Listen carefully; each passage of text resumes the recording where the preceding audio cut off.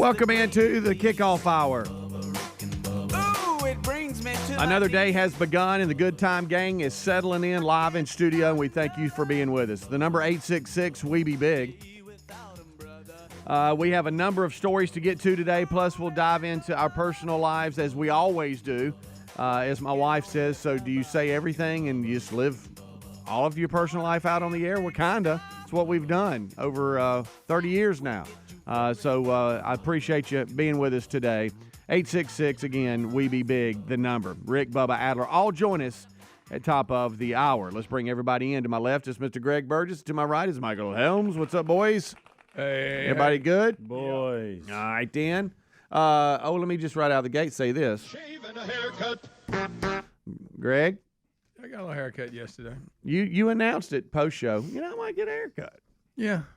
Walk right in. So do you ever go over there and just kind of take a look at the chairs and Yes. go, okay? And sometimes do you keep going? I do. Okay. But yesterday, I think the fact that it was kind of crappy weather Yeah. kept a lot of people from getting out. Right. So I walked right in. Walked right I was in. gone in 15 minutes. Usually, if you go when we normally go, it's a Yeah, perfect I time. rarely have to wait, but I have at occasion running later, come by and saw a lot of people and went, Right. Do you have the Rare. one person always, or does it matter? Whoever's available. Okay. So whoever's Do you available. ever? There's another place within. Oh, It's less than a quarter of a Yeah, I know mile, what you're talking about. and you don't have to go out of your way to get there.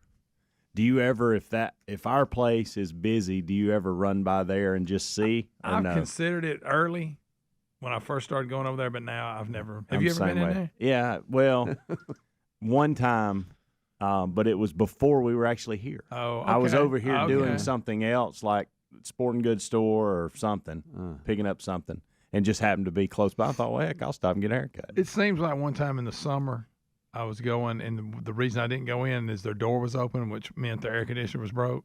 And I kept going. I remember that. But mostly I just, the one we normally go to. And I do the same stylist, or for lack of a better term. A lot of times I get the same, but I don't, whoever's available. I mean, what are you going to do with this hair? You know, it ain't like it requires some special What do you training. tell them if it's somebody new? Oh, How to cut it? What do you say? Say, sir, what do we give can me do for you? four, today?" and then just take your scissors and what's left on the top, make it That's short. what you say? Yeah. And Do then a they four. go, okay, got it. Then they just did four. Then they do this finger thing where they cut it between your fingers. Yeah. And they'll go, is that enough? I go, nah, give me a little more. Right. That's it. I mean, it's in and out. They're super nice too. Oh, yeah. Yeah. Remember those days? Getting a haircut? That's a long time ago, wasn't it? Yeah. When was it, year-wise? When's the last time you've even walked into a haircut place? Probably with the boys when they were younger. That was probably the last time. Wow. I mean, you hadn't sat in a barber chair No. in, I mean, Don't even know what can't it's like. remember. Right. When you I did, haven't. what would you tell them when you had hair? I can't even remember. I remember two. I remember that. I bet it's Two on been the so sides. long that things have changed. You're in probably a right. barbershop. Oh, yeah. You're probably right. Like you would go in now and you'd be like, "Why are y'all doing that?" Right. It Yeah. would be like a caveman. They melted out of ice, and now he's looking around going, what? For some reason, they'll put like they do this with me. I'm sure they do it with you too. It's kind of standard now. But they'll at the end of your haircut, they'll give you a hot towel. Oh, yeah, I like the Oh, hot that's towel. cool. But But if they'll you- come around your ears with it. Yeah, Ooh. but if you've never been in there and didn't know that would be new for you, and you'd be like, "What are y'all doing right Why now?" you put a wet towel on? That hot towel is It's something else. I wonder if I would go in there and I would just say, I need you to shave my head. You just sit there and I let wonder, them- do They all did- bald people shave their own head, or do some go and let hair? I guess a hairstylist can shave. your Yeah, I head. know there's places that do that. Matter of fact, there's one kind of close to where we do a little bit better that offers all of that. I'd like to see you go in there and get that done. Yeah, I haven't done that. I need to. I'm gonna shave your 'cause face and everything. Hey, that warm towel on your head is number one. But you remember growing up, you'd see old timey movies, and they would shave people with the long blade. Yeah. Look, you know, I've brought up James and Mary, my mom and dad's best friends. James owned a barbershop Okay. and in Pascagoula, right off Market Street. And so that's where we went and got our hair cut. And I'm talking about it was the old style barber. I mean, the barber pole all out the front. Coca-Colas with the glass bottles, everything. I remember sitting on the little board. You remember when you were little, sitting on the little board on in the chair to get you. Then you graduated to actually sitting in the seat. Oh yeah, I used to go to Craven's to get ours cut. Yeah. And then that's when they had like magazines and newspapers. You would sit there And and they'd have read. that thing with blue water in it with all the stuff, all the combs and stuff. Right. And you're wondering, does that really disinfect Yeah, them? what is that? And so, I have fond memories of that because they were dear friends. James and Mary both passed away here recently, but man, those are great memories. The barber would wear a smock. He'd have his smock on, and might even have his name in. Right. Oh yeah. And I mean, like I say, shaves, whatever you needed, they did. Right. You talking about Shave and a haircut. I mean, it was like a trade. You would go learn the trade. You would train to be a barber. Right. You know. Yeah. Do you think you could cut somebody's hair if you had to? I'd be afraid to. I mean, I'm talking about. Now, I'm not talking about buzzing. I'm talking about you got scissors and. No, I I couldn't. think I could. You could. I don't think I could. Now it may I'd like not. to try to cut yours. Could I try? Sure.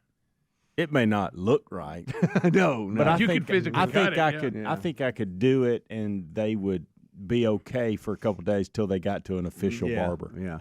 Yeah, until they looked at the back of I their could head. get there's a them big through gap. it. I could get them through it. Yeah.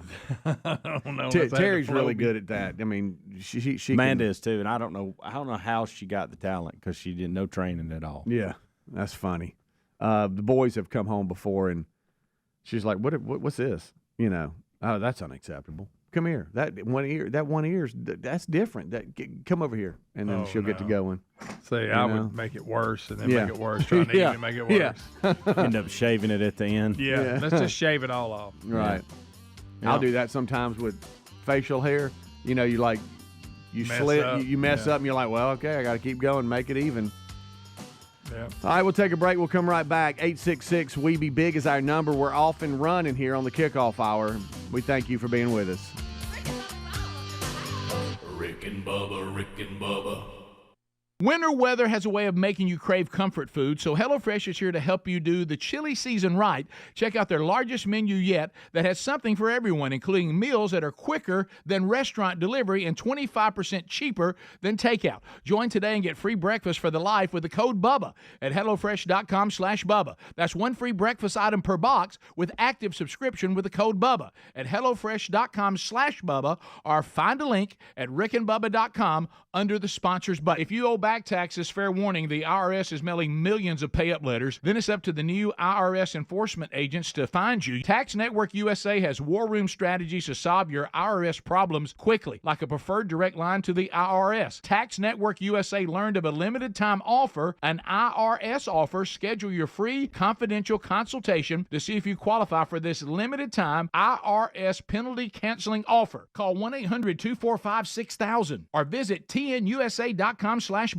Helix Sleep does it again with an innovative kids mattress made to flip. Why? Well, the firmer side is great for younger kids when they need more spinal support to aid proper development of their growing bodies. You simply flip it over when they're a little older, around 8 to 12 years old, when they want the softer side for sleep. Handcrafted and assembled right here in the USA, Helix is offering 20% off all mattress orders, including the kids mattress.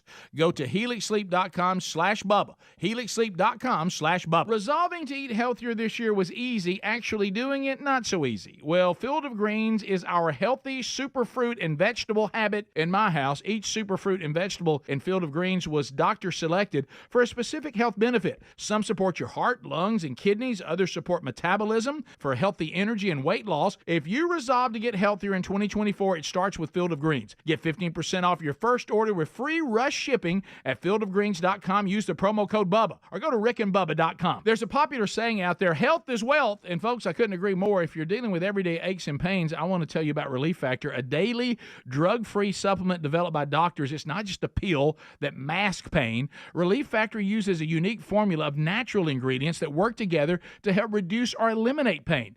Try their 3-week quick start kit for only $19.95. Go to relieffactor.com or call 1-800-4-RELIEF. You can also find the link at rickandbubba.com under the sponsors. Love is in the air, and some things just go better together, like whatever you're listening to and Ray Raycon's everyday earbuds. And like any serious love story, your Raycon earbuds are here for a good time and a long time with 8 hours of playtime and a 32-hour battery life. They offer tons of useful features. Most importantly, you get amazing quality audio at half the price of other premium audio brands. Get 15% off plus free shipping at buyraycon.com/Bubba. Buyraycon.com/Bubba or find the link at rickandbubba.com. You may disagree, but look, things aren't as dismal as they seem. There is a point, your family, their future, your future, you all deserve a chance. You all deserve protection. Turn to self-reliance with My Patriot Supply. My Patriot Supply has helped millions of American families prepare for the uncertain future. Right now, you can get each 4-week food kit for $60 off. You also get free shipping. Protect yourself, protect your people. Once again, this deal is $60 off your 4-week food kit at preparewithbubba.com. Hey, folks, when you love someone, you protect them the best way you can. That's why we recommend home security from simplysafebubba.com. SimpliSafe is an advanced system that protects every inch of your home. Plus, it's backed by 24/7 with professional monitoring for fast emergency response for less than $1 a day. Order now and get 20% off any new SimpliSafe system with Fast Protect monitoring. Visit simplysafebubba.com. That's simplysafebubba.com or find a link at rickandbubba.com under sponsors. There's no safe like SimpliSafe. Dog parents are loving Dr. Marty's Nature's Blend Premium Dog Food. The way she acts and the way she moves, it's just so much better. And she's like a puppy again. It's unbelievable. Dr. Marty's Nature's Blend is a freeze-dried raw food made with 0 artificial preservatives, so it's naturally shelf-stable with no mess, freezer, or fridge required. Plus, it's full of premium turkey, beef, salmon, and meat your dog will love. We started with Nature's Blend. She's happy, she sleeps well, she's energetic. I am just delighted with this product. When given the choice, Nature's Blend and Amazon's #1 bestseller in dry dog food, 29 out of 30 dogs chose Nature's Blend first. I'm so confident your dog will love it. Your order is back with a 90-day guarantee. Save up to 54% off Nature's Blend and get a free bag of delicious beef liver treats. Go to drmartypets.com/treat or text TREAT to 511-511. Text TREAT to 511-511. All pets are unique. Your pet's results can and will vary. Message and data rates may apply. Studies available upon request. Paid for by Dr. Marty's Pets.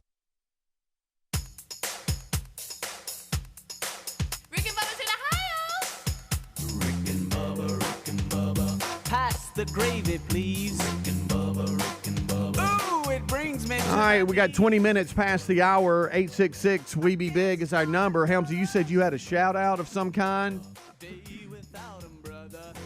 A gigantic thank you. A gigantic thank you. Uh-oh. And y'all will make fun of this, and that's fine. That's part of it. That's what we do here. Uh-huh. And you'll have an opportunity to do some voices. Okay. Since you're the man of 1,000 voices. Well, we'll have to see. Sometimes it just happens. I know. I I don't want to put you on the spot Yeah. But here's what I'm saying is you'll have an opportunity here. Okay. Okay. You remember a couple weeks ago when we started talking about DNA and not knowing where we came from and our genealogy and all this. Yes. And I made the comment that I'd like to know more about my family. And that's legit. Yeah, we all would. Miss Sandy, we'll just go by Miss Sandy because I don't know if she wants me to say this on air or not.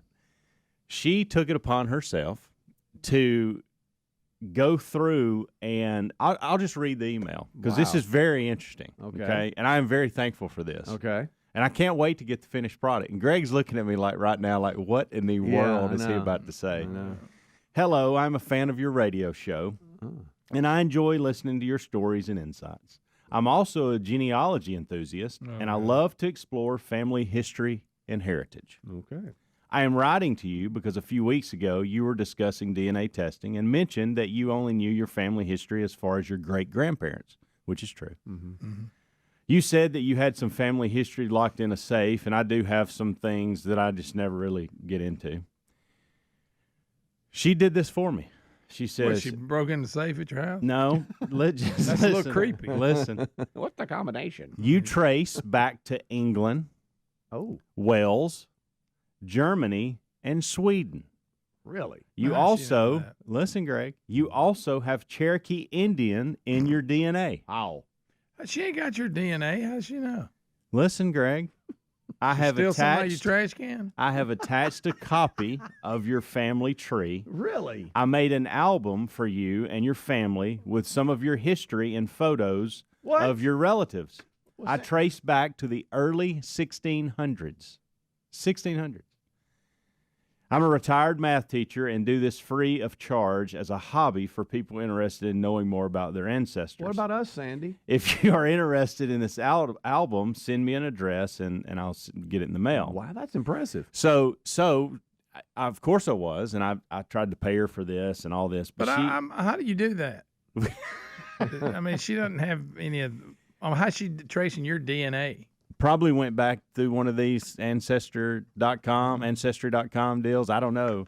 But I will say this. Should this she need is the a lot chart. of personal information from you? I'll say this, Greg. This is the chart she sent me that she said was attached, and it is spot on as far back as I know. Yeah. And all this other is new to me. I didn't know. And I can't wait to get this album with photos and all this history about my family dating back to the 1600s. Wow. Now, Greg, that's impressive. Now, I know Greg is questioning. I want to whether make or not fun of this, some but it I'm is- impressed. It's true. I didn't know that you could. I could just listen take to a name? somebody talking and go, well, I'm going to trace their genealogy. Shouldn't I have to have some information from them more than just their name? Well, I don't know I where don't know. she got what, but That's I all know I'm saying. this: what she attached, the Helms family tree chart is spot on. Really? Not, and also it tells when like grandma was born, when she died. It tells it's got my mom and dad in here, and it says when they were born and living. I mean and then it goes back to. There's people that I've never even heard their names. Like my granddad's mom, I didn't know her name was Lassie. Lassie. Yeah, interesting, huh? Oh wow. I Have you remember- shared this with your parents? I have not. This just got this. This is the first time. Oh So- wow. We had a family member send us a few years ago to me and Rick, emailed us, and it goes. It's unbelievable. And of course, it was a family member. Mm-hmm. I'm just wondering how they get all the information. Is all I'm saying. If it's someone you don't, if you haven't sat down with, I don't know how it works. Well, she's an expert, Greg. I But guess. it is very interesting because ours went all the way back to England too, to I think Cornwall, and it was William Burgess, and he actually was in Jamestown when they set Jamestown up. And oh wow, it is very interesting. It is It interesting. lists all you, like I said, the names of, like there was, I think one of ours, her name was Bathsheba. I mean, you just really? Yeah. Man, weird. I love sitting down with my dad, and he knows a lot of it. Only back to a certain point, though. And then past that to what Sandy has done for you, Helms. You knew kind of to a certain point, which was great grandparents. Is that what you said? And then Yeah. but from there So I'm on, the you same way didn't. about Yeah. great I didn't know And I them. don't know a lot I didn't know them. I just Right. knew their names and have seen pictures. And I recognize. What's funny is I recognize names and where certain names came from and Yeah. why it was prevalent in the family and those Sure. things. But I'm looking forward to getting this little album. Yeah. and Well, digging into congratulations it. on that. That's good stuff. And So didn't she know just took your name and then started doing her little thing and searching and it just I started. don't know. And I got to tell you, I'm a little excited to be Cherokee Indian. There's some of that. Well, yeah. He's an How- Indian where- outlaw. how far He's back an is Indian that? outlaw. I don't know that Cherokee and yet. Choctaw. I don't know that yet. It just says you trace back to England, Wales, Germany, and Sweden, and you also have Cherokee Indian in your DNA.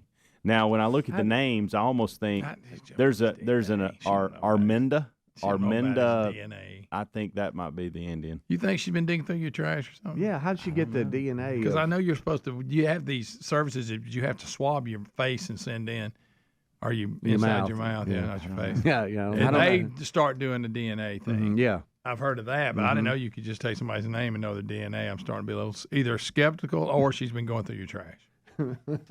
Which is possible. Yeah. I she mean, may you have. thought it was a raccoon. I in the leave back. my cans up there a little longer than they need to be. I mean, She got a styrofoam cup to Yeah. drink out of. Yeah. Wow.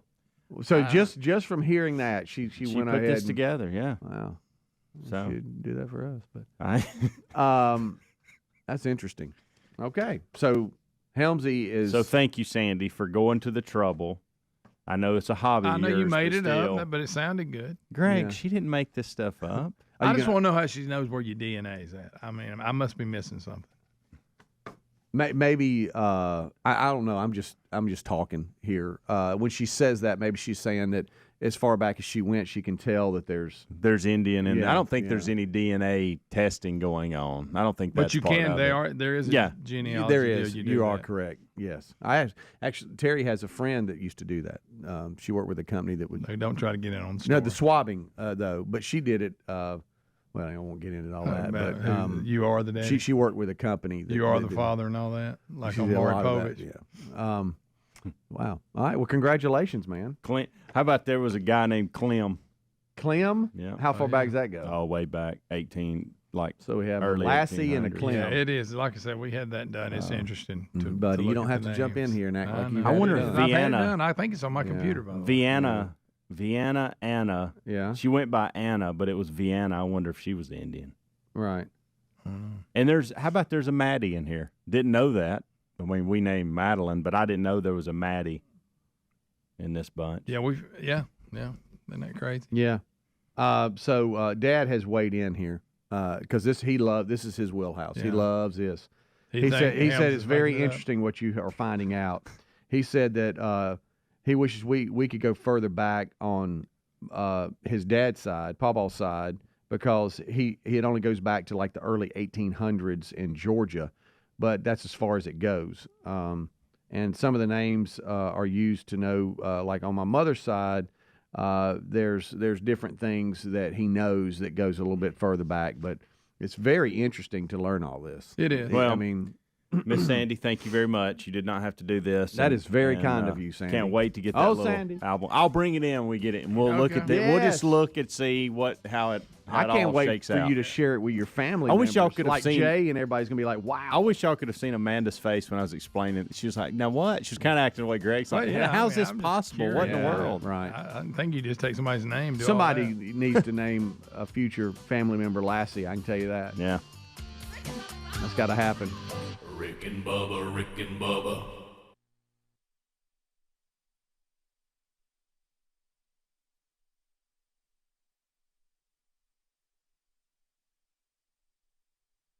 No matter your thoughts on Valentine's Day, we can all agree some things are better together, like peanut butter and jelly or a blockbuster movie and a bucket of popcorn. You know what else is perfect?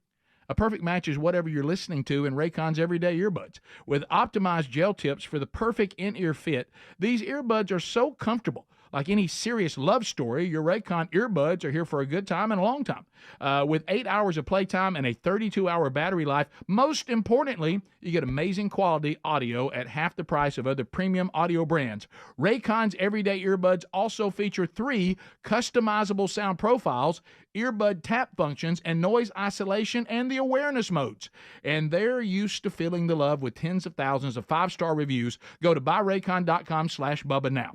Get a 15% discount. Your Raycon order and free shipping is at buyraycon.com/Bubba. Buyraycon.com/Bubba or a link at rickandbubba.com. You'll find that under the sponsors button. Go get yours now. If you owe back taxes, fair warning, you're not going to like this. The IRS is mailing millions of pay-up letters. Then it's over to the 20,000 new IRS enforcement agents to find you. Why the IRS targets you and not millionaires? Because millionaires have tax lawyers. You don't. You'll pay up plus interest and penalties. You need Tax Network USA, and you need them now. Tax Network USA has brilliant war room strategies to solve your IRS problems quickly and in your favor, like a preferred direct line to the IRS. They know which agents to deal with and who to avoid. It's not all bad news, folks, because Tax Network USA learned of a special limited time IRS offer. They're willing to waive $1 billion in penalties if you qualify. Schedule your free confidential consultation to see if you qualify for this limited time IRS penalty canceling offer. Call 1-800-245-6000. That's 1-800-245-6000 or visit tnusa.com/Bubba today. tnusa.com/Bubba. You also can find the number and website at rickandbubba.com. Just look under the sponsors. Have you tried the Innovative's Helix Sleep Mattress yet? Well, nothing beats a great night's sleep, the kind you get with Helix. So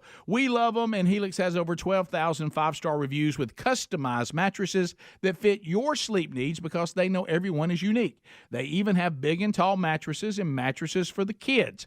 But how do you know which mattress is right for you? Well, Helix has you covered. Just take the Helix Sleep Quiz and find the perfect mattress in under 2 minutes. Place your order and your mattress will be delivered right to the door free of charge. And the best part, Helix knows there's no better way to try a mattress than by sleeping on it in your own home. That's why they offer a 100-night trial for you and a 10 to 15-year warranty. Right now, Helix is offering 20% off all mattress orders at helixsleep.com/Bubba. Best offer yet, by the way, and it won't last long. So if you've been waiting to try a Helix mattress, here it is. Now's the time. Head to helixsleep.com/Bubba for 20% off your mattress order. Resolving to eat healthier this year? That was easy. Actually doing it? Not so easy. That's where Field of Greens comes in. Better nutrition is a key to health and longevity, and a healthy diet could even help you avoid health risks that run in your family. Field of Greens is your healthy superfruit and vegetable habit. It's the only fruit and vegetable product that literally promises better health at your next checkup. Your doctor will notice your improved health or your money back. Do your vitamins or green drinks promise better health? No. I love this stuff and definitely feel healthier taking it. Each superfruit and vegetable in Field of Greens was doctor selected for a specific health benefit. Some support your heart, lungs, and kidneys. Others support metabolism for healthy energy and weight loss. If you're resolved to get healthier in 2024, it starts with Field of Greens. And we got you a 15% off first order with free rush shipping. Visit fieldofgreens.com, use the promo code BUBBA for 15% off. Or go to rickandbubba.com, find the link under sponsors. Cold winter mornings are perfect for staying under the cover and having breakfast in bed. HelloFresh supports that dream because they're giving away one free breakfast item with every single HelloFresh delivery for life. That means while you are a HelloFresh subscriber, not only will you enjoy the pick of the tasty dinner recipes they're known for, you'll also enjoy breakfast for free. HelloFresh actually has you covered for every mealtime occasion with a delicious array of quick lunches, sides, snacks, apps, dessert, and more. And not only does HelloFresh help you cut back on extra trips to the grocery store, but their pre-portioned ingredients help eliminate excess food waste. This new year, make eating better and saving money a priority and make it easy with America's #1 meal kit. Join HelloFresh today and get free breakfast for life with the code BUBBA at HelloFresh.com/Bubba. That's one free breakfast item per box while subscription is active with the code BUBBA at HelloFresh.com/Bubba, or find a link at rickandbubba.com under the sponsors.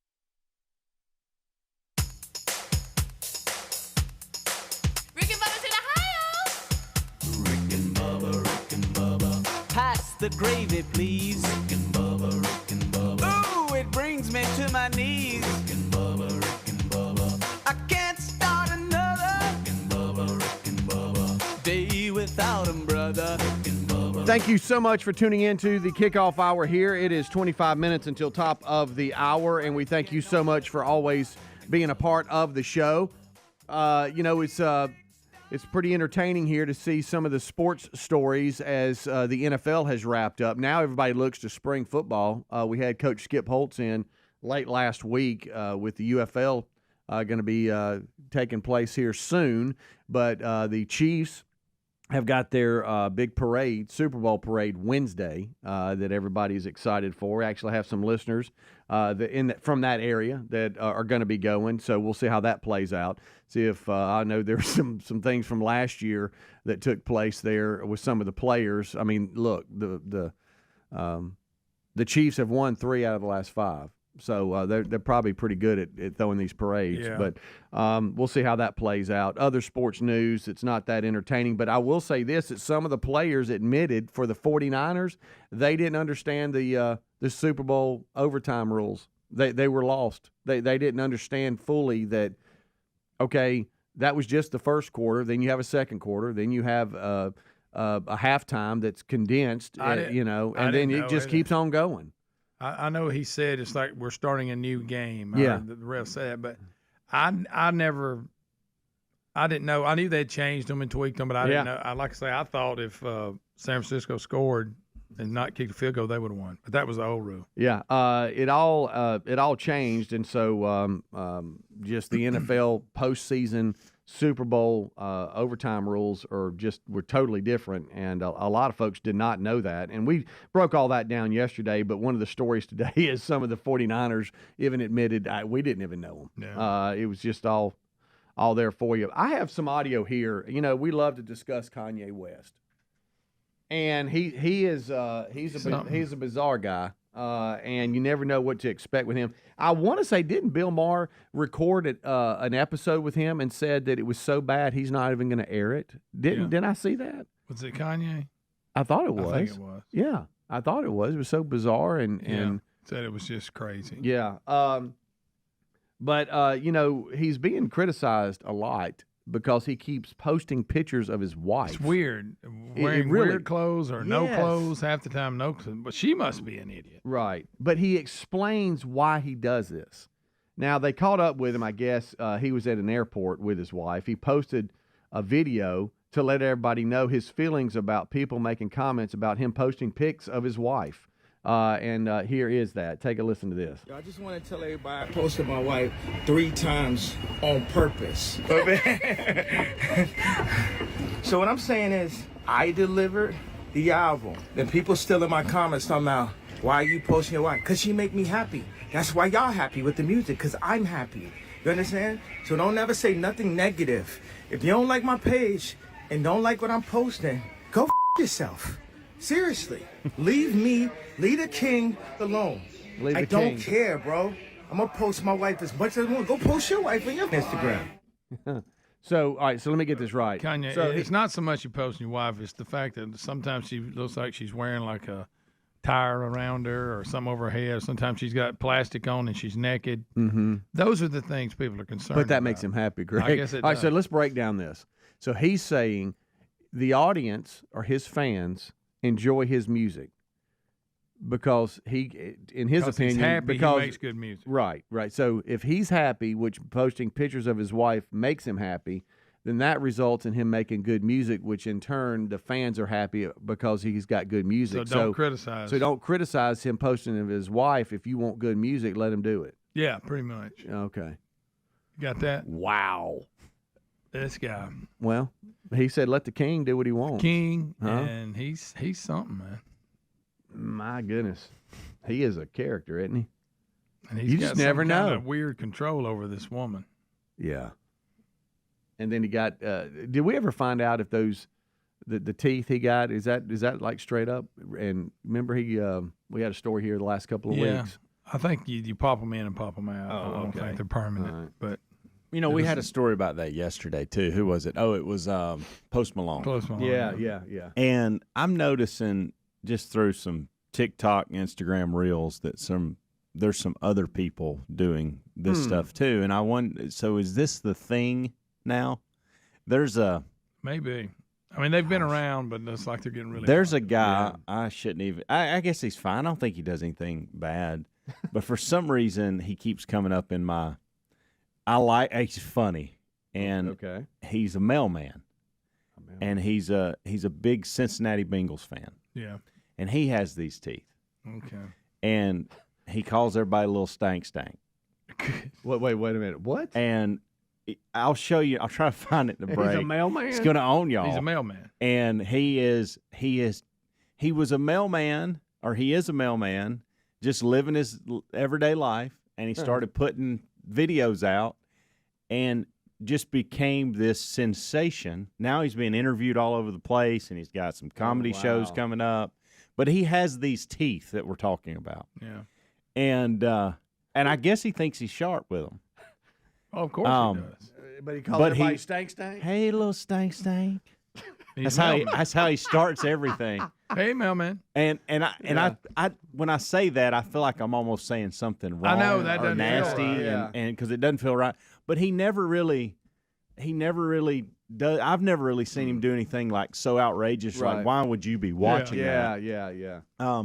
But he's listen. When I first saw him, I thought this is the dumbest thing ever. But now I'm starting to like, okay, this guy owns me. Like I kind of want to run into him at a coffee shop and him go, "What's up, stank?" You know, that kind of thing. You want to be in Can the I video? get you a little coffee, stank? Does he have his mailman uniform on while he's doing it? No, he's all Cincinnati Bengals. Like he loves the Bengals. Oh, so it's always Bengals. He loves the that's his Bengals. He thing? loves Cincinnati. And maybe I don't know the full story. I'm just telling you what little has popped up on my feed lately. Hey, he gives little words of encouragement, and he does it in this. Hey, little stank. Let me talk to all my stank. He's making me nervous. I know. I don't know. Somebody, I don't know. Yeah, his face. I can't look at him when he does it. I mean, I feel like he's doing something wrong. I gotta. I know. I don't know if he should be even saying that. I gotta find this guy for y'all. And then Dude, little stank. that. All right. So what's he go by? What's his deal? His name is, and this is what's amazing. His name's Sean Fogelson. Okay. And how about he has nearly 1 million followers now? Good night. I guess we're out of the loop here, Greg. And again, when he first popped up, I'm like, well, this guy, what a loser. That was kind of my thought. And didn't look at his profile or anything. And then some of the things he was saying, I was like, well, gosh, I kind of agree with that. Yeah. Oh, wow, that's actually some good advice. Oh, wow, that was kind of heartwarming. But when you see these teeth that he's got and the way he acts, your first impression is going to be, goodness gracious, what am I into here? What are you doing? You're off in it. But anyway, so I have found it, and I will show you when Okay, please do. When we go to commercial. Please do. Because again, I don't know if it's good or not.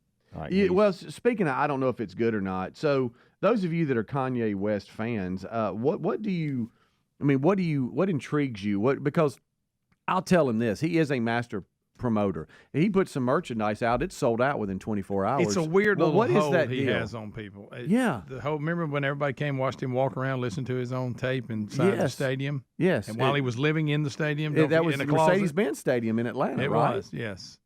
And he documented him staying there, to your point. Yes. And then came out and the people paid to go in and watch him walk around listening to his new music. Right? Yes. Sounds good, little stank.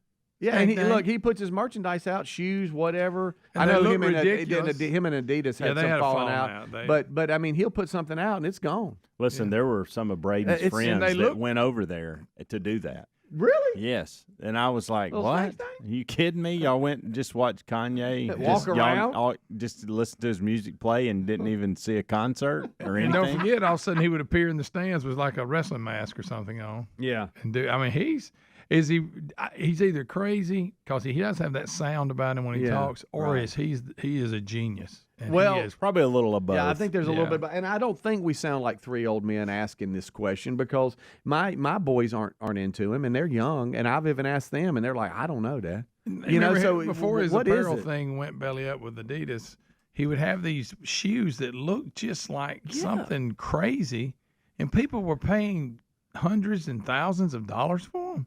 It's weird. Do you think they just love the bizarreness? Like when he was on Saturday Night Live, you talk about this a lot. When he came when he out was that dressed, water bottle? Yeah, he came out as a water bottle. He performed his song as a big water bottle with his face sticking out. Do you think just the society in general? Was one of my favorites. I know everybody. They're kind of prone to kind of be caught up in train wrecks and let me see how bizarre this can be and I want to follow him. But I mean, that's one thing. But now I'm gonna go out and buy merchandise, sell places out that he's at. I mean, the following is crazy. It's like he's messing with everybody. Let me see what I can get people to do. Yeah. You know how ridiculous this. Well, now be. he says, "Yeah, I'm posting pictures of my half-naked wife because that makes me happy. And if I'm happy, I make good music. The fans are happy about my music, so leave me alone." Yeah, that's what he's saying. Yeah. So if you like my music, don't be mad about my posting because that's what made me happy to make the music, basically. Golly. Right? I guess so. That's just bizarre.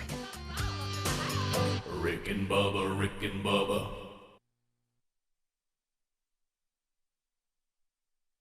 Hey there, folks. Let's talk about something that's on the minds of many of you listening today, dealing with overwhelming credit card debt. Now, if you're feeling like it's a financial uphill battle, we've got some good news for you. If you're facing $10,000, $20,000, or even $30,000 in credit card debt, medical bills, or other unsecured debt, there are programs available that can consolidate those debts into one single reduced monthly payment you can afford if you qualify. Accredited Debt Relief is on a mission to help you become debt-free in just 24 to 48 months. They've already helped over 300,000 qualified consumers, hardworking Americans just like you, pay off more than $3 billion in debt, earning them an A-plus rating from the Better Business Bureau. The consolidation specialists at Accredited Debt Relief tailor the program to fit your specific budget and financial situation. They understand one size does not fit all. Call Accredited Debt Relief now for your free, no-obligation savings estimate and let them help you take control of your financial destiny. Call 800-511-1200. That's 800-511-1200. Program or services not available in all states. States. To avoid digital threats, turn on NordVPN. It's trusted by millions of users. Just visit NordVPN.com. One of the fastest VPNs on Earth will block web trackers, malicious websites, and malware-ridden downloads. It will also encrypt your internet traffic while maintaining a smooth connection. So improve your digital privacy and protection against hackers with one simple click.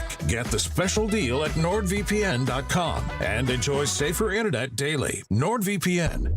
Cybersecurity built for every day. Attention! This is a special alert for all Americans who own a vehicle with less than 200,000 miles with an overpriced auto warranty or no warranty coverage at all. Due to the increase of new and used car prices, repair costs, and the price of gas, people are keeping their cars longer than ever, which is why CarShield is announcing a low-cost, month-to-month vehicle protection plan to save any driver out-of-pocket expenses on covered auto repairs. Call now to find out how you can save thousands for covered auto repairs. Yes, you heard that correctly. You could save thousands on future auto repairs. Our specialists are standing by for all drivers to call for a free quick quote. Call 800-840-1546.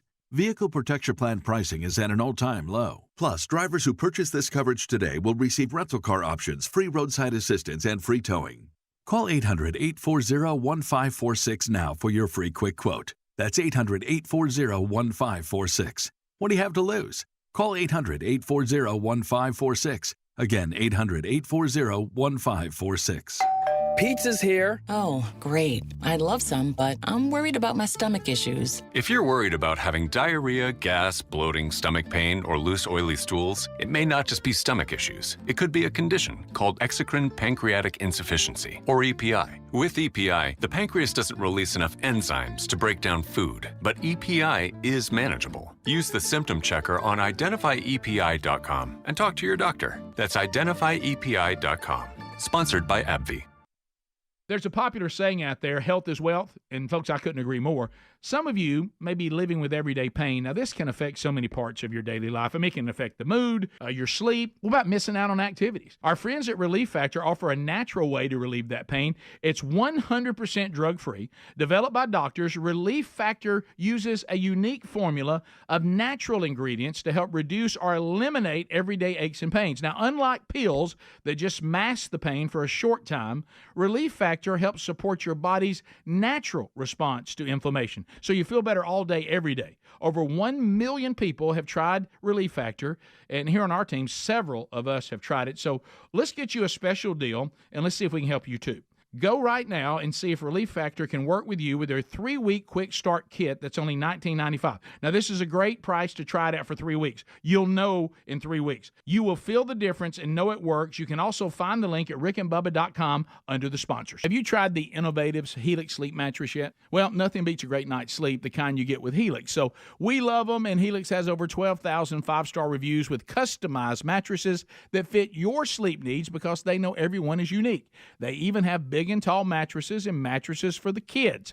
But how do you know which mattress is right for you? Well, Helix has you covered. Just take the Helix Sleep Quiz and find the perfect mattress in under 2 minutes. Place your order and your mattress will be delivered right to the door free of charge. And the best part, Helix knows there's no better way to try a mattress than by sleeping on it in your own home. That's why they offer a 100-night trial for you and a 10 to 15-year warranty. Right now, Helix is offering 20% off all mattress orders at helixsleep.com/Bubba. Best offer yet, by the way, and it won't last long. So if you've been waiting to try a Helix mattress, here it is. Now's the time. Head to helixsleep.com/Bubba for 20% off your mattress order.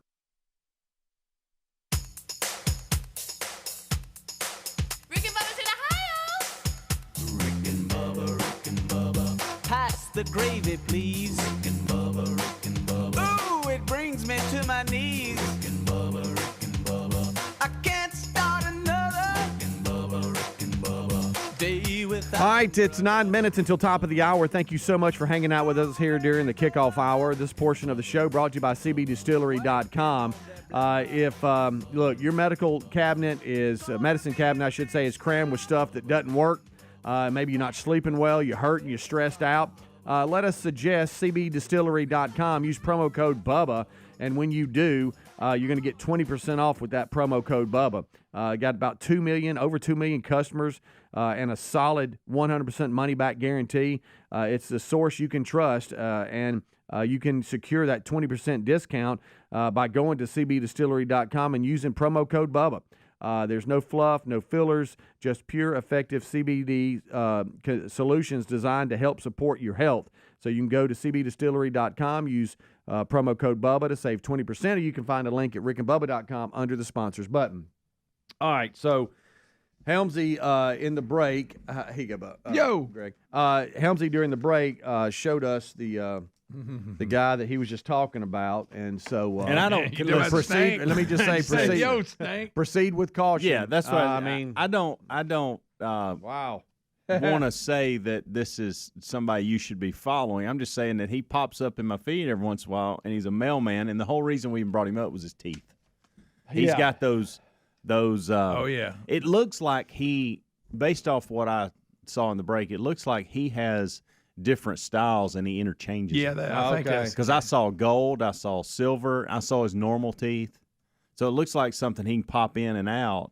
But anyway, this guy was some mailman that used to. I mean, he's still a mailman, but he would do these videos when I was out there, and evidently now he's TikTok famous. You know, I feel silly on even asking why Kanye does booty. so well after watching that video. Yeah, and him having over a million followers.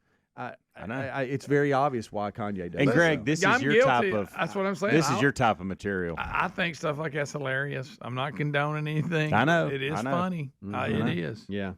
Stank. If this guy's like legit and he what you call the genuine article. Oh yeah. Where it's just who they are, then that's one thing. Now, if he's just playing a character, I think. But apparently, Helmsy says he does pretty well for himself. He's out looking at houses in his latest video. He's got nearly 1 million followers. Good gracious. So 1 million. I remember when Adler was doing the daily documentaries and would work till dinner time on them. Yeah. And I understand, there's that shadowing and suppression of stuff, and then he would look on YouTube and like people show you like stupid stuff, and it's like they had like 100,000 views or whatever. So many views. You're just like standing there picking their nose. Or yeah. Or dressing stuffed animals. What are they wearing today? Yeah. It's like just millions of views. Playing with little toys, and kids watch it. Right. Where are we going today, boys and girls? Or that little kid that just opens new toys up and plays with them himself. Yeah, that's just they just never the know, things do that you? people entertain themselves. But now stuff like Stank and them, that's funny. And that other guy that I like, I don't know his name. Helms the one that. Oh yeah. Yeah. Goodness gracious. That guy. I could live with a video each day of him. Watch out. He even makes Amanda laugh, and he's one of these guys too that his language is bad. Okay. Yeah. But for some reason, I give him a pass because he's so funny the way he says things. Yeah. I know that's horrible to say. I don't even know his Stank? name. No. Not this guy. Gosh, I don't. Brilliantly dumb, maybe I think is what he goes by. Oh really? Yeah. I know he's funny. But he's hilarious, and he does these things where he'll do he'll test food. Like he'll go in a restaurant and buy something, and then he'll review it. It's the way he does it and presents it, and he could certainly live without some of the language just because his delivery is really good either way. But anyway, that's just funny. Steer clear of all this, especially you kids out there. Not condoning any of this. This just was. This is just a topic of conversation of people making a ton of money off doing some of the silliest things. Yeah, that's the thing. I really don't. There's a part of me that's mad I didn't think of it. I know, because it's just simple. Yeah. And all of this started because we brought up Kanye, which got us down this rabbit hole. It makes him happy, therefore he makes good music, and therefore everybody benefits according to him. Right. But Kid Night. It's bizarro. He's out there. Guys, there was a picture of him again the other day, and he had his full head covered up, walking around. Are you serious? Yeah. Like a mummy. Have you? I'll just ask this because it's out there now. 6 million views. So. Sure. The brilliantly dumb that we're talking about that we like. Have you seen the latest when he reviews the Asian chips? Oh no. The Asian Lay's. So evidently Lay's makes their own chips in Asia. and he has got a hold of them. And now he's questioning everything in life because they make better chips than us. And he thought the chip was untouchable. What? He thought he thought we've probably cornered the market on the American chip and football. And now because of the way these chips taste that he got, the Lay's company in Asia did. Now he's questioning everything. Good night. He's even questioning football. He's like, if we gave football to Asia, would it be a better product? Oh, no.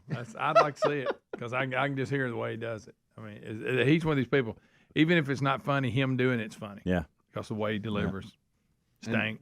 And that's just it and Stank. This is somebody else. No, it's somebody else. This guy here, he's I've never he's seen not him. it's a different style than Stank. It is a much different style. Did y'all hear what y'all saying? Yeah. I mean, okay. All right. Because you said that in a sentence, like, here's a different style than Stank. But here's the thing, though. What's funny is it's different styles, but if I'm scrolling through my feeds and Brilliantly Dumb comes up, and I think that's what he goes by, and then Stank a Booty comes up. Yeah. I'm entertained by both Good of them for night. two completely different reasons. Oh, yeah. I'm so out of the loop. But now this will all And show don't up on condone any of it. Now that all of this will show up on my feed because we've talked about it, and of course the phones are listening. Sure. So now everybody enjoy all of this showing up on your feed because we've discussed it. But I'm out of the loop. Chief Helms brought it up, but I have not. You're a little Cherokee in me. Yeah, a little bit. If you missed that earlier You in the and show Chief today, got a lot in common. Now. Sandy, very good, very nice listener. She is retired math teacher. Is that what you said? Yeah. Oh, boy. Yeah. And put together my ancestry for me. Yeah. Genealogist. Yeah. And so went back and Helmsy's got a little bit of Indian in him. Turns out I got a little Indian in me. Half Cherokee and Choctaw. A little Cherokee. Right. His baby's a Chippewa. Right. Now Greg's questioning it, but I'm not, Sandy. Yeah, I just wanted the DNA part. Right. You know, I hate somebody digging through Helms' trash, picking his gum up. Got to watch out what you throw away. I'm going to have that photo album at some point this week. I can't wait to see it. And I'll bring it in, and we'll go through it together. I want to know if you would call me, and then merge your dad in, and let me hear when you tell him about this. And then just let me hear his reaction. That's going to be an interesting conversation. Yeah. He'll be like Greg. He'll question most of the family. Yeah, here he goes. What? Yeah. Who's Sandy? You know, I can't wait for it. Rick and Bubba.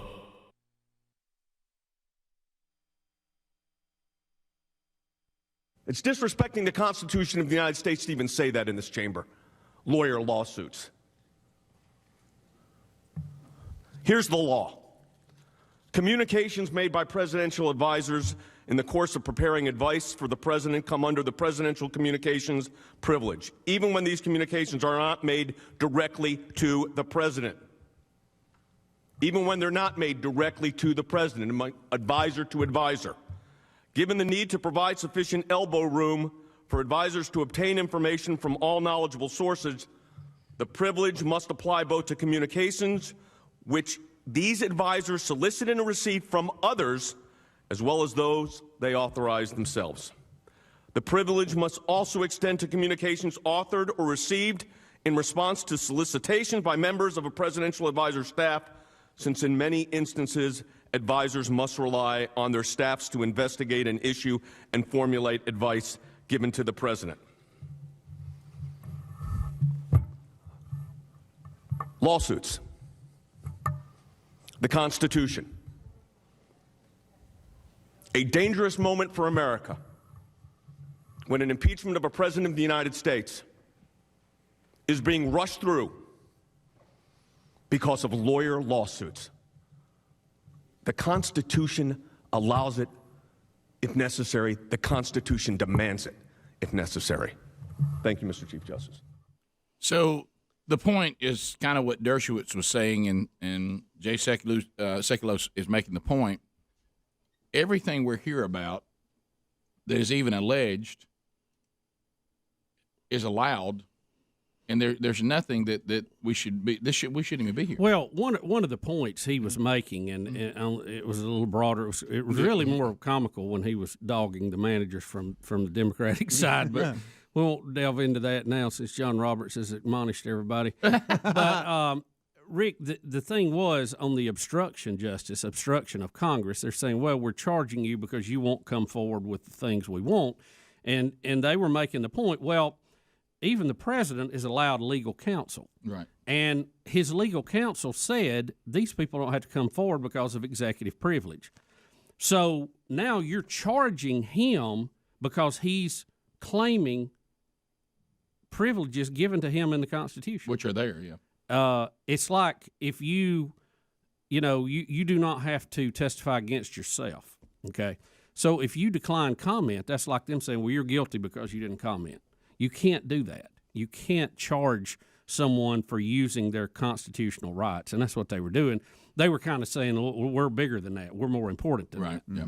So it's just a bunch of minutia. It's sickening, really, if you watch much of it, that this is going on in our country when we have so many other projects we need to be working on, and so many good things going on in our country right now, as far as our economy. Yeah, and meanwhile, the president is giving speeches, and we were just talking about when he says the things he's saying about man-made climate change and saying it where he's saying it. Yeah. It's just hilarious. I mean, it's just it's. Let me tell you, if you ever want a soundbite, the president is always prepared to provide one. Yep, he's there for you. So we'll go through this whole process with the Senate, and day 2 today, barring some kind of bizarreness, which, I mean, anything can happen. Yep. It will probably end up where we all think it will, and the president will continue to be president. We'll be back. Rick and Bubba.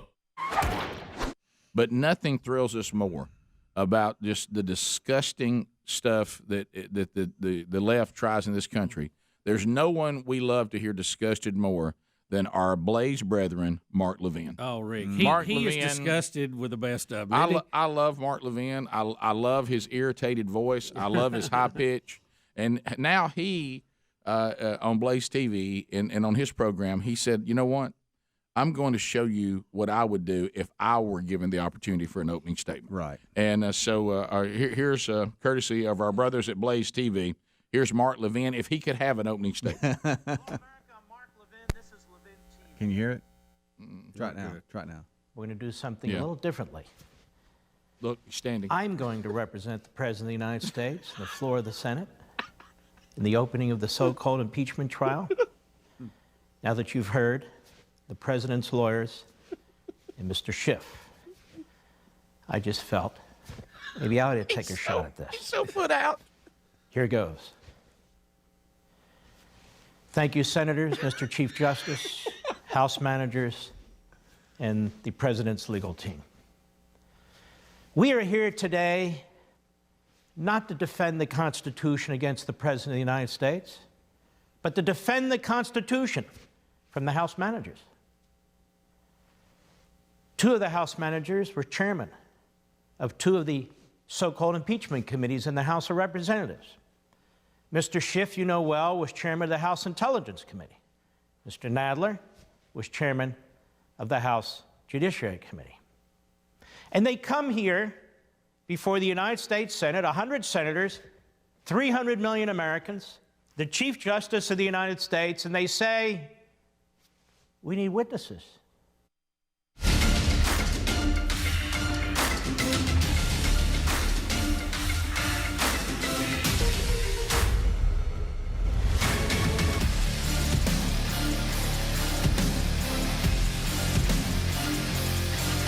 Minutes past the hour, the Rick and Bubba Show, brand new hour now. From the Big Boy Studio, we start this one with the national anthem.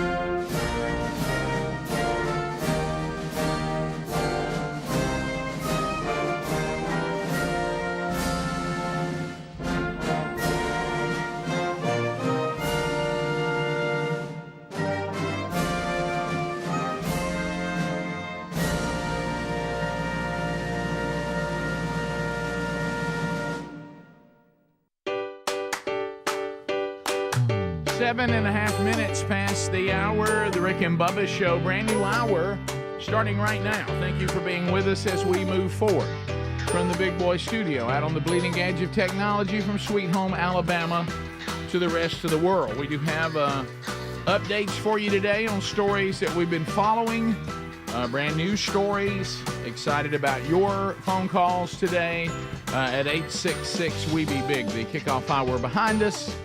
Speedy, the real Greg Burgess, and Helmsy, they've done that. That archive is now available for you wherever you get Rick and Bubba archives, whether that is our YouTube channel or our podcast channel. They are available to you every single day, so you don't have to miss a moment of the Rick and Bubba Show on your own time. So Adler settles in because we have the live options for you as well. That's the YouTube channel, America's boldest radio stations on the Rick and Bubba Radio Network. You also can stream us live on the Rick and Bubba TuneIn app. So Adler has settled in for the YouTubers. And hello to all of you out there. And then right here sits the silver-tongued one, the man with a golden voice, Professional Lunch Eaters Man of the Year, the inventor of pizza and a cup, Shakespeare's worst nightmare, and the master at a King's English. Ladies and gentlemen, put your hands together for Bill Bubba Bussey!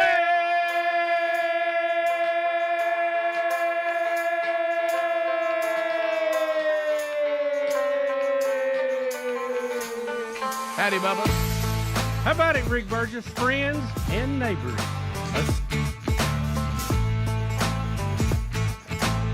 Of Rick and Bubba. Let's go.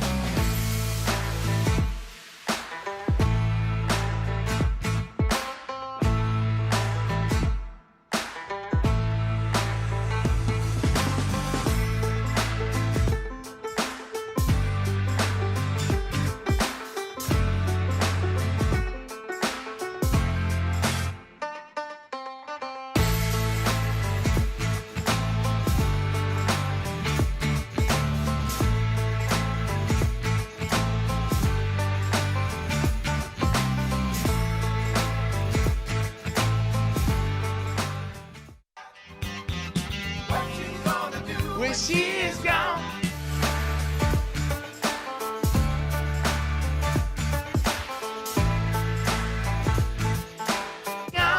There you go. Pablo Cruz. So looking at the things we need to update today, Bubba, I know you have gone investigative reporter on the missing radio tower in Jasper, Alabama. Well, we'll have an update on the search for an update. I know. We have. Well, my throat's got scratchy here all the time. I was about to say. We also have our numbers in on the Super Bowl, and they are super. Super numbers for the Super Bowl. Incredible numbers. We'll get you all that update. We got several other things here on the table. Looks like we got a lot to cover today. Well, I'm looking. We have this horrifying shooting incident at Joel Osteen's church in Houston, and there's more and more stuff coming out on that. And Greg, it looks like even Munchausen by proxy may be involved. I saw it. You mentioned this thing about Super Sick Monday. I didn't know Jason Kelsey is behind this. Is that a different one? This has been an ongoing thing for several years. Should we have Monday as a national holiday following the Super Bowl? Right. And I was looking at a clip last night. I've got to find, my son was showing me, and apparently I've misplaced it or he didn't get it to me. And right. But you've got to see this. This is a couple of guys petitioning the city council in Florida to make Monday a national holiday. Now, there is an ongoing push for this, by the way, right? And has been for several years. Okay. And that's where Jason Kelsey comes in. Yes, he's just piling on. I don't understand why this is necessary. The way we are now as Americans, people just take off whenever they want to anyway. Why do they need it to be a national holiday? Well, if you look at the stats, and we'll cover this with a story, we might as well.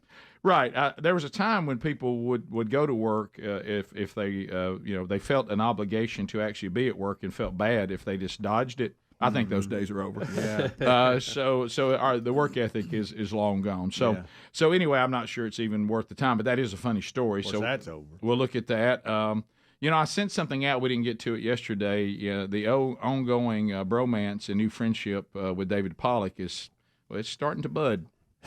And I got some unprompted text from David over the weekend. So it's and he will be on this Thursday. Good. I'm looking forward to meeting him. Well, I want to get behind, because when I saw him at that men's conference, he didn't get into it details, but I want us to delve into. So why do you think ESPN let you go? I mean, I want to talk about that. I want to see what he thinks. Have you asked him already? I haven't. No, I'd like to know that, wouldn't you? Well, it's clear he talked down to Saban over there. Well, He said Georgia had a. I know that's the ongoing narrative, but and there were some things that the guy, you remember when I was hanging out with Jesse Palmer in France? He said, hit that bell. Somebody hit the bell. He said he seemed to indicate that he thought we need a bigger bell. He seemed to indicate that he thought that it might have been because of his David getting more and more vocal about his faith. So I don't know. I mean, Herb Street is too. I saw a clip this morning of him being interviewed at some really hip church on Super Bowl Sunday. So a real hip one? I mean, talking about it was really hip. Yeah, the pastor had on camouflage pants. Oh, wow. Nice. Look at that. Yeah, I get it. May have been a podcast. Sure. I don't think it was the service. Oh, it wasn't? I don't know what it was. So anyway, we'll unpack all that. He was hip, baby. He was hip to the groove. Well, RFK Jr. just keeps he is just every time you turn around, he's saying something that we're all thinking. That's right. And he's commenting on the obvious loss of cognitive abilities of our president. Speaking directly to that today, kind of screaming what we are. Somebody needs to do something. He's calling on his wife to do something. Yeah. Well, talking about the family maybe stepping in. Yeah, because she's such a good doctor. Well, she is. We know, as Whoopi told us. we may not be able to diagnose him, but surely she can. So we have that, and then whatever all of you out there bring up in the phone calls today, we'll hear from you and run down all the stories of the day too. So a lot to do on a brand new Rick and Bubba show, and we look forward to it. So we'll jump in and continue and run those stories down for you. This thing with the missing tower, Greg might be able to scream right again. It's strange, very strange story. More Rick and Bubba coming up right after this. Rick and Bubba, Rick and Bubba.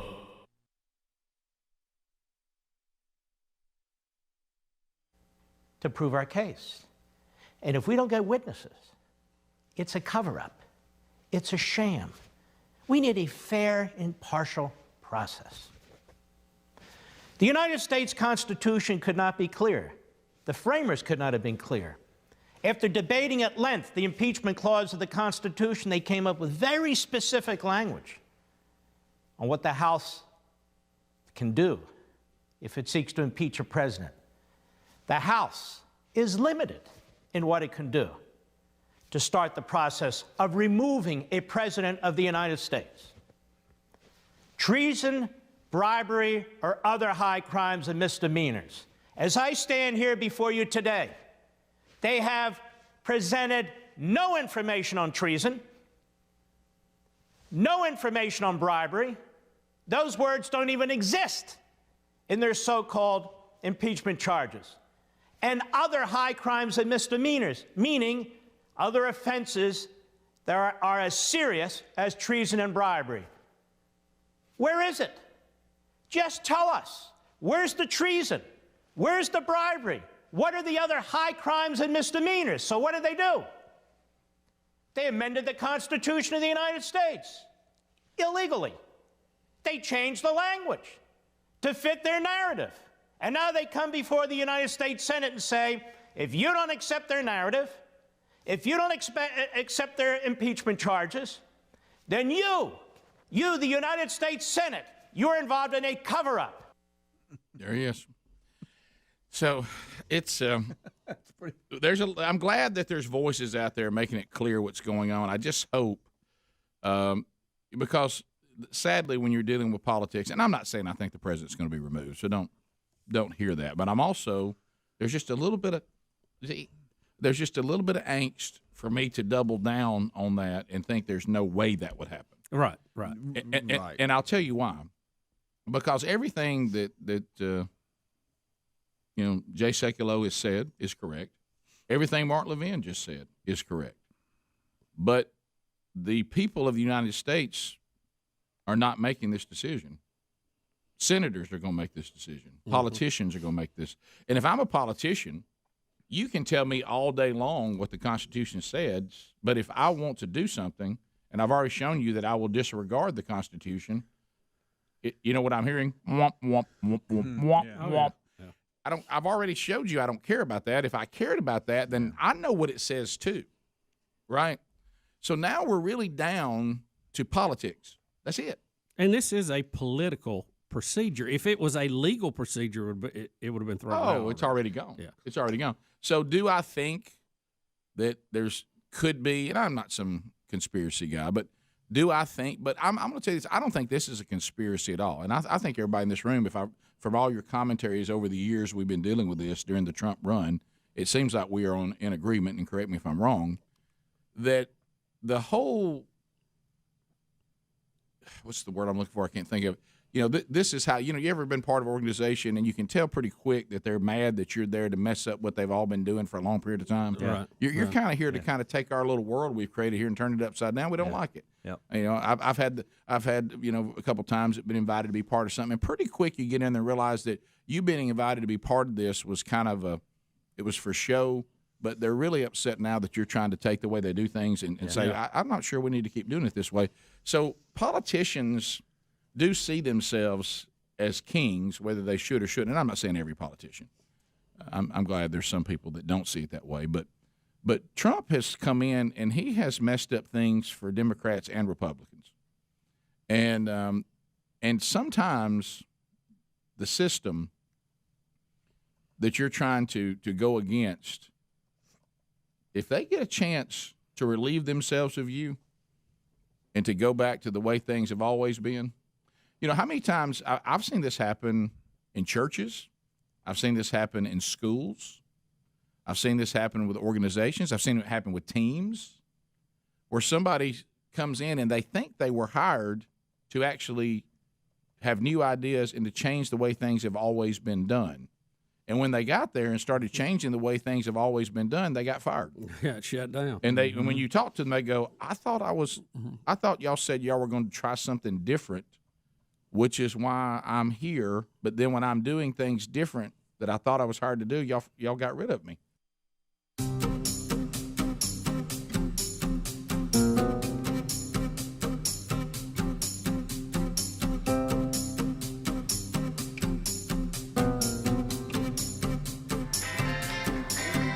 Minutes now past the hour. The old Rick and Bubba show. We're glad you're here with us again today and spending some time together hanging out. A news update on a story we already brought you. It's a Rick and Bubba news update. It's a Rick and Bubba news update. It's a Rick and Bubba news update. Well, Rick, the mysterious tower, the transmitter that was stolen from a Jasper radio station. Mm-hmm. I did reach out to Brett Elmore, the manager, yesterday, and he did send me an email back with his number, and I was not able to get back with him. Is this the guy that we see on the news? I believe it is. Greg, I believe it is. That Greg's been watching like a hawk? I believe it is. You're about the spokesman? You know, there's just all kind of rumors running wild, of course. and that's all they are, rumors. But there's just some strange things, and people are asking me questions because of my engineering background. Of course. And the fact that I've been a broadcaster for so many years. Not trying to bring attention to ourselves. I mean, that's just what happened. But there's some things in their report that I don't understand. And I'm asking for clarification. And there would be That's all. I'm not due. Nobody owes me an explanation, but I'm just curious, and I could try to stamp out some of these rumors if we knew more of the facts. See, people like myself, just mindless talent. Right. Okay. So I'll hear them say things saying I don't question it because I don't know all the finer details. But you, being having all this engineering background, things can be said that make you go, that doesn't sound right. See, we wouldn't catch it, but you would. It's kind of strange that that a grounds crew found the tower missing, because the Federal Communications Commission requires us to keep metering records of the transmitter. We used to have to take them manually, but they can do them automatically now. Right. There should be a point where the metering disappeared, and the power was shown off, and alarms started going off to somebody. Mm-hmm. And at that point, you would go, well, the tower, that's when they had to cut the line, so to speak. Right. But, we really never got a good clarification on that. That's all it is. I mean, they're just people curious. And you've read the online things. Sure, I have. And I know how people just want to, conspiracy, oh my gosh, nothing is what it seems to be. But sometimes it is. Now, we love conspiracies nowadays. I mean, what are you talking about? I got a conspiracy. So, I was just asking for some clarification on it so I could help to, calm those waters a little bit. So, but we'll get with it. We'll get with Brett and find out. We may get him on the show. I want to talk about some of the things that don't sound right, but should I not? Premature. Yeah, I would think that's just reckless speculation. Okay. Until we have more answers. Right. Yeah, it's no fun when people do that, so I won't do that. Yeah, nobody likes to be done that way. No, sure don't. All right, so you're on it, and you'll get us an update. Yeah. Okay. Yeah. So all right. Okay. Let's just stop right there then. Okay. Yeah. And we'll. And has anybody seen any used tower for sale on eBay? Yeah. We actually have some emails of folks that have gone and done some video and some investigation of their own. Seen that too. Well, that'd be interesting. I haven't seen that part. I saw the estimates of about $60,000 to get back on the air, and they have a GoFundMe page to do that. Come again? They have a GoFundMe page to get back on the air. So the station has got people donating money because they've lost their tower to get back on the air? That is correct. The one I saw. It had about $10,000 in it so far. They need 60. Okay. According to the report. Let's start. Towers are not cheap. Transmitters are not cheap. Mm-hmm. It's interesting that new haircut's letting that go over there. I got a new haircut. Mama's little man got a new haircut. Stand by, Rex. All I can say. You got my prediction from day one. We got it. We sure did. Rick, I'm in. It's on the record. Yeah. We do have got it recorded. Yeah. But we're going to wait and see. Let the facts come out. Kind of a new concept. People have kind of lost. Yeah. Rick, right in there. Yeah. Matter of fact, and we're not going to go into chat rooms and start saying things that we don't know are true. We will not do that. We'll just sit right. I just had a little guess. Yeah, but hey, I tell you what, maybe be going on. Right. Yeah. Now we can We sit back and watch. Yeah. Just let it play out. We can. Mm-hmm. We can. No pals getting a lot of TV time. Greg. Well, I mean, it's an interesting story, right? I mean, it's got us all wondering. Not every day somebody steals an AM tower. Yeah, so really, I'm just like, I still can't get over the process. That's not something you can get out of the car, run out real quick, grab, and leave. I mean, that's a process bringing that big thing down. It is. And didn't draw any attention at all. Right. So really, our update is not an update. It's the fact that we're still investigating. That's the update. Right. But Bubba is talking, kind of a weird concept, directly to a source. No way. Yeah, and trying to hear them give their side of the story. How dare you, as Bubba? Opposed to going off and not talking to them. He's making an effort to talk to the person. The person's responding, and he responded, and it's kind of in my court again to call him back after the show today. So all right, we got a little windshield time. We'll try to do that. Right. They and okay, and of course I noticed on my email, as usual, people not afraid to speculate. No, no. That's why I said don't hit get mail. Don't do it. So there you go.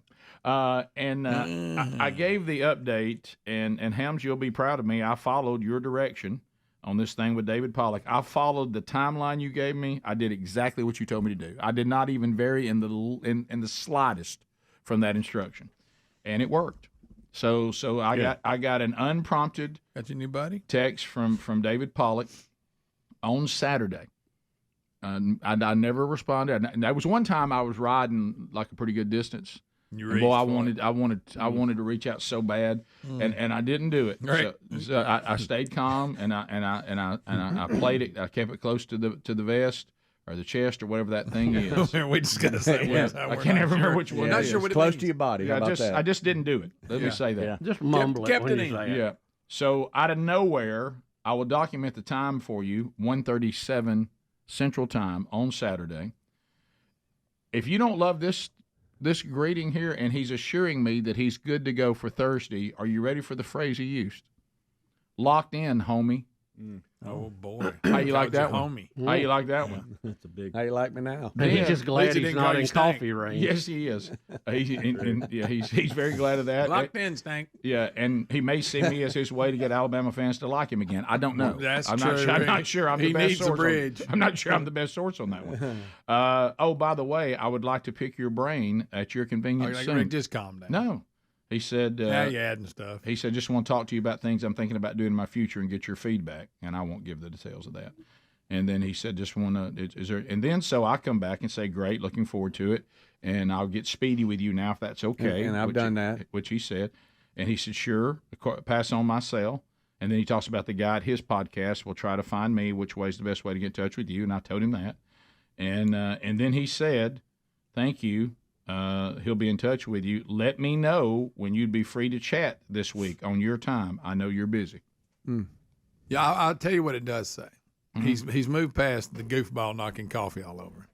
He made that comment the first time he responded, which he should have. Yeah, but he's moved past it. I Right. can tell. He don't look at you as that goofy guy that was being animated and hit my coffee mug. I'm gonna say something. Do I stay calm right now? You stay calm, but I'm gonna say something that I think I think the fact that he called you homie, there's no alternative motive. Okay. Or ulterior motive. Is it Ulterior? ulterior? I think it's ulterior, which is Ulterior. odd. I think it should be ulterior because it's the word alternate. And here's the reason I say that.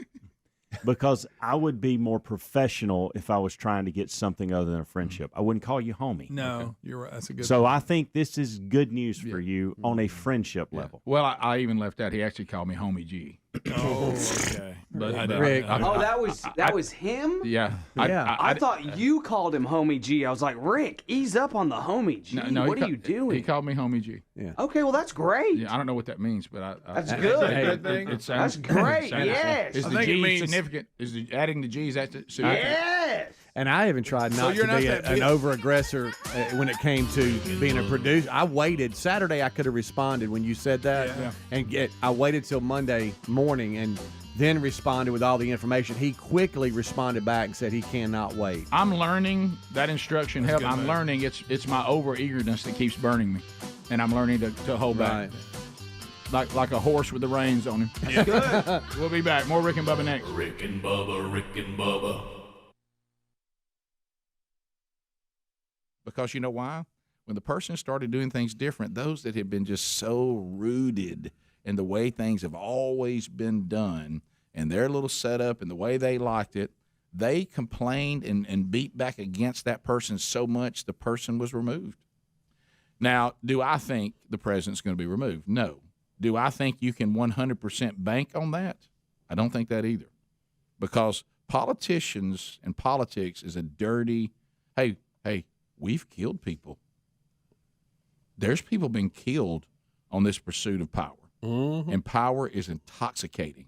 And though we are a constitutional republic and we've limited the power, over time, these government people have found ways to give themselves power beyond which was ever intended. And to try to get them to give it up, it's You talking about the deep state, Rick? I am. And the deep state has people that have R's by their names and D's by their names and I's by their names because they think it's sharp to put an I there. There's just something. I'm not saying it's going to happen. I know. That's I know not my what you're talking prediction. about. Well, that's not my prediction. You know, But all these speeches are falling on deaf ears, by the way, because they all already know that.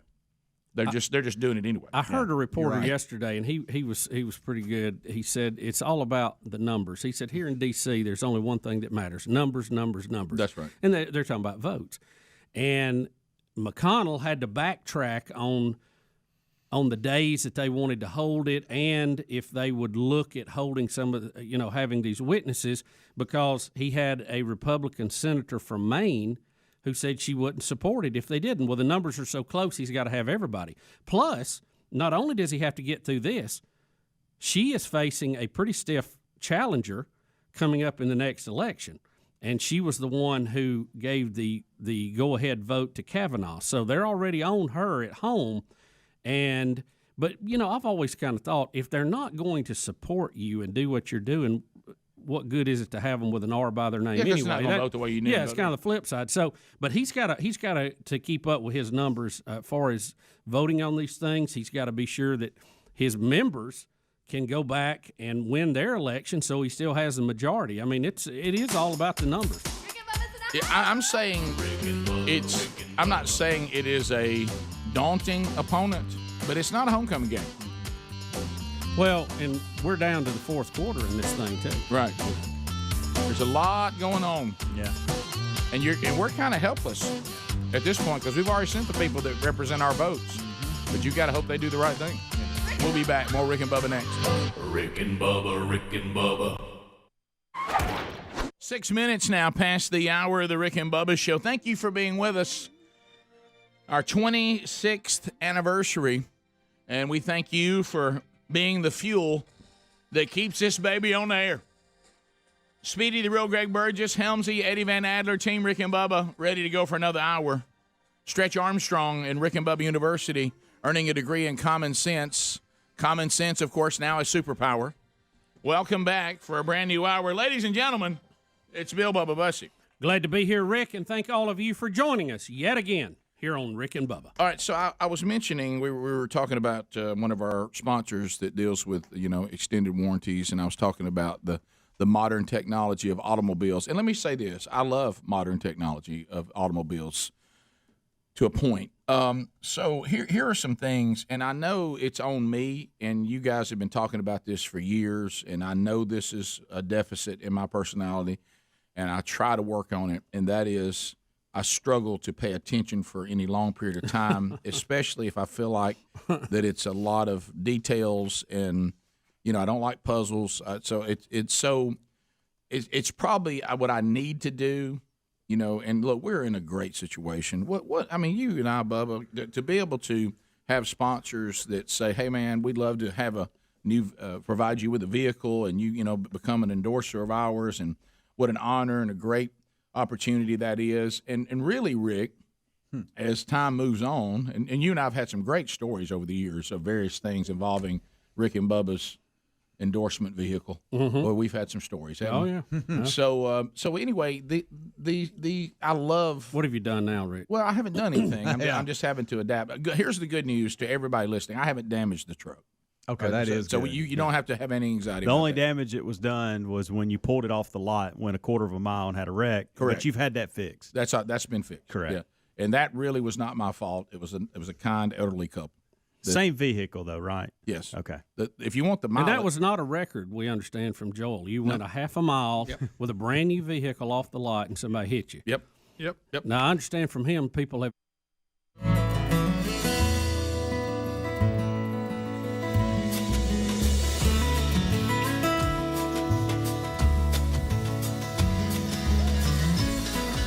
$35 minutes now past the hour. Come on with this. HelloFresh.com/Bubba. Are you using America's #1 meal kit? Are you? I am too. You will love this.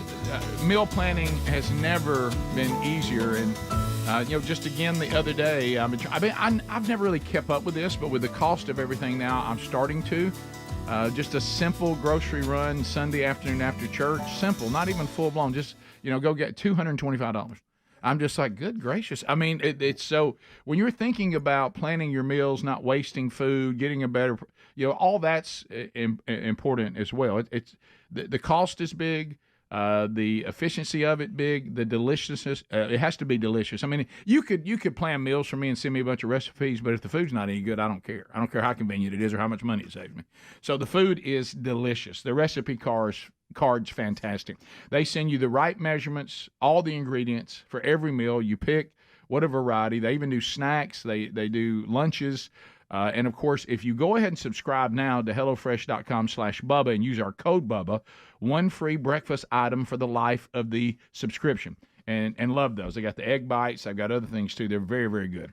You need some sides. You need appetizers. Need desserts. Got those too.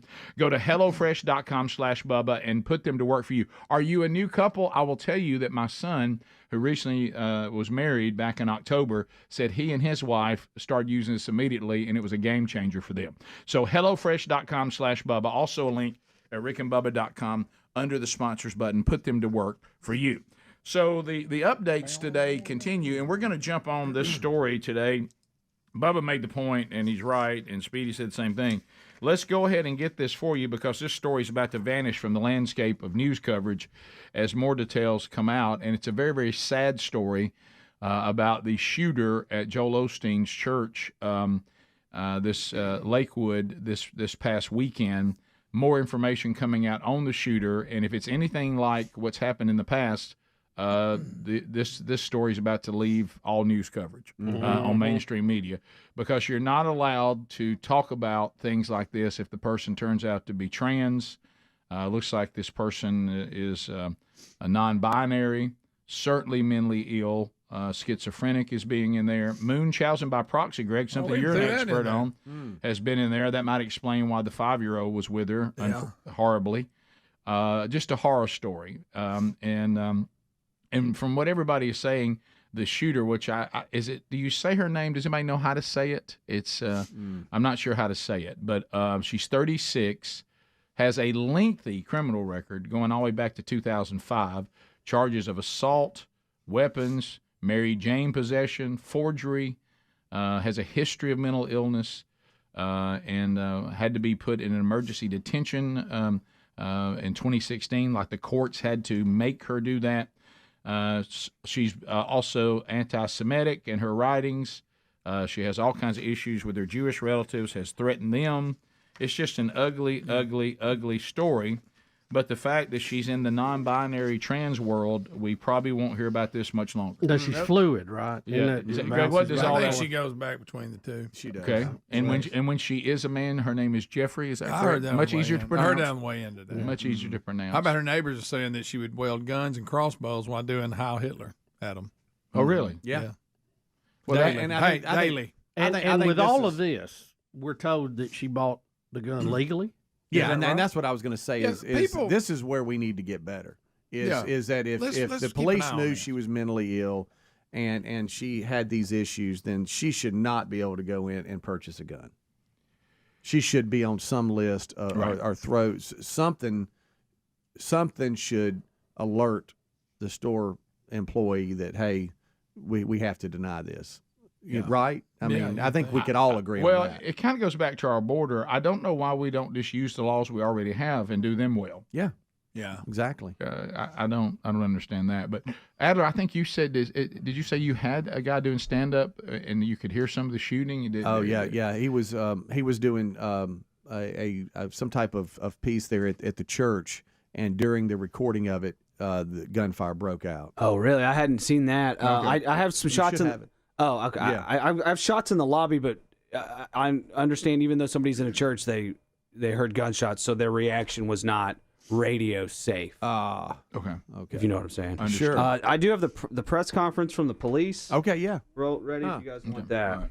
You can come out of it whenever you want. But he does say her name, how to say it. Okay. Our shooter is identified by driver's license as Genesee Moreno. Genesee. We do believe that she does have a mental health history that is documented through us and through interviews with family members. The shooting began almost instantaneous upon her entering the building, which roughly 1:55. There's a few minute gun battle, for lack of a better term. They're exchanging gunfire, and she is down. And then our officers followed their tactical training. Somebody else pulled the 7-year-old to safety. And so all of this transpired within a matter of less than 12 minutes. So Wow. the child was 7, not 5. I guess so. Yeah, because it was 5 the first time we got. And the main service had finished up, and there was a break, and the Hispanic service was about to start when all this happened. I mean, the story we have right now still says 5-year-old. They also say special needs.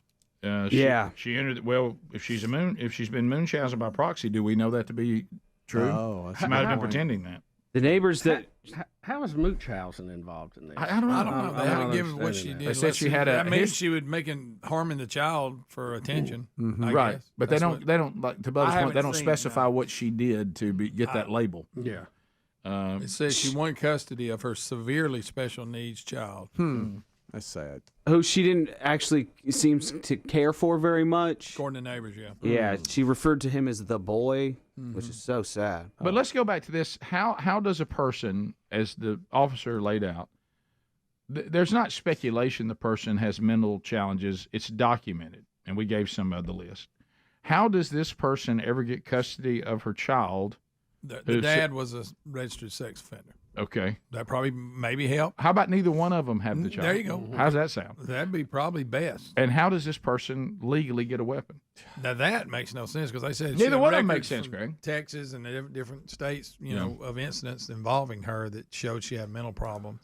Yeah. And even her mom said, yeah, it could have been avoided. Well, and there's so much the mental health world, buddy. We got, and I don't have the answer, so I apologize for being the person who points to the problem but doesn't have the answer. But you know, we don't seem to have enough available to us, and then at the same time, we don't seem to really have the ability to many times, unfortunately, take care of them very well. Mm-hmm. But then there's also just sometimes we're like, well, there's nothing we can do, and we just release them into society. We're missing a balance there We are, and we can't quite seem to figure it out. And let me clarify too that when I said employee, I understand. I've purchased firearms before. I mean, they just put you in a database, and then it spits back to them, yes or no or whatever. That's what needs to be cleaned up. I mean, the employee doesn't have control over that. You just fill out a form, give them your ID, then they run you through the database, and they come back and say yes or no. There's a big gap, to y'all's point, between that on those that have these documented issues that even the police say, oh yeah, we know this person. Yeah, they have mental issues, and it's documented. They say she was diagnosed schizophrenic. Yeah, I know. I saw that in the story too, and I was like, well, I don't know. I don't know the answer, but you know, I can't tell you how many times we've sat here and we've done stories, and we hear the term lengthy criminal record. Yeah. And I'm like, lengthy. Is there something we can do to keep these people from harming innocent people in society better than we're doing it? Yeah. And you have to be careful, because I know you start walking on liberty, even when it comes to mental illness. Now, right. I hate when people say, well, we can't. There's certain things I think we can all agree that we can identify. I understand the concern of who gets to declare people mentally ill. Correct, yeah. Because then before you know it, if you have a biblical worldview and you're conservative, you're also mentally ill. Yeah, that's true. Yeah, and so you got to be careful of that kind of stuff, and then they'll start taking guns from you. Right. So I understand the concern, because the government will always abuse any power you give them. Mm-hmm. But it seems some of this is just logical common sense. Yeah, and that's where we are. Yeah, and so anyway.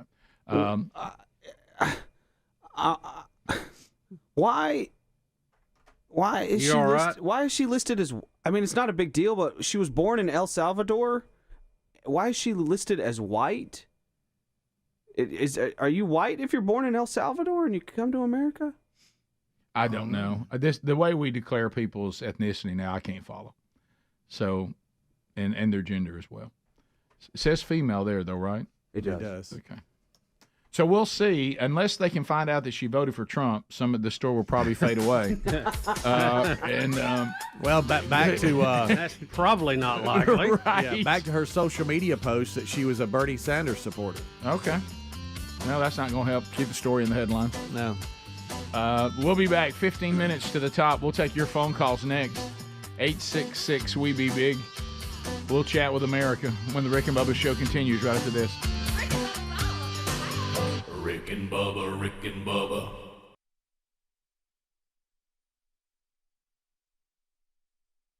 I mean, what He said he's had people think get about hit with that. half the car out of their lot, back wheels in their lot, front wheels in traffic. I mean, how you can't even have a vehicle. Can't. So anyway, the Ram 1500, a magnificent machine. As time goes forward, there's more and more bells and whistles. And I know this is pretty normal with any modern automobile, some of the things I'm going to talk about. Sure. And some of it I love, some of it I don't. Okay, but here's what I would like. I appreciate the automobile trying to guess what I want it to do. I'd like to be in charge of that. I don't want you to get out ahead of me. Let me order what I want from technology, okay? Right. Number one, and if I could remove it from all automobiles in this country, I would. This thing they've added where we're trying to do some kind of green garbage where the car shuts off every time you now you can take it off. You got to push the button to cut it off. But you got to do it every time. But the problem is, it won't just stay off. Yeah. Every time I get back in the car, I forget about and I shut down at a red light, and I get mad every time, and I take that thing off. So you can't permanently disable it? No. No, I understand that you like really that. can't. It's built into the programming of the car, Oh, yes. and you just can't override it. I mean, everything technically could be overridden. At least they allow you to turn it off, but to Greg's point and to Bubba's point, you have to turn it off every time. single time you get in the vehicle. Every time you crank it, you have to turn it off. Because so you're going to stop once and get shut down before you remember it. And I don't like that feeling. It seems un-American. I feel like I'm stranded. I feel like for just a minute, without me being able to say, it's almost like I'm forced to be green for a minute, and I don't like it. Because I'm like, no. I'm not going to shut my car off at a red light. First of all, I think y'all thinking this matters is completely lunacy. Okay? It's How completely. can that be good? It can't be good for the car. Well, I've always heard it takes more to crank the car up than it does to keep it running. I do too. And one thing we know it's bad on the starter and the battery. That's what I'm thinking. Don't. I want to be able to disable that all the time. And here's the one last night, and it's well-meaning. It's what? Thank you, Ram 1500. You're very well-meaning, but you don't know me well enough for this. Okay, you don't know how I am. Do not heat up my steering wheel and heat up my seat unless I ask you to. Yeah. Oh, wow. So now what it's done is if it gets certain cold outside, trying to be sharp, it assumes I want my butt to be on fire. I don't. I don't want it on fire. I like to drive with my butt cool. I don't want a hot butt. I don't want it. I don't. But you don't even have a button to cut that on. Well, you can, off. but you got to find it now. So now you're driving. You're like, good gosh, it's my. And I mean, I was in the point where I was in my vehicle and I was sweating, and I was like, I'm sitting in a chair on fire. I can't get this chair cool. And so now you can do it, but here's the thing. The steering wheel is a simple on-off. Yeah. The seats go high, medium, low, and they don't offer it off. You just hit it one more time and it's off. Yeah, but there's no word that says off. So you got to run through it a few times before you hit it right. I'm like, yeah, still hot, still hot. Let me decide if I'm cold. Okay, I'll decide it. Mm-hmm. Let me engage that. Okay, I don't want anybody to start heating my seat up unless I ask for it, because then I've got to find a way to work it back down and it starts on high. Guys, I was sweating. I mean, I was like, I'm sweating. I can't even. At one point, until I could get to a safe place, I cut the air conditioner on. I mean, it's 41 degrees to high or something yesterday. I've got the air conditioner on because my seat's burning me up. Okay, no, I'm serious, because think about it. These seats are so fantastic. It's almost like you're being snuggled by a very fat, hot person. I mean, it's like you're being spooned by a hot chair. Well, you like to snuggle. We found that out in the podcast. You know what I said when I got up and go to work and we got back from vacation? I said, honey, Snuggletown, USA is closed. But I don't want to be spooned by a hot chair. This chair's too hot. I got a very low tolerance for heat. Yeah. I don't like. If it was up to me, when I go to bed every night, it wouldn't matter what the temperature is. I want it off, and I'd rather keep warm with cover. I can't stand heat on me. I don't like a heater blowing on me. I don't like anything like that. You know how long I can keep the heat on in the automobile? Seconds. I get hot immediately. I get cut off.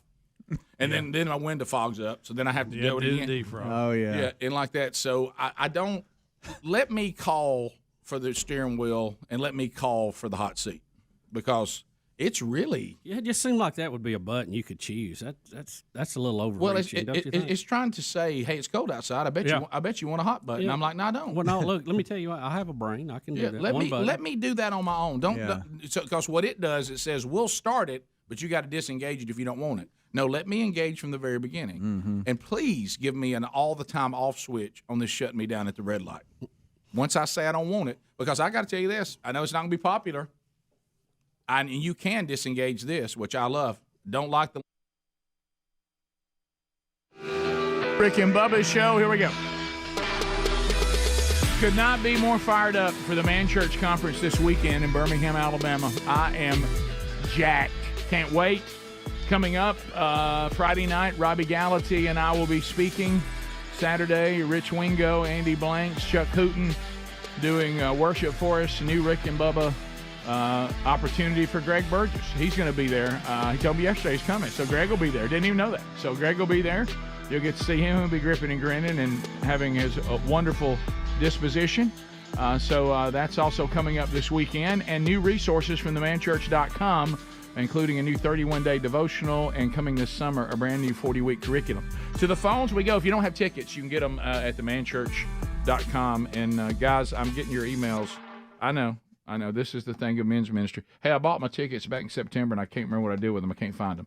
Just go to your email and search. It's Sanford Wright Center, Sanford University. You can find them. Man Church, they'll come up.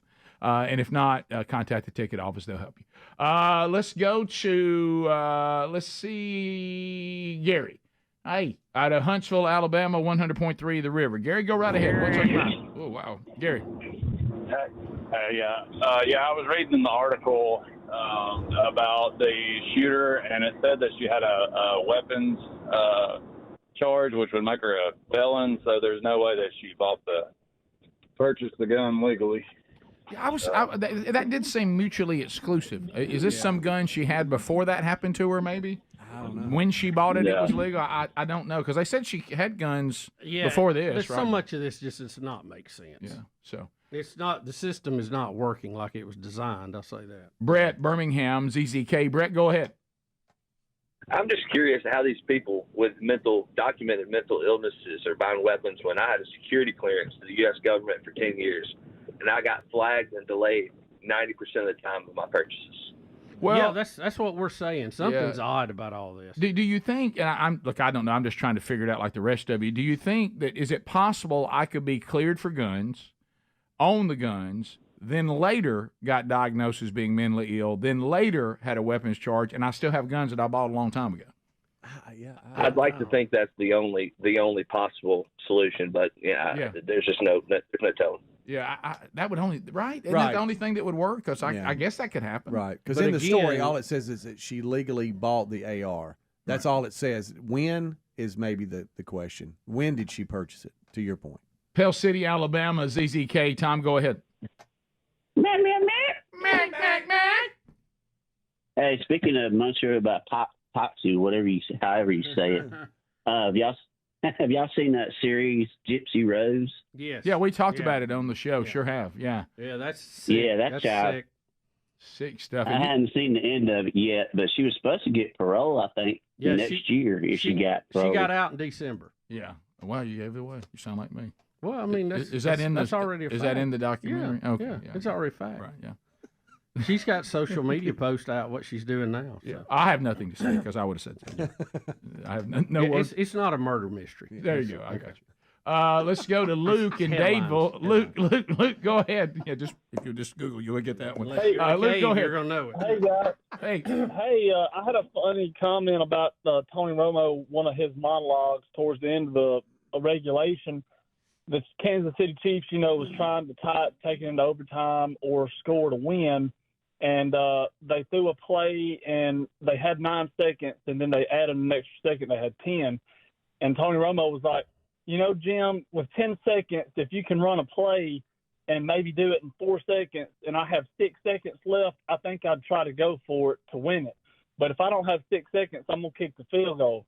Well, they run a play, and sure enough, they use 4 seconds, and they have 6 seconds. Well, then Tony Romo says, well, I don't know. I got, at 6 seconds, I'd probably kick the field goal. Now, if I had maybe 7 seconds, I'd probably go for it. It's tied up about 1 second. Now, I remember him saying that. I don't remember the details you remember, but I do remember when he got on that. There was a lot of analyzing right at the end. I don't know, Jim. It's maybe 7 seconds now. Rethinking it, Jim. By the way, somebody said that I must have gone to the bathroom more. He said he counted in the 50s of Jim's. Oh, really? That my 32 was low. So, and he said he counted, so I guess I missed some. We continue. Let's go to Jay in Kentucky. Jay, go ahead. Welcome to the Rick and Bubba Show. How are you? Hey, doing great, guys. Monkey Grass. Thank you. Just give you a little update from the kickoff show about little Stank-a-Booty. So if you go back and watch one of his very first videos, it starts off about, it has a black woman on there, and she asked, why can white people wear grills? So when you, all the, like, Post Malone and what he wears on his teeth, they're called grills. And she has, like, huge glasses, like, bigger than Sally Jesse Raphael glasses, and he calls those spifocals. And so he kind of gets off on that. And then Paul, there's a rapper named Paul Wall. He's the one that started the grills kind of thing. And Nelly's got some songs with grills, but it's everything with the teeth they're called grills. Well, I knew that your teeth are called your grill. Yeah, we've had that. We had confusion. Promos. Yeah, we had that confusion. Please before. don't worry yourself about Yeah. stanky booty. Do I want to get into this? No. The main topic of conversation was, where are these grills a thing now? And people taking them in and out, or is this their permanent teeth that they've have done? Got it. And so, from what the research I've done, they just interchangeable. You buy a set and you just throw them in there. So they're not permanent. For most people that are doing this, Right. correct. And I guess they're called grills. And we got down this rabbit hole talking about Kanye West. Yeah. Kanye West. His is permanent. What I was going to say is, Speaking of not taking your medication. Yeah, he posted a video of why he posts so much about his girlfriend or wife or whatever she is now, saying that it makes him happy, and in turn he makes good music, so the fans are happy because he makes good music, so deal with his posts. That's what he said. So we started talking about that, which led us to this. I have no idea what you're talking about. I could not be more lost right now. And Kanye West, there's a story out I was today. back on. I was okay on the grill talk. Yeah. Now I've completely. That's lost how my we life. got to that, though, in the kickoff hour. It was a full discussion. And I didn't mishear stanky booty. That's No, what the guys you didn't who said. Hear it, but I wish you'd forget it. Okay, so just take that out, because I'm willing to forget. Don't that. waste your your name now? don't What is waste that? your time with that. Rick. Who is that? Yeah, it's a guy that Helmsy it jumps up on his feed sometimes, and he's got millions of TikTok followers. sensation that was a mailman, and he calls everybody stank booty. Yeah. Hey, stanky boo. Now, what's Kanye Yeah, got don't to do with condone. it? Please, That's how this whole thing Rick, started. Please let me say this too. Kanye had titanium put in, and Yeah. he's got a problem with him now. Yeah, He's yeah. got some kind of infection that ain't fixed. I want to be on record. I don't condone any of this. Yeah. So Kanye's wife has fake teeth and a stanky booty? No, the whole discussion started with that, and we were like, "How is he so successful?" Right. And he sells out everything he puts up for in the store or whatever. His music is unbelievable as far as the response. And he brought up, well, let me tell you about this other guy who's got millions of followers just walking around saying stanky booty all the the time. popularity of all these people, it really doesn't say as much about them as it does about society. Yeah. The fact really that they does. can be popular. Yeah. So you really should be more terrified of the people than them. Yeah. Top of the hour. Rick and Bubba, Rick and Bubba.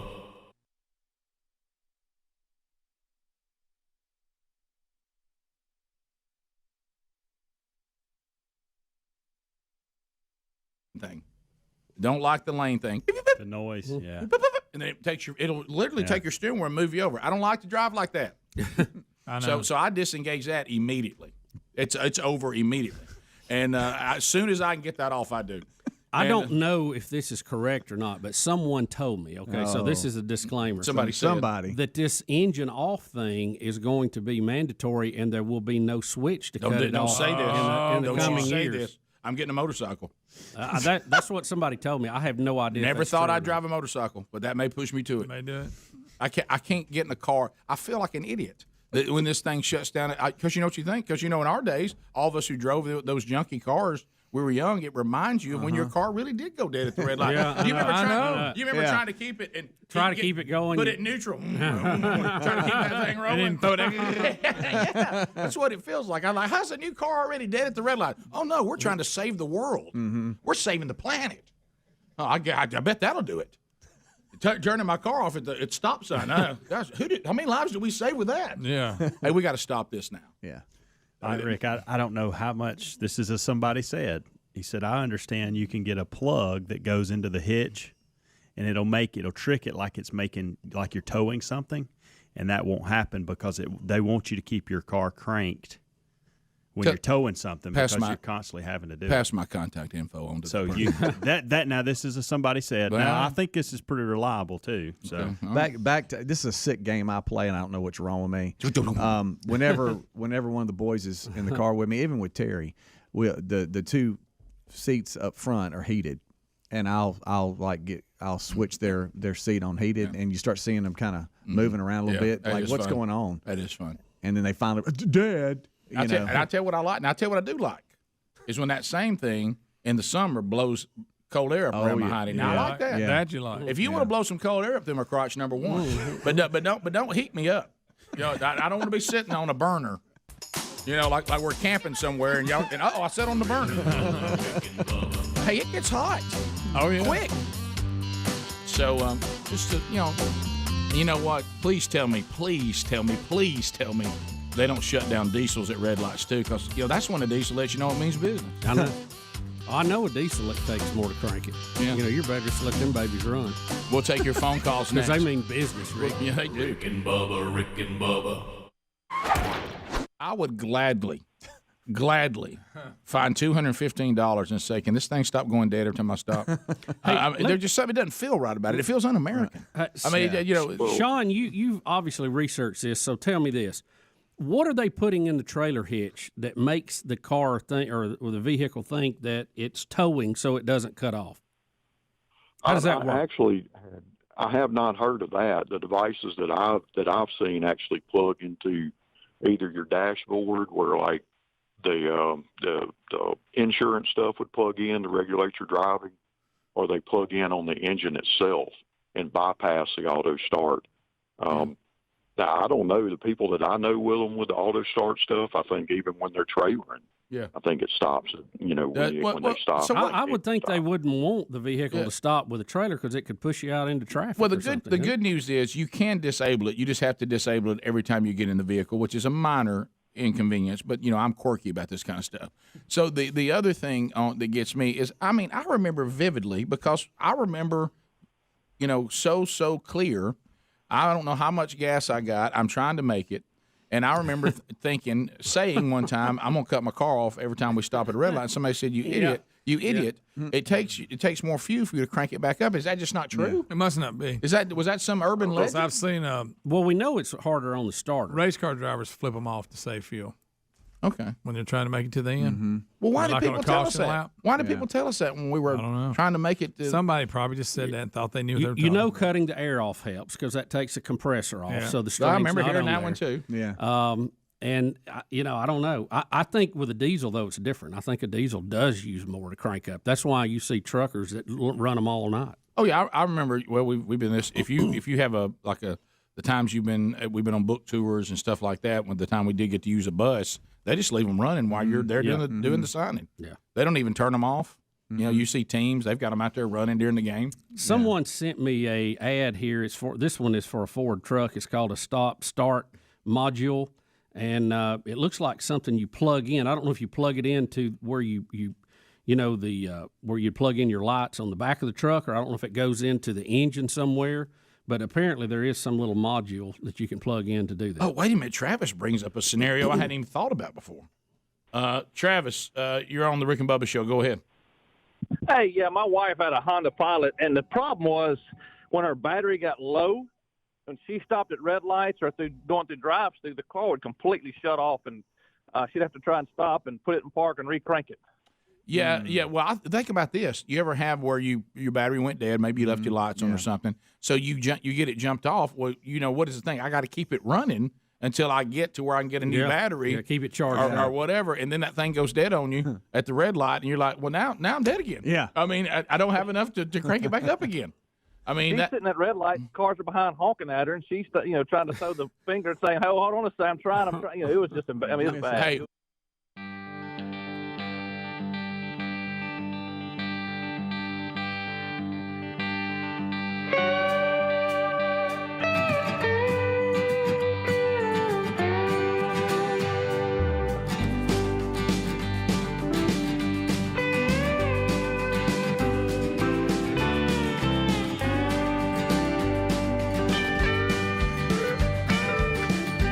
From the Big Boy Studio, out on the bleeding edge of technology, Sweet Home Alabama to the world.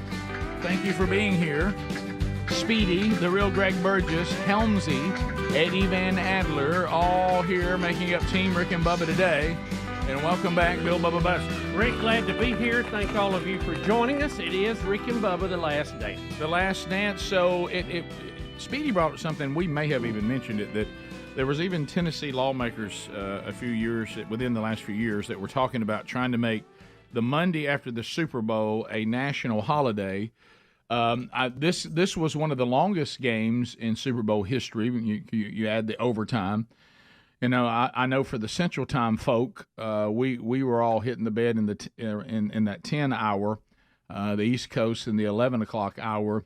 And, and then a lot of times people will partake of a party-type atmosphere involving the Super Bowl. And you were saying that we have some that are really petitioning for this, right? So this is really a movement that has been going on for some time, but it's getting more and more legs under it right now, and that is Monday should be a national holiday so we can party on Sunday. Now, we have a couple of gentlemen who appeared before a Florida City Council, which, by the way, City Council can't do a lot about it. No, they can't. But listen to their request. What up, Council? My name is Chad Kroger. Let's cut the BS, guys. The Super Bowl is America's holiday, a day where we honor the two sacred C's, contact sports and capitalism. And it's filled with other C's too, camaraderie, commercials, and brews. However, there's one issue. The Super Bowl is on a Sunday, and the next day is Monday. I mean, how are we supposed to enjoy our national birthright when we know we have to work the next day? And this Super Bowl for me, honestly, total disaster. I couldn't enter into full party mode because I knew I had to clock into my job at Petco the next day. And I was having this conversation with my crush, Tina, and I totally blew it because I couldn't remember my rising astrological sign. Like, that conversation had the potential to be epic, but ended up only leading to a makeout. So that's why I'm requesting, Council, that you make the day after the Super Bowl a national holiday, a day of rest and redemption so that we can freaking honor those who emptied the tank. Let's make our founding fathers proud. What up, Council? Oh, my goodness. Honor the ones who emptied the tank.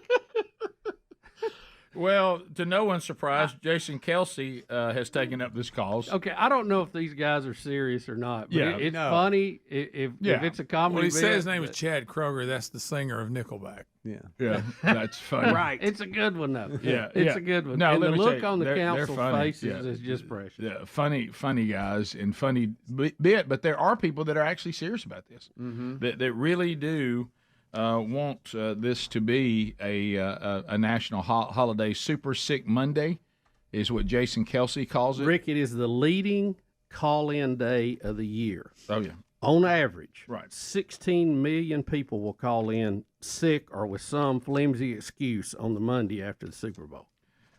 Right, and so it's almost like, why do we even continue on? Now, I know what some businesses would say, well, we're sorry that some people don't want to work on Super Bowl Sunday, but we also have to consider the loss we're going to take if we're not operating on Monday. So maybe we're not for it, but let the people take off that can't seem to pull it off, but please let the people work that can. If you wanted to get a poster boy for Super Sick Monday, Jason Kelsey would be it. Yes. So do we have his statement? Well, just in the story. Okay. I don't think we have the audio of it, but he is joining the calls for Monday to be a national holiday because what you said about the 60 million people that do. And it says state lawmakers are actively trying to make it an official holiday, I guess, within their state. But maybe they wanted to get to the federal level, I guess. And so on one of their episodes of their podcast, New Heights, the brothers were asked whether they could lead the charge for the Super Bowl being moved to Saturday so fans can take it easy on Sunday instead of skipping work. They seem to be getting on board with doing something. What are we going to do about the national championship game? We're going to get a day off. Yeah. For that too? Well, we usually schedule a day off just for that. Yeah. Rick, I don't know if you saw the footage from the Chiefs' victory party. I will say this: I don't follow Taylor Swift stuff a lot, right? But this was pretty funny when she said that they told us to invite family and friends to this party, so she invited her parents. And it's the Chiefs' victory party, and she invited her parents, and it's in a club. Look at it. Marshmallow's actually DJing all Sure. this. There's her parents Is that her right parents? there. Yes.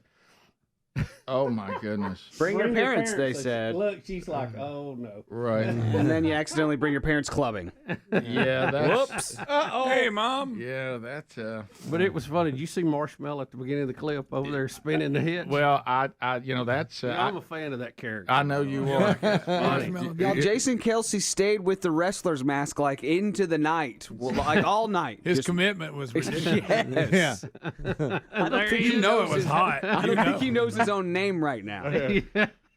Super Bowl. Yeah, don't forget. Unlike his brother, okay, Travis, Jason Kelsey is somebody's dad. Oh, he sure That's is. a good point. 3 times over. Yeah, can you imagine? And a husband. I thought it was embarrassing for our kids and what we do for a living. I think that Look. Now, is that the real Marshmallow? That's the real I'm sure Marshmallow. Or is that yes. just somebody with a How do bucket we know? over They their head? I know, rotate a right? bunch of marshmallows in My because you wouldn't goodness. know. You can Like a hire mascot. out, Yeah. hire out bucket heads all over the globe. Yeah. Yeah. That was How Marshmallow. Franchise. How does he see out of that? I think there's like screens, like mesh. I've seen when it lights up. just I don't wouldn't get- believe it's him unless I see the LED. Yeah. Light out, Yeah, don't you think he's made enough money now that he can have a really nice marshmallow head? Look You know, at with that- wrestling mask. you could upgrade from that. You would think so. Greg, Look, there's Kelsey's up there with him. Too. Oh, yeah. You I see bet the that mask right marshmallow behind him? head. I bet the marshmallow head's kind of hot to wear. Yes. I think so. It seemed like that bucket on your head would Yeah. get sore bouncing around unless he's got special Right. headgear. He must in have there. some sure kind of he does. suspension in Well, there. back to the original Thought topic. he might be out with the Jonas Brothers. Right. Wouldn't it be odd to be sitting in something like that if you're their age with your parents and now you're over there dancing, kissing your boyfriend or whatever he is, and your parents are in there? I know. That just like feels marshmallow heads there. We're, Strobe lights and everything? we're clubbing and my My parents are boyfriend's brother's got a wrestling mask on. right. There's a fog machine to my left. Of all the men she's dated, her parents are sitting there watching wrestling match. Greg, to your point, brother, and watching him get up there and sing "Viva Las Vegas" and tell us about your daughter's new boyfriend. Well, the positive is he does very well. He makes a lot of money, and I know he'll so there probably won't be any jealousy of the money she makes, and she struggles with that. Tell us more about him. Well, he's a very good athlete. Very good athlete. Hard worker. Hard worker. Yeah, he plays in the NFL. Screams his great. coach every now. Yeah. So tell us more. Well, he sings. He screams out, "You got to fight for your right to party." He does. During press he does conference. that. Right, Yeah. and shoved his coach during the game, and I don't know. That didn't feel good about that. Did you, honey?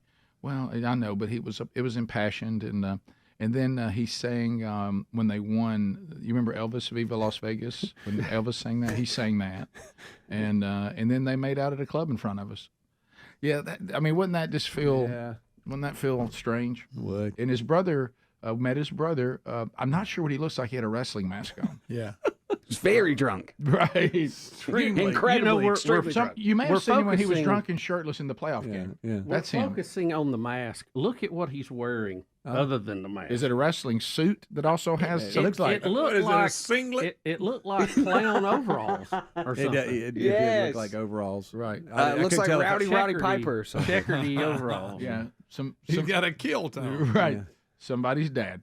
Sure. That's, And husband. and And somebody's husband. Well, the husband thing in the NFL, we've seen a lot of plays on it, but Well, yeah. but the dad thing, wow. So we'll be back 15 minutes past the hour. Oh, gracious. 866 we be big is the number. We have the Super Bowl super numbers too, Rick. We got to go over. All right, we'll do those when we come back. Stay close. Rick and Bubba, Rick and Bubba.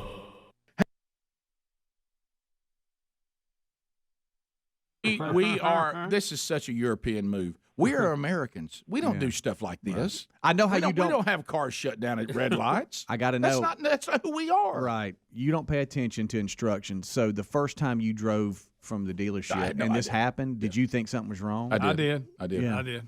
Yeah, I did. Then No, I looked I read and the the needle went sticker. to this auto stop on the speedometer. I was like, And there's a sticker on the door usually. tells let me that. tell you this: you don't You know, don't read your doors, do you? listen, No. listen. You don't know. Listen, you don't know what I went through to find the turnoff, because it doesn't. So they try to trick you. It's just some shape. Yeah. I mean, I look down. I'm like, well, here's something. And Wonder sure, what that does. I just started pushing What is buttons. that? I just started pushing buttons to. At first, I thought I was stuck with it. Yeah. And I mean, it doesn't say, automatic shut off here.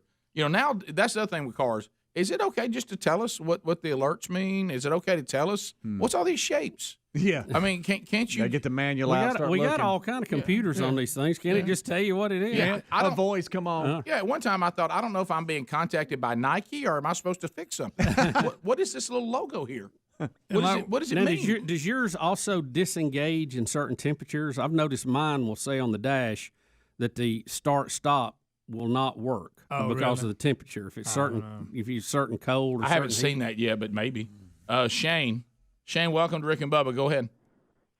Yes, sir. I am a service manager for a large trucking company in the United States, and the big diesel rigs do shut down. No. They have an idle function that about 5 minutes, if you sit there idling, they will shut down. And between 45 degrees and about 80 degrees, they will not idle at night unless you override it, which takes hooking to it with a laptop to save fuel. So these poor guys are sitting there in 70 and 80 degree weather trying to sleep with no AC. This is not America. Shane, since you deal with these trucks, does it use more fuel to crank them than to just let them idle? Not anymore with optimized fuel injection systems. It's not as bad as it was years ago, but it is. I mean, we have 14,000 trucks in my company, and so you imagine the amount of fuel we use idling, and it's a pretty significant fuel savings, but it is aggravating, and I get daily, especially like, we're here in Alabama. It was 23 degrees last night. If it gets above 40, that truck shuts off and your heater, they have an auxiliary heater, but it doesn't really work real well. Man, guys, it just doesn't feel right. Hey, it doesn't feel right. No, I mean, I just don't like I it. just look back here at the flag behind me and it's frowning. Right. It just doesn't feel right. All right, bottom of the hour. Feels very European. See, this is what soccer does. Soccer calls this whole situation. Rick and Bubba, Rick and Bubba. 6 minutes past the hour. How about you? From the broadcast plaza and teleport, let's go. Lordy gone. Speedy, the real Greg Burgess, and Helmsy, all in the mix this hour. Stretch Armstrong will be joining us starting the hour. He's handling phone calls, earning his degree in common sense from Rick and Bubba University. Common sense now deemed a superpower. And we welcome back for a brand new hour. There is Bill Bubba Bussy. Hey, Bubba. Rick, glad to be here, and thank all of you for being part of the Rick and Bubba experience. So it's time for us to move into, we move different topics. Now we'll move into our always played sports talk segment. And we kick around a little sports, but this has got some intrigue, though, because the fight's involved. And we bring in Big 12 basketball expert, Stretch Armstrong. Hello. Go Baylor. Yeah, go Baylor. We're all about Baylor. See, this fight really helps everyone else in the Big 12, including Baylor. Oh, really? Okay. So because Kansas players are definitely going to get suspended, and that helps everyone. It was kind of crazy. It was at the end of the game. Kansas had a big blowout win, and I think we've got the footage of it. It's, Yeah. So, totally so out of the control. setup, Speedy told us, is it's a blowout. So now everybody's getting a little chippy, little chip. And if I'm not mistaken, we get a breakaway layup, and Kansas blocks it. Correct? Yeah, Kansas State. Yeah, go ahead. Oh, Kansas was killing them. Seconds going out, and so Kansas is just dribbling out the ball, just to be nice. Like they always do at the end of games, they're killing them. And so Kansas State player just steals the ball while Kansas is trying to just dribble out the clock, let the game in. And so the Kansas State player steals the ball, tries to go for a layup. So Kansas guy goes and just rejects it.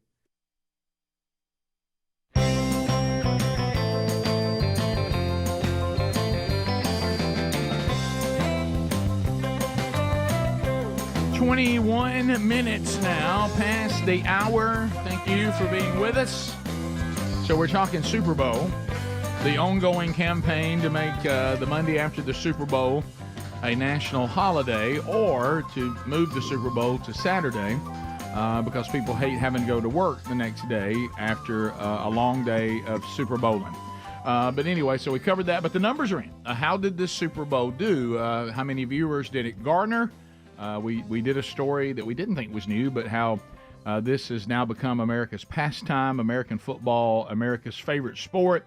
No one can put on a sporting event like the Americans. I know that the British have a lot of pomp and circumstance. They do that really well. But, buddy, we do parties well. And we do sporting events well, and it is a American spectacular. And so it draws a lot of attention, even people who don't watch normally during the season.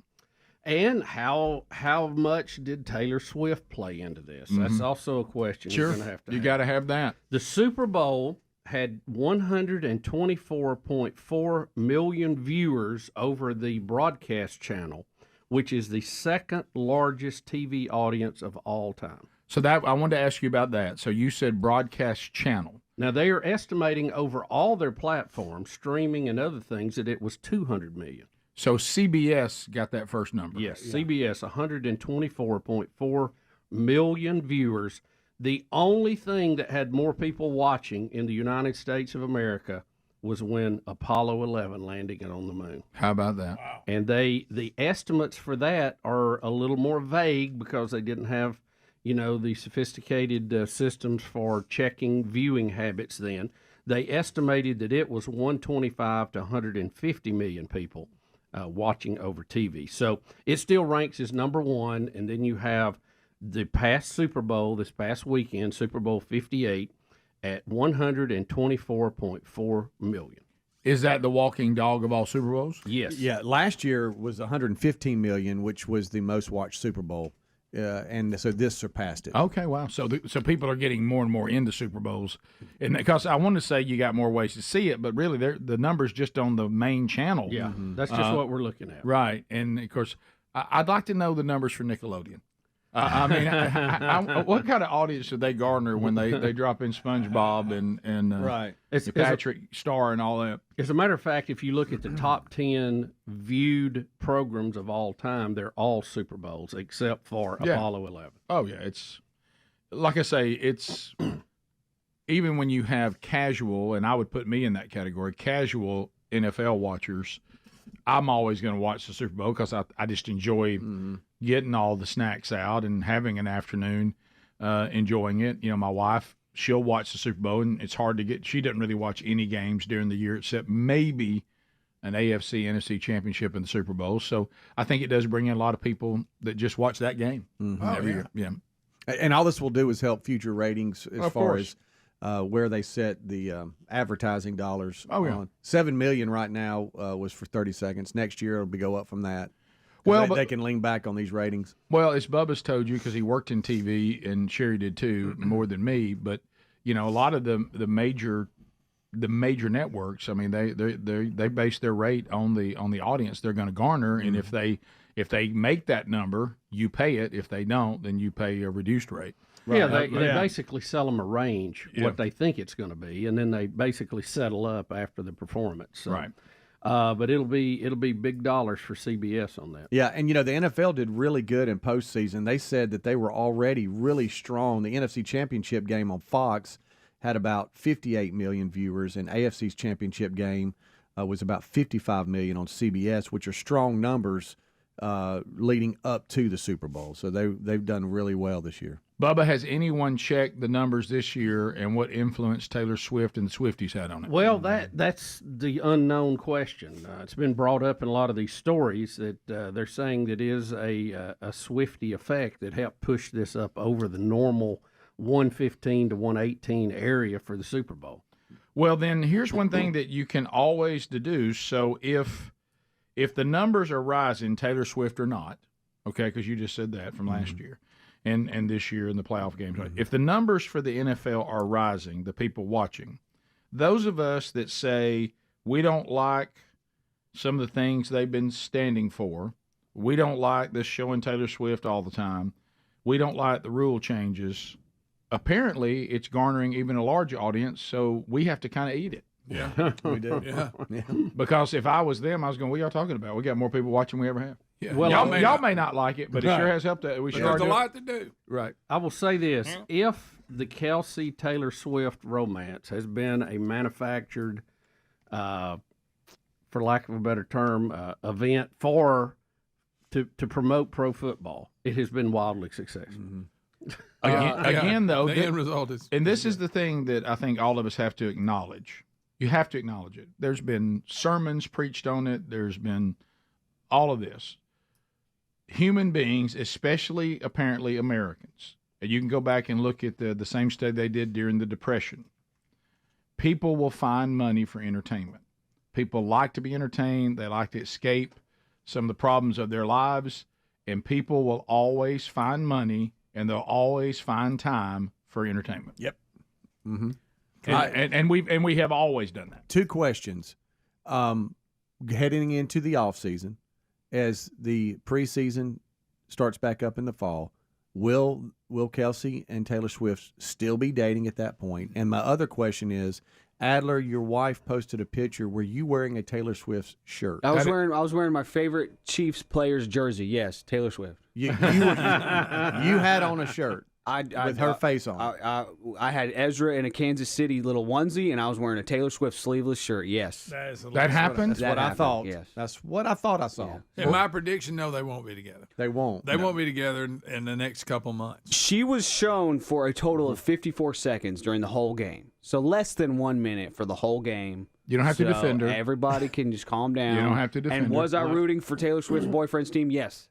Very much so. Oh, wow. We were I we were going to keep count of how many times they showed her, and it started right out of the gate. I mean, immediately you saw her and Blake Lively up there, and we thought, well, this is going to be a high count. But then it wasn't as much as what we expected. Well, I think they're trying to balance it. Here's what I do not think. I do not think that they are dating for any benefit to the NFL. But I do agree with Greg. Just because of who she is and who he is, they will not be together a year from now.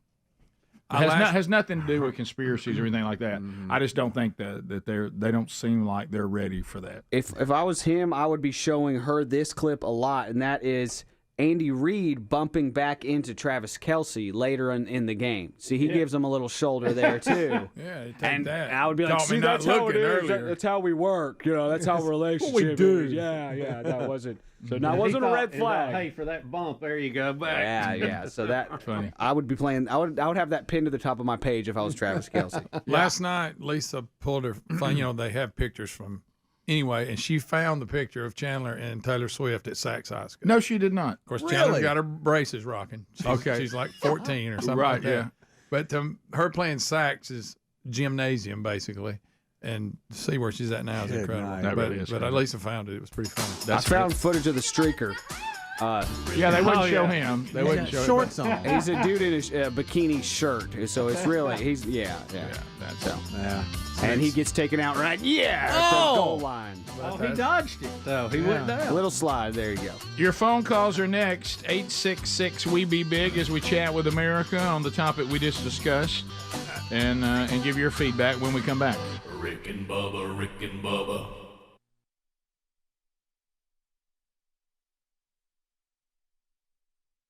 And stands over him. Yeah, and then that's when then it all happened from there. And then that'll it all or no? I'm not sure if that would get us in court or not, but okay. So they're sitting here and they're fighting, and now wow, guys, this is kind of the scene from up above. We have a better shot from someone that was recording pretty close to the action, but there's people that's picking up chairs and it's a mess. Who 33 stomping somebody on the ground? Yeah, they threw. Who was that? There was like a team manager or an injured player for Kansas State player that they not in uniform, but they threw him on the ground and started stomping on him. Yeah, Like, so I'm gonna come out of this, and then we're gonna go to the up close, which is what Rick wants. He is gonna want more of what we're about to show here. Yeah, I want to see. Yeah. I want to feel like I'm right in the middle of it. Yeah, all right. I think I'm in. I've got it. I'm in. Whoa, there he is. Is that Yeah. the guy that got slammed? Yeah. And then we get a little stomping And he going gets here. thrown over. Yeah. Yeah, my there's a goodness. lady just screaming, "Stop! We're gonna Stop!" have some She needs to get out of the way. Yeah, it's so bad that male cheerleaders are trying to hold everybody back. Yeah, Did he hit him with a megaphone? Yeah. How about everybody stand up? good. How about everybody has stood up and hollered? Yeah. So that's good fun. I don't know the rules. Is the clearing the bench thing? I mean, neither team's going to have any players left. No, for a little while. No, they're not going to suspend everyone. They're just going to watch the video and suspend specific. And this picture right here, actually, that's not a good one. That one's going viral, and that's Silvio de Sousa. What's he got? It's a chair. This guy was suspended last season for receiving payments from Kansas, and so now he's eligible this season. But now he's just going to miss the rest of this season. Oh my God! It's a coach's stool. Because if anybody talk about caught in action, let's see it again. It wasn't me. Okay, look at here, son. What's that you're holding? No, don't you learn you got a second chance, and this is how you got a 30-point blowout, and you're gonna stand over a guy and then get in a fight throwing a stool. Well, he's upset. He don't have as much money as he had last time. Yeah, he might be suspended without pay, maybe even. Look at you. I don't know. That's a good one. Getting a dig in there. Yeah. So we there's the stool again. Yeah. It's that just turned into it was a mess, wasn't it? Yeah. So are you excited about Baylor being number one? Oh, so excited, so excited. Our team is so good. We have one of the deepest backcourts I've ever seen. Like eight guards that could be starters. It's weird to hear their name at the top when it comes to basketball, but they're there. Yeah. I think Baylor's really on the uptick on all their sports. Yeah. Oh, yeah. It seems like over the past decade, they've really moved up. Man, look a little close at them. You're gonna have to can have too much success. Yeah. May have to get a little gander. Yeah. We were all big football fans during the SMU's run. Okay? Please look at that angle. Oh, now we really got it. Look, I don't care whatever. Look, that guy is gone. There's no way they're going to let him keep playing. Even his own fan is trying to stop it. I don't know. Big 12 loves Kansas. They might might give him a pass. Well, look, you hear that? Oh, he took a shot. Big 12 is really, really just coddles Kansas, Really? In basketball, they coddle them? Oh, yeah.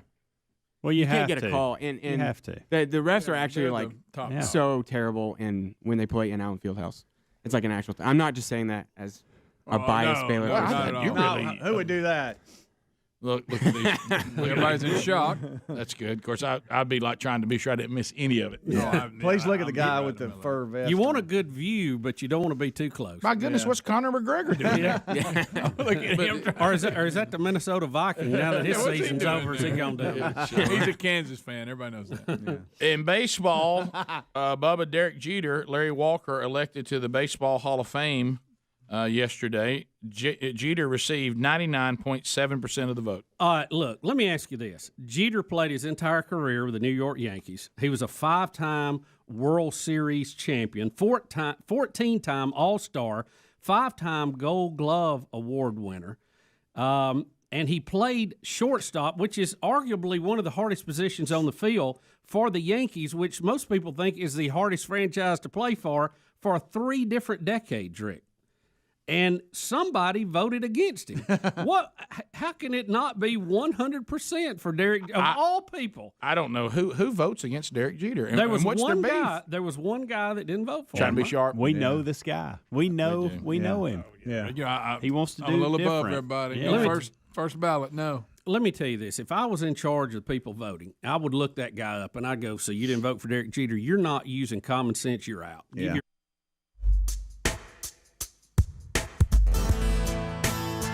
35 minutes past the hour, the Rick and Bubba Show. We're back. 866-WE-BE-BIG is our number if you want to join us. Speedy taking phone calls right now. We will get some of your phone calls in. PrepareWithBubba.com, brought to you by our friends at My Patriot Supply. Look, it may be something as simple as I like the outdoors, I like camping, I like hiking, I like boating, and I like to be able to have food with me that won't ruin and spoil. Or it may be something as daunting as tornadoes, hurricanes, flooding, or the entire economy collapsing. It works either way, and that is to go to preparewithbubba.com. The 5 P's. Prior planning prevents poor performance. You need to be ready because anything can happen in our world these days, and being ready is more important than ever. Self-reliance is critical for survival. That's where My Patriot Supply comes in, and why we want you to go to preparewithbubba.com.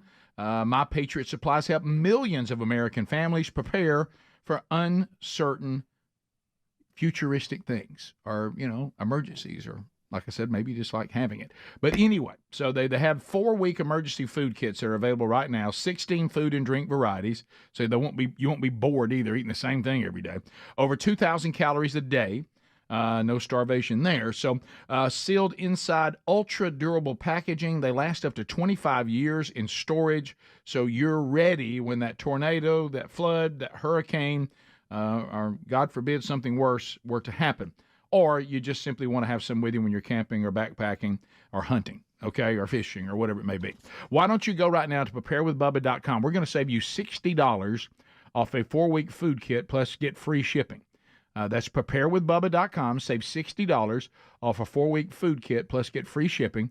Also a link at rickandbubba.com under the sponsors. All right, to the phones we go. People are standing by. We've thrown out a lot of topics. We just talked about the numbers on the Super Bowl.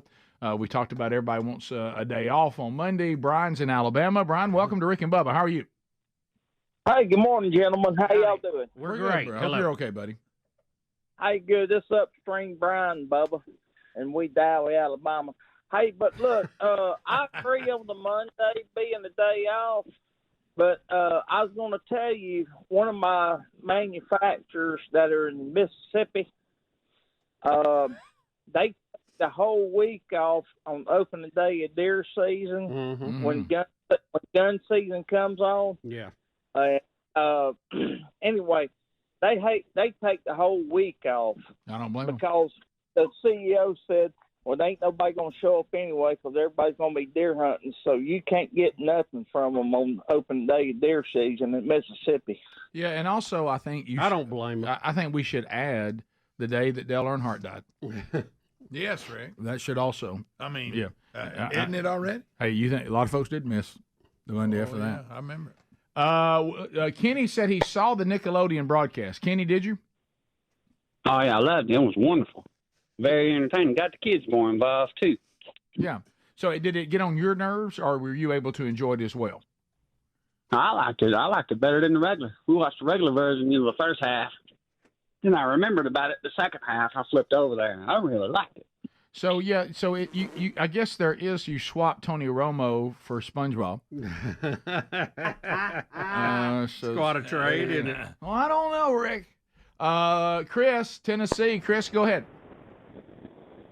Hey, what's going on? I'm not a Taylor Swift follower, but you mentioned it a couple of months ago that she was dating a different kind of guy. I look for them two to be married. Well, I'm trying to picture Travis Kelce being ready for that. Maybe, yeah. I would think this if they were serious, and they may be, I don't know, that it'll be a rather long engagement. Yeah. I don't see him settling down till after he's out of the NFL.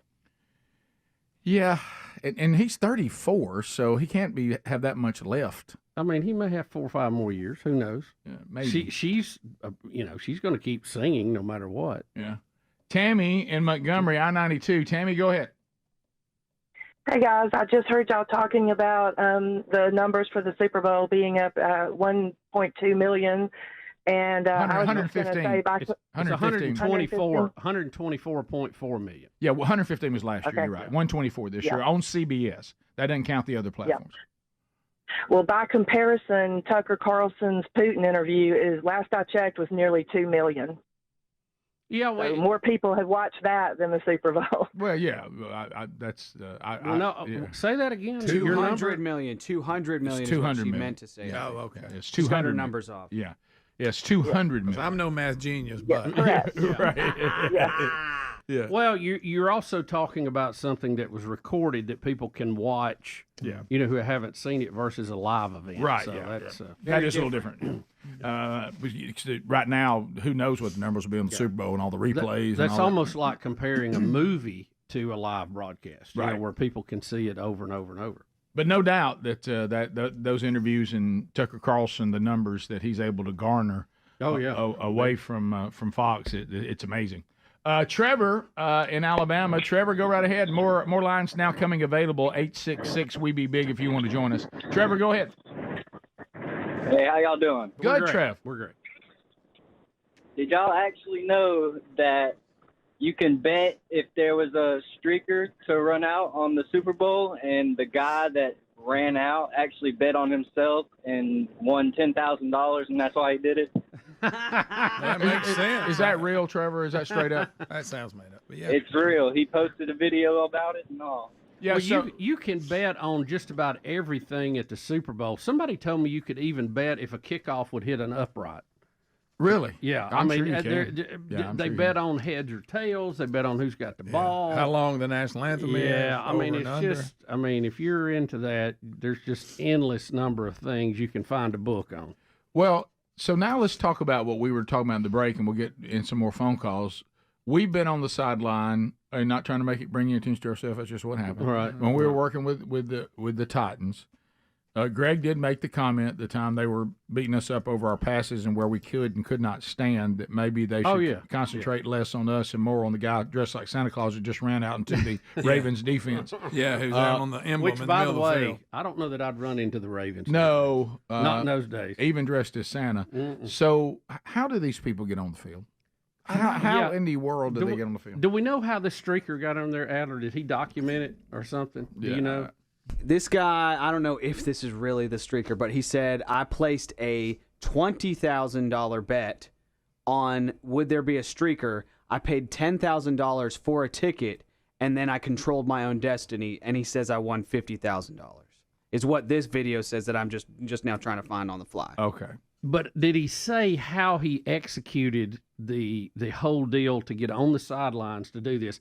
Because like you said, Rick, the games we have been to, pro games, it is, I mean, you would have an easier time getting in Fort Knox. Right. And I'm saying that as a joke. He But just you know what I'm hopped the saying. fence and started sprinting out onto the field is what this guy says, and I don't even know if this is the real deal. That just seems But so, the way he acted and gave himself up so quick, it kind of leads that maybe the story's true. Like, and he wasn't fully committed. He was not a streaker because he had shorts on. I know. Really, a People- shirtless guy running. It's got to be. It's got to be. It looked like he had him pulled down a little bit, so he had a crack going. Okay, but, well, that might have not been on purpose. So Now, I've been slides there. down. That's a different guy. The one you showed earlier was not the right one. That was in Okay. like Tampa Bay Stadium. Okay, sorry about that. Yeah, this is. I The think guy this in the is white pants was this one, right? because he Okay. slides and puts his hands behind his back. Okay. Steve in Alabama. There we go. I found it. Oh, you got it. There, hang on, Steve. Hang on, Steve. We got to see it. Well, Boom. Okay, so that wasn't a good. Yeah. Okay. Gotcha. Okay, so this guy those look like long pants, were they? Yeah, Yeah. it was. Yeah. He was just shirtless. He was is all just he shirtless, was. yeah. It was Which just a does that shirtless guy. qualify as a streak? I don't think it does. I bet Vegas wanted to talk to him about that. Yeah, I'd have to have a definition of that. Wow. Because I'm not sure that meets the criteria. Yeah. Steve in Alabama, go ahead. Yeah, I just don't get why this was the most viewed Super Bowl ever. It's really the worst game of football overall. I mean, not this specific game. I'm talking about the condition of the game. You've got a celebration after every play, seems like. I mean, you've got a running back runs outside. The offensive line carries him, and he gets tackled by one guy in the open field, and he acts like he just scored a touchdown. Yeah. And you've got all kind of penalties for, illegal touching, tackling. I don't know. It's football. You think they know every inch of where their head's going to go? Nope. Yeah, but that goes back to what I said. I don't like some of those things either, but apparently we're just wrong. People don't care. You're right. Well, Yeah, you had two good teams. Okay, it wasn't a Cinderella team that could, where the clock could strike midnight. You had a lot of off the field stories. You had that with Purdy. You had that with Mahomes. You had that with Kelsey. You had the Taylor Swift issue. There was a lot going on, and it was I thought it was a great game. Well, I think, and Bubba, you would speak to this in music. I think you can never underestimate. You may be a master of the game, and you may really be a connoisseur of the finer points of the game. It's Super Bowl Sunday. Most people watching aren't. It's like saying I stand back in the corner and cross my arms and critique the guitar player, and the Bubbas of the world, which is, by the way, the vast majority, say, I kind of like those chords. That's a good song. Yeah. I couldn't care less how the guy plays the guitar. Yeah. So I think some people who, love the finer points of the game, don't like the way the game has changed. We're just not the majority. Most people just want to be entertained and watch something that's the spectacular. And a lot of them are caught up in the party part of it. Yeah. And, get to have little get-togethers Sure. like we did, and Sure. it's fun. And you get to talk about it and see what the halftime show is going to be. That's become its own, it's got breath of its own. Yeah, at the end of it all, most people are just doing it because it's entertainment. Yep. We'll be back. More Rick and Bubba next. Rick and Bubba, Rick and Bubba.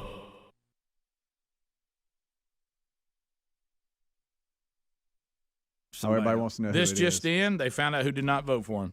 The name, Scott Garosky. Yep. Yeah. It's funny you bring that up because we all said that. He would be the one. He would be. And we haven't watched 100%. I don't think Scott. See, that's even a higher level to get it be unanimous to go in, and I cannot believe one guy did not. And I want to not only know who it is, I want to hear their pitch. Yeah, I want to hear what their argument Make your pitch. Yeah. Right. Why did you not vote for him? And we haven't listened to it, but I saw a headline. OJ has tweeted out about it. No, he has not. He can't believe they didn't vote for him either. Well, OJ weighing in. He's big on Twitter. Even this is clear to OJ. Yeah. My favorite part is looking at the comments under his video. Oh yeah, and he actually he obviously doesn't read them because No, he people are doesn't just care, wearing I him guess. out. I have no Hey, idea. Twitter world. Yeah. I have no idea who Larry Walker is, but Larry Walker. what about when you look and it says 76%? You're like, you kind of feel kind of bad. I mean, you're in. Yeah, that 75% is what you need. Rick, it's like getting a driver's license. I passed or I failed. Who cares about the number? Of course, Roger Clemens got 61%, Barry Bonds 60.7%. I think this was their 8th time through. I think you get 10 because I want to say it was It's Larry's coming to 10th. an end. Their chances are Kurt Schilling dwindling. got 70, so they're thinking he might get in next What do year. you have to be in 75? Yeah. Mm-hmm. And who Barry Bonds, theirs is going the other way. So every year it may be 65, now it's 63, now it's 60. So they're going the opposite direction of what they need. How do you feel about them not being in? I think they should be in. I do too. I don't like it at all that they're not. Yeah. Look, if you want to put Go ahead, underneath, they were involved in this or that. I got no problem with that. But they still were there and hit the ball. I agree with that and too. all that. 100%. What's that? Pete Rose. We said go ahead, Bubba. I said go ahead, Bubba. Get Pete Rose. Yeah. I'm not even saying anything. You don't have to. I will. He you've should tried be your there. best to get Pete in. Yeah. I'm just look. I watched Pete play. Here we Okay, go. that was the thing, and I saw how he hustled on those hot days when nobody else wanted to, and there was a lot of lollygagging going on. He always gave it 110%. So. Think about he was very successful with the numbers. I don't know what he didn't bet, all that stuff, but he was a heck of a player. Absolutely. And you wanted your teammates, you wanted your players to act like Pete on the field. 100%. I think these players were the best of their era. End of subject. No doubt. We'll be back. Your phone calls are next. 866-WE-BE-BIG. All 10 lines are available, and we look forward to chatting with you. Whatever topic you want to talk about, you can weigh in or ask a question right after this. Rick and Bubba.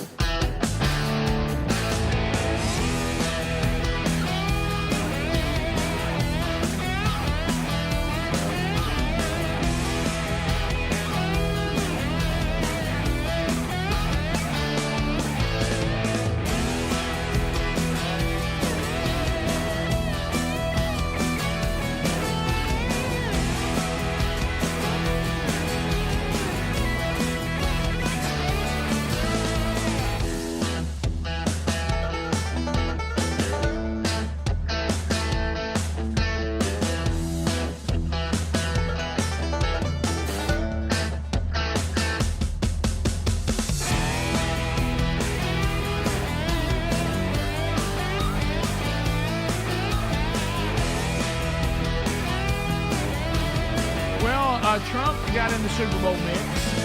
9 minutes to the top of the hour. He has released some sort of a political ad that's got a Super Bowl theme as he's taking on his new nemesis, Nikki Haley. And I've heard a couple of Trump clips lately. Right. You have to, when you hear him speak, you have to remember he talks like a Brooklyn cab driver. Okay, Yeah. and if you keep it in that context, you understand what he's saying. Our media likes to hang on every word. Oh, sure. He wants Russia to attack NATO partners. Yeah. He He wants them to pay their fair share of what they're supposed to be doing, which they've agreed to do. That's all he said. He shoots from the hip. He chases rabbits. He's thinking of things on the fly. Yeah. And so here is a Super Bowl style ad, which is challenging Nikki Haley. And here it is. Prove the fact that Donald Trump says I want to cut Social Security or raise the age. I've never said that. There's the red challenge hat. Trump's challenging Haley's statement. Haley's claim she didn't call for raising the age of Social Security is under review. Tony, here's exactly what the official is looking at. Social Security, Medicare, how would you manage the entitlements? We say the rules have changed. What we do know is 65 is way too low, and we need to increase that. 65 is way too low, and we need to increase that. Let's take a look at another angle. We change retirement age to reflect life expectancy. I think the call is pretty clear, but let's go down to the field and see what official Gene Tooney has to say. After review, Nikki Haley clearly said she plans to change the rules and raise the age of Social Security. This results in cutting benefits for 82% of Americans. Bob, that was a rookie mistake by Haley. I'm Donald J. Trump, and I approve this message. That was a good one. That was a good one. That's really well done. It really is. They throw the red cap. That's funny. Good. I'm gonna tell you Solid. that one gets 11 on creative. Yeah, points. whoever I'm wrote telling that you. one, well done. Well, and it's also that all the things you guys say is so easy to follow. It is. The point is so clear. Obviously, she has been caught in sounds like a little bit of saying one thing and then that it seems to be in conflict with what she'd said before. So that's the problem you have now with everything being right there for you to go back and find. Yeah. There's plenty. So anyway, I don't think if Donald Trump doesn't go to jail, then he is. I don't know if it's more unlikely for Donald Trump to be the Republican nominee as it is that Trump is going. I mean that Biden's still going to be there to be the Democrat.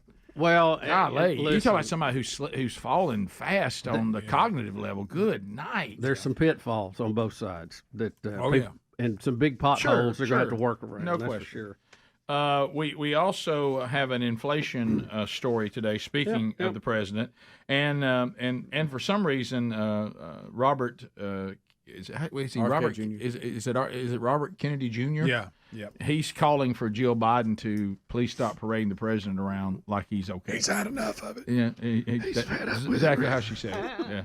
So the Labor Department today said that the Consumer Price Index, which is a broad measure of the price of everyday goods, which we're all seeing, gasoline, groceries, that it did rise by 0.3%. So in January from year to date, I mean year to year, right? We're looking at 3.1% for the same time last year, which was already up for the same time the year before, right? So that they had predicted the economic gurus were looking for 2.9%. It actually came in at 3.1. So inflation is going up, and it is getting worse, no matter what the president tries to tell you. Yeah. He's just blaming companies now because he can't look at himself. Well, this thing he and did somehow it was Trump's fault again too. Yeah, I couldn't follow that one. Well, we got to do that. The shrinkflation thing he tried yesterday. That was just bizarre. Yeah, they're trying. Bless their heart. Somebody came up with that in a meeting, and they thought, why not? Let's go with it. Let's shoot a half-court shot, see if anybody buys it. But yeah. So now we do have Jason out of South Carolina. Jason says that he can clarify the whole streaker story of the guy claimed he bet on himself and all that because it seems to be a little questionable. Jason, do you have the full story? Hey guys, so there's just something very similar that happened a few years ago where a streaker came out, did the same thing, and it was actually the true story that he did it. But once the sports book that he placed the bet at figured out that he had pretty much fixed his bet, they voided his bet, so he was not able to do that. So that leads me to believe that if this guy who posted this video saying he was the streaker at Super Bowl 53, I just find it hard to believe, because then the casino that he placed the bet at would then see it, and he wouldn't make any money. My guess is probably just a publicity stunt is going to be my guess. Yeah, because it seems almost too easy to do. And again, I think there's a technicality that he has pants on.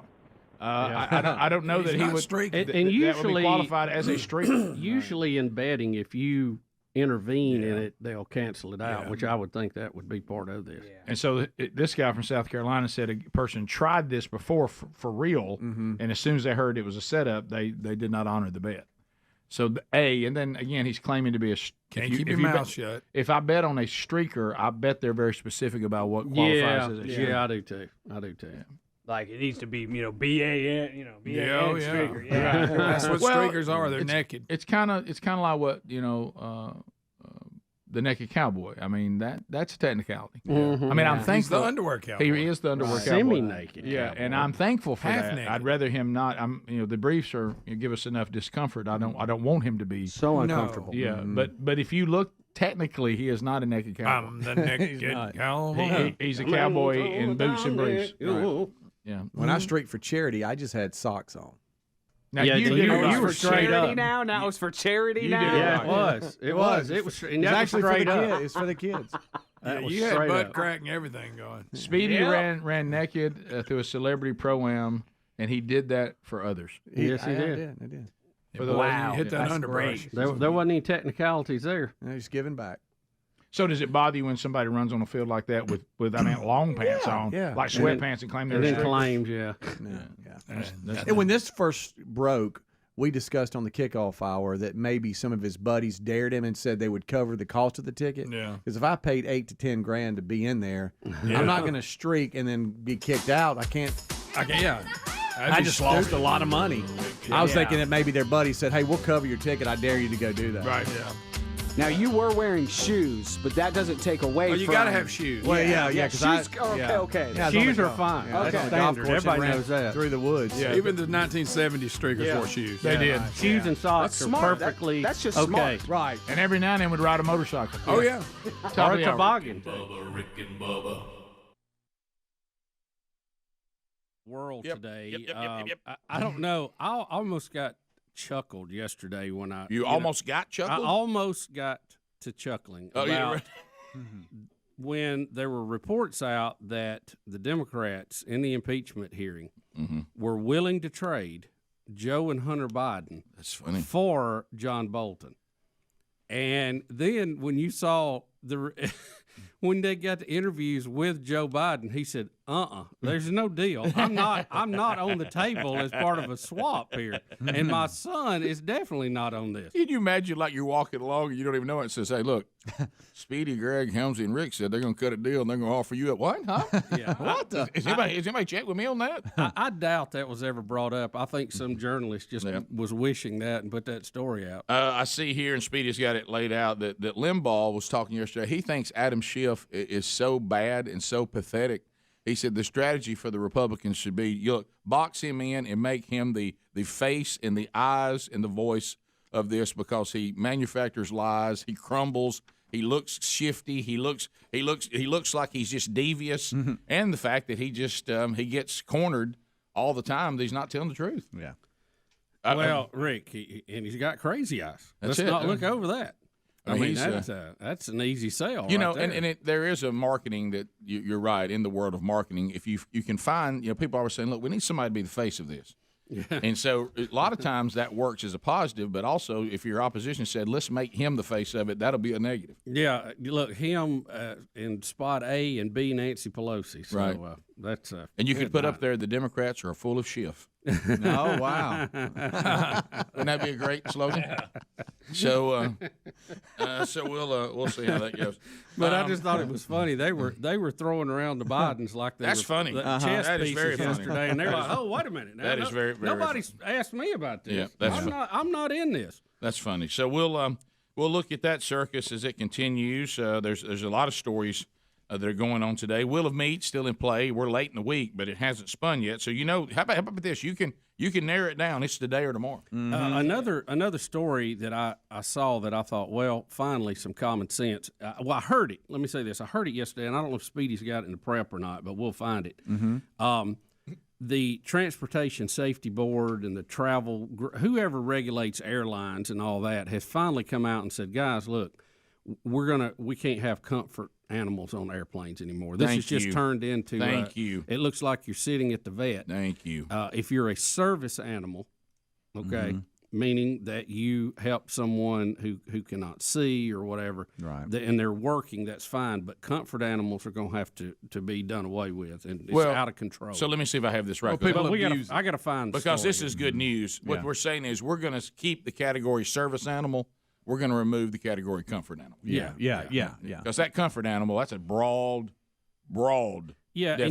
And you can't just go to a website and have your animal certified as a service animal and carry it with you. I mean, it has to actually. Right. You have to be visually impaired, or you have to have something that would qualify for Let's take the requirement of service animal and let's raise it, and let's remove the term comfort animal. Yeah, if you have your car keys with you to drive your car when you get back, you don't get a service animal on for visual. You know, that kind of. So we're back to the driver's license thing. Well, I think that's the key. That was given to us one day, and it was a doggone. It was pretty daggone. It's a good example. I think. Really, it was done. I mean, we got it that. really was. For the days of rabbits, turtles, and birds on planes as emotional animals, I think those are going to be gone. Well, I surely hope so. Well, it's finally come to And this. didn't we have a peacock once? Oh yeah. Yes, sir. Yeah. Are you kidding me? Did that happen? Can you even believe? Do you? I just think I think in a world we live in, for all of its complexities, it's reasonable and doesn't require much thought to say no peacocks on a plane. Yeah. We'll be back. More Rick and Bubba next. Rick and Bubba, Rick and Bubba. Said about any topic for us as a society to spend time on it, you had to make us think that topic required discussion, meaning it was complex. We need to think about that. And what we would do is we would just move on from anything that was just ludicrous. Yeah. If you brought up something ludicrous like, I want to bring a peacock on a plane, you couldn't even get an audience. Yeah. People just say, that's absolutely insane. We're moving on. All right, now let's get to the next topic. But now we bog down on things that at one time in our society we wouldn't give the time of day. And you think people would have common sense, but Rick, there's a couple of stories today that I think common sense is trying to roar back here a little bit. I'm excited about that. Well, as I mentioned, the Transportation Safety Board on Wednesday has put forward proposals that would greatly limit the number of animals on airplanes. They would only be allowed to bring on specially trained dogs. Here. That qualify as service animals. They got that vest on. Mm-hmm. Airlines on their own would be able to ban emotional support animals such as untrained dogs, cats, and more exotic animals such as pigs, pheasants, rabbits, and snakes. Pheasants? Here. I know. So, the airlines say that pheasant? The airlines are saying that the number of support animals has grown dramatically in recent years. They lobbied the Transportation Department to crack down on what they consider a scam. Passengers who call their pets emotional support animals to simply avoid paying pet fees that generally run more than $100 each way. Here again. This is a wonderful step in the right direction for people like myself who are dependent and reliant on legitimate service animals, said Albert Rizzi, who is the founder of My Blind Spot, an advocacy group for people with disabilities.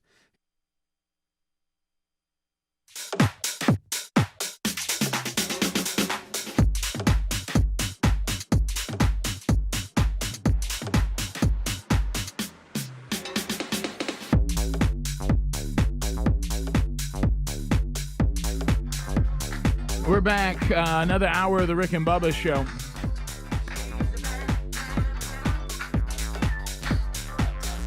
Thanks for being with us. More of your phone calls still to come at 866 We Be Big.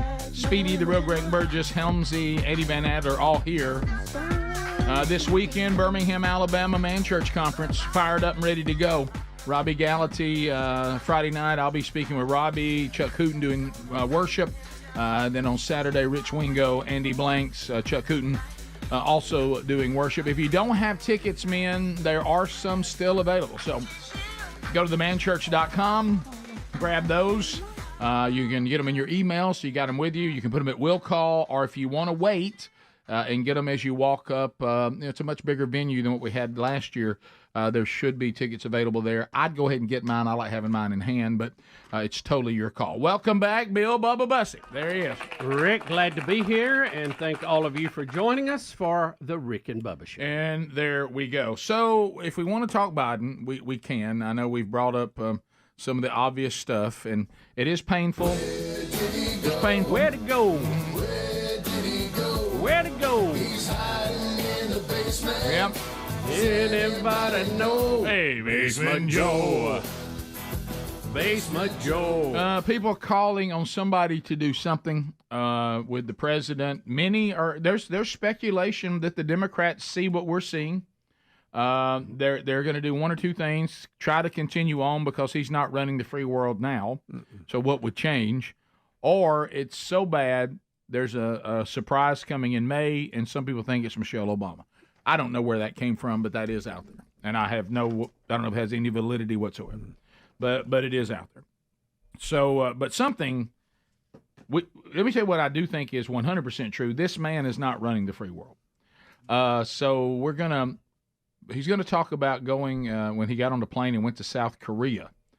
What is this in reference to? Is he talking about the North Korea situation? Is he talking about he's going to be talking about the chips and workers, and he's going to tell a story that is just probably not true. Does he even get disinterested in his own story again? A little bit, yes. Oh, no. Well, let's face it, I've been there. When I got on a plane and went to South Korea, they said, what the heck are you doing, Joe? I said, I'm going to try to convince them to invest here. Why? Remember we had those supply chain issues? We couldn't get these chips? Well, guess what? Samsung came and met with the president of South Korea. And all of a sudden, I asked the leader of the company, I said, why would you invest in America? He said, you have the best workers in the world. He leaned forward again. That doesn't make sense. Guess what? I thought he was going to have to convince them to do it. Yeah, he was saying, why don't you and they said, build here? And he said, you have the best workers in the world, which means you would have. It didn't make sense. That's not a reason not to build here. It's actually a reason to build. I'm serious.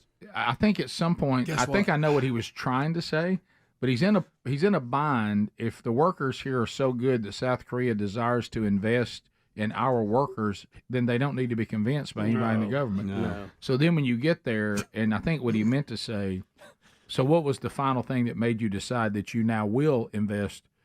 And he got the bind there because if he wants to look good, it's supposed to be because he talked him into it. But then he thought, well, I need to say something about the workers because, all the unions vote for Democrats no matter what it is. Guess what? So then he meant to say, I think, why are you going to invest? But unfortunately, to your point, Bubba, that's not what he said. He also said, he meant to say, what the heck? Yeah, he did. Also. They must have talked to him about that. Yeah. Well, he can't find the Crown Prince Hussein. Have you seen him doing the dance around him here? I'm not going to. He don't know where to stand. No, I'm looking down. He's all over the stage. That's another clip, but I'll get that right after this. Here he is looking for a guy who's not there. Along with Queen Rihanna, who's meeting with Jill now and the Queen and the Crown Prince Hussein. Where is the Prince out there? Oh, I thought he was coming out. At any rate, Oh, my God. we've known each other. Anyway.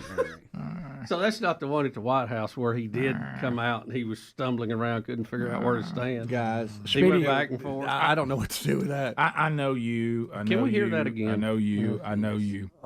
You can't take your eyes off the handlers. This poor son of a gun that's standing behind the president, he doesn't know what the president's going to do. No. What do you want me to do, sir? I don't know why you keep looking for the prince. But God bless you. So they don't know what to do, y'all. Adler, do you have that clip? It's outside, and he's introducing him, and then he doesn't know where to stand. Have you seen that one? Yeah, I'm looking for it. I had it saved earlier. He was doing a dance on stage. He didn't know where to go. Oh, man. But we can't let this happen. No. Biden Roomba. Give me 1 second. Is that what it's called? For Biden Roomba. Is that what it's called? We can put this to music. That'd be awesome. They may do it in this video. I don't know. But God love him. I mean, he needs help, and somebody needs to help him. Here we go. But if you help the president, it looks bad. Yeah. Okay. Here you go. Your Majesty, over to you. Oh, wow. I think I'll stand right here. No, wait a minute. I'm going to go over here. What about this right here? Y'all happy with that? Not sure. Oh, wait a minute. My hands. Not sure. Confused. Oh, they're telling me to go back over here. Mr. President. Oh, my goodness. Bubba, you were an expert at the robot. You know how you do the robot? Yeah. That's what it looks like Yeah, he's he doing. has his hands. It's like he's sitting. He's like, He didn't know what to do with his hands at all. Greg, are you okay? I know. I'm not. Okay. Not with any of this. Did somebody drop their phone? Look at his hands. I think he Why kicked is he something. looking down? Is somebody? What is he doing? Where's he Over going? here. No, Oh, wait, he's my looking back at his spot. Wait a minute. Somebody's motioning me over here. Let me let him know what's going on because I walked behind him 3 times. Let him know what I'm doing. Bubba, I know how you love auto-tune raps. Yeah. Somebody put one out to him. We had Monday, never got to it. But good can we night hear it, alive. please? Oh my God. Hey, it's hilarious. And that's long, and so you don't want to sit So with it for a long time. But well, I might. all the misspeaks they've put to beat, good night, it's gold. so now we have a montage of him trying to say what, Adler? He's locked in on this word. Okay, so with the mental decline reports that came out from the Department of Justice, basically saying the president is not mentally competent to be held accountable for these crimes. You can tell that the buzzword that the White House press and the Biden administration is trying to put out there is, oh, that's just gratuitous. Okay. And so every single talking head is out there using the word gratuitous. Okay. Gratuitous and inappropriate criticisms of the president. Way too many gratuitous remarks. The gratuitous remarks, the gratuitous comments, they're saying it's gratuitous. Okay? We certainly agree that it's gratuitous. The gratuitous comments in the report and the gratuitous comments in the report are troubling. It was gratuitous. Ad hominem, gratuitous attacks. Politically motivated. Gratuitous. Gratuitous. Gratuitous. Gratuitous. The report was gratuitous. This seems like the height of interference. It's gratuitous. And His gratuitous, superfluous statements about his memory. Let me tell you, they got the memo on that one, didn't they? Well, if you take time to look at the clips and look at them, this happens all the time. Yeah. When the talking points go out, everybody picks it up. Now, to me, I don't know the proper meaning of gratuitous because I didn't think unnecessary. It sounds like they're using it without cause, unnecessary. Some of them added another word to it. That last guy, I'm not sure. sure. Trying to be sharp. I would have to disagree with the use of this word since he's the president of the United States of America. And if they're trying to explain to us one of the reasons they won't hold him accountable for what he may or may not have done, if one of the reasons is we don't think he's mentally, it's not, his mental state right now, it's impossible to interview him because he can't remember anything. Right. I'm not sure that's gratuitous. I think that may just be truthful. I thought it meant you were thankful for something. Gratuity. That's It gratuity. does sound like it, doesn't it? That's what I thought that's what it was spelled off of. I really did. So here is how you say this was named? Mayorkas. Mayorkas wanting us to know here comes an attempt to tell you the opposite of what you know to be true. Yes. Here we go. Then made gratuitous, unnecessary, and inaccurate personal remarks, and those are improper. The most difficult part about a meeting with President Biden is preparing for it, because he is sharp, intensely probing, and detail-oriented and focused. Intensely probing. No, nobody's buying that. Okay, right. Listen, I know you got to pull for the home team. You can't walk around with a straight face saying that. That's when they overdo it. Yeah, you've overdone it a little bit there. That's when I scream out, you went too far. Yeah. You were fine. Gratuitous. Well, he's needing another job because he's about to be impeached. Right. What you just said was gratuitous. It was unnecessary. Yeah. We'll be right back. Rick and Bubba, Rick and Bubba. Said some people want to have the benefits of having a disability without actually losing the use of their limbs or senses just so they can take their pets with them. Can I tell you in this story right now, my favorite comment? I would like to consider us doing some sort of tribute this week to Sarah Nelson, president of the Association of Flight Attendants.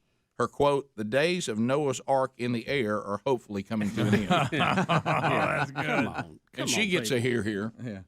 Well, you have emotional support. You would think dog. They interact.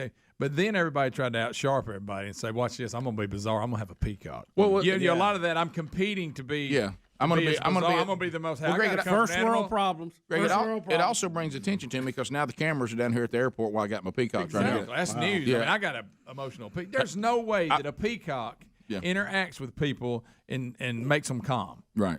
Maybe a dog. I can see that. Sure. Greg, I'll say this: if you have to have an animal with you to fly, maybe you don't need to fly. Yeah. Unless they're helping you to see. Look, here's what Stephen in Kentucky is talking about. Your fall. We're looking at a picture right now. Stephen, go ahead. There it is. Oh my goodness. Yeah, there was a story on the news not too long ago, and of course they made a big spectacle out of it, cameras and all down at the airport, like you were talking about. This woman took a miniature horse as her support animal on the plane with her. Yeah, we just saw pictures of it. See, this is what we're talking about. Here's the problem, Stephen. And I hate that society has gotten to this, which that's why I love these stories today, Bubba. We're going to have to get tough again. Let me tell you what you cannot do anymore. You cannot send out a logical topic to current society and say, y'all know what we mean. Mm-hmm. No. You can police yourself on this, and you can cull yourself and know what's appropriate, not appropriate. We don't have to define this, do we? We don't have to tell you that we don't mean miniature horses and peacocks and pheasants. Mm-hmm. We don't have to tell you that, right? And you know what? You know what society says? Oh, you have to. Wait a minute. Oh gosh. Well, you mean to tell me I can't bring a horse on the plane? When you said comfort animals, you didn't mean a horse. I mean, it's like society can't figure it out. I mean, you can't go. Somebody said, "What do you think about a horse?" No, I don't think they mean that.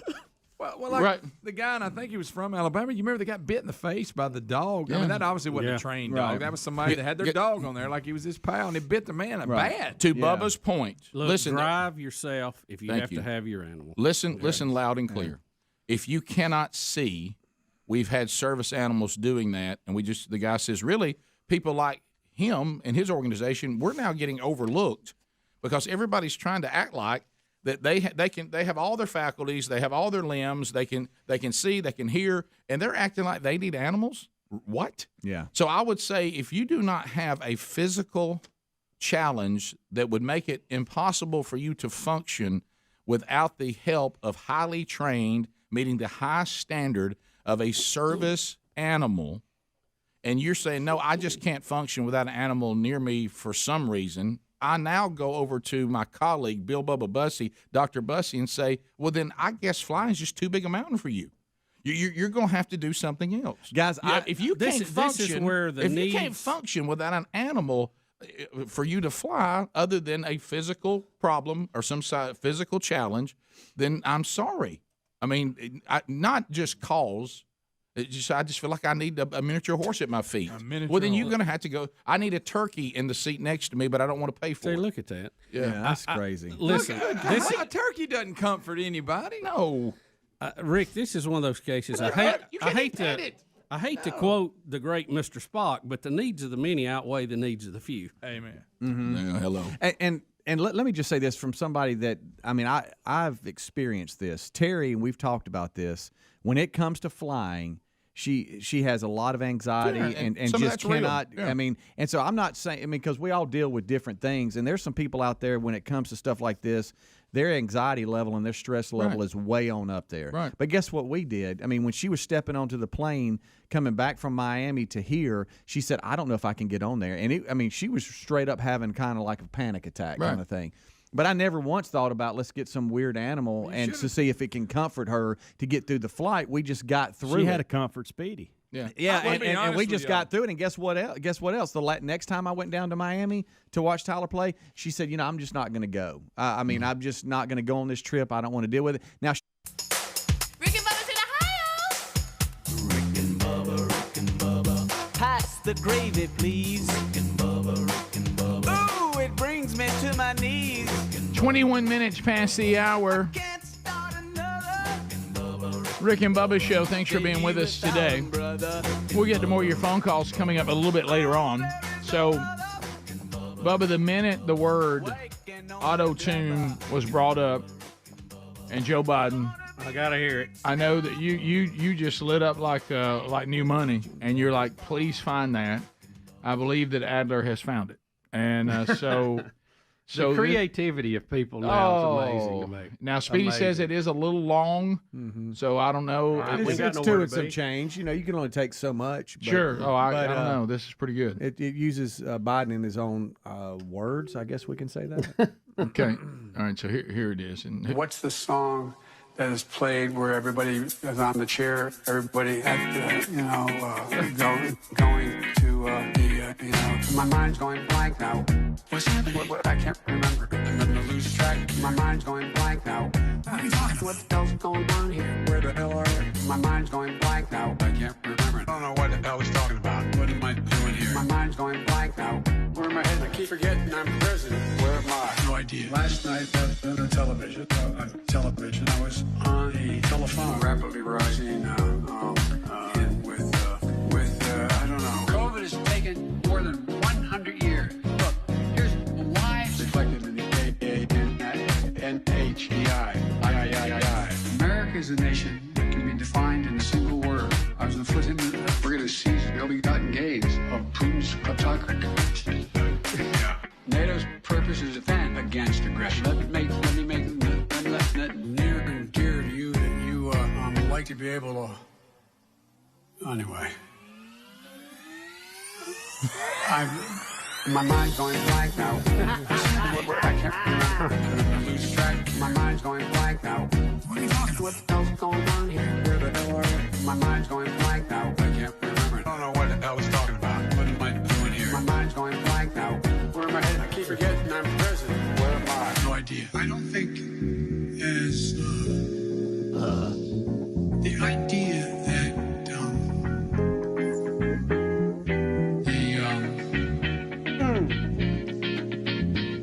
the political coverage of I want to thank and recognize Dr. John Kingersong. Good song. I can't get this to function at all. My mind's going blank now. I can't remember. So that's the chorus. There's your earworm for the rest of the day. Yeah. Sorry, Tom. I understand. Mine's going blank now. I understand the love of power. I do. These politicians, they love it. Once they get a taste of it, they can't get enough of it. And I want to keep this person that has me connected and keeps me in power propped up. But don't you think there's just some point that you just go in and love the person and sit down and tell the country, we all know he can't go on, so whatever you have to do, let's do. And I know that means Kamala Harris right now. Yeah. I got all that. She's ready to be president. She says. She said she was ready. Yeah, they're already doing stories. They're trying to roll this idea out and see how it'll do. But her mind's going blank now. I'm at the point now, I know that the Kamala, I got all that. I just can't get past the fact that people are letting this go on. Mm-hmm. But then saying things like we just heard that he's sharp, he's detailed, he's prepared, he's probing. Intensely probing. What are we talking about? You got to be prepared. When you meet. You do have to be prepared, that's for sure. Now the right fact he went that far with it shows you how bad it is because he's just lying. Nobody's buying that. Nobody. I think we're all sick of Biden intensely probing the country. Okay, I think we could just ease up on that. Yeah, intensely probing. So mine's going blank now. I kind of want to investigate that famous statement when he was going to describe America in one word. Did we ever get the word? Did anybody ever say, here's what he was trying to say? No. Look, y'all said it before, but it's just it's worth mentioning again. It's not about him. It's about his party and them having power. Yeah. They couldn't care less about his health. I mean, that's obvious. But should that's obvious. But, we should. But shouldn't we? That's just real. Yeah. I don't care. Because the mind's going blank now. Well, to me, it feels so... What was I thinking? Or what was I thinking? My mind's going blank. It feels so strange to me because, we talk about... that we are living in a fake world. And when the current president that we're faking that he's okay, then the fakeness just flows from the head fake. I mean, it just, it's like we're just overloaded with spoons of fake. I mean, just so much when the person in charge of the country that we're faking that he's okay, doesn't that create a fake foundation? My mind's going blank now. Of fakeness? I mean, it's like, it just feels strange. Like you're from another planet and you're looking around going, oh, yeah. Do y'all not see it? Yeah, it's like a guy limping off the field and saying he's okay. I can go back in. He can't walk. No, Right. you're not. We need to replace you. No, I'm good. Right. No, you're not. You can't walk. There's just so many things right now that just are so clearly fake and not real, and I don't know. It's not good. The cognitive skills of the president reflect the current cognitive skills of the entire nation. We got. I don't know. So hopefully, something like that will change. Now, on the Republican side, we still can't figure out about Trump. Is he going to avoid all the attempts to put him in jail? Well, you got to deal with that. Yeah, and so I don't know. I know that he said something about a new Republican National Convention chair. Yeah, he's trying to make sure he's got his folks loyal to him at the head of the Republican Party, which is normal. Right. Both sides do that. Yeah, and so his daughter-in-law is going to try to be the vice chairman. Is that correct? Yeah, Laura. Yeah. Okay. She handles herself very well in the media. Sure, being his daughter-in-law, probably better than some of the other Trumps. Well, probably at times better than him. I mean, that's what I was kind of. I knew you were. I thought I'd go ahead and land that, but he. Sometimes you wish that he would say what he says the way she says it. You know, it's just like, won't you just all the time. I mean, the his mind's going blank now. Intensely probing. Yeah, Adler, you're right. If you just stand in the grocery line, he does intensely probe you every time you get up there. Of course, that's due to corporate greed and shrinkflation. Shrinkflation. That's a new one. It feels like it's because of Bidenomics, though. Yeah, but it's not. That's how it feels. It's though. corporate greed and shrinkflation. It just looks. There's so and many smaller portions. There's so many decisions you make. You know, if you're flow charting this, if you're a computer programmer, you know, it's yes or no and left or right, and it just seems like that they miss every single turn. Every single turn. Right. That they could have done some things to smooth over the election right out of the gate. But they started with this, everything that Trump had done, we got to get rid of it, no matter what it is. They didn't look at the validity of it. They didn't look at the facts of it. Trump did it, we got to get rid of it. Right. And it's part of the derangement syndrome. And they did, and it's been a total mess. And it's got their name on it, it's got their hands on it, and they're going to have to deal with it. And if the American people vote them back in, God help you all. We deserve it. If you put shrinkflation in front of me and I still go out and use it, that tells you right there I don't have control of my mind. Yeah. Because if I was thinking clear, I'd go, y'all want me to go pitch shrinkflation? Are you kidding me? Bring me something else. Would you want to be on the PR team for this to come up with some good news? No, what? Phone calls next. Rick and Bubba.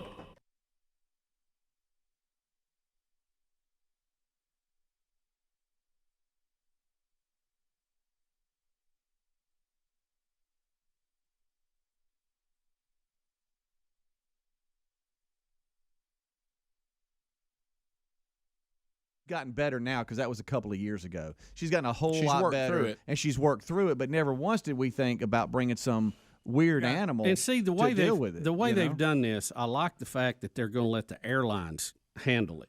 Okay, so the transportation folks are going to let the airlines handle it. So let's say that most of us don't want all these ridiculous animals on a flight. We just actually want to go from point A to point B.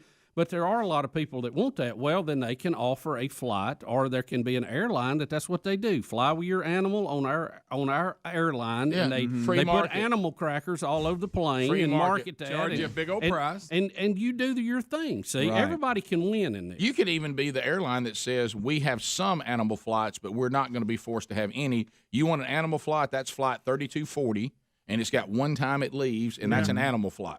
And then I would look at animal flights and say, I ain't get on that one. You know what I mean? I mean, it's so you can let the free market work. You can't be mandated that we don't have a choice. I mean, somebody could come up like your case, Speedy, and say, well, I'm bothered, really. I honestly have a problem, some kind of block about me getting on the plane, but I've noticed if I can stand in the aisle and jump up and down, I seem to be able to make it.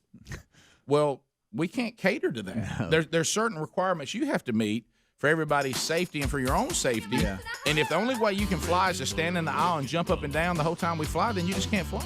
Right. You're gonna have to. Are you gonna have to work through it? Yeah.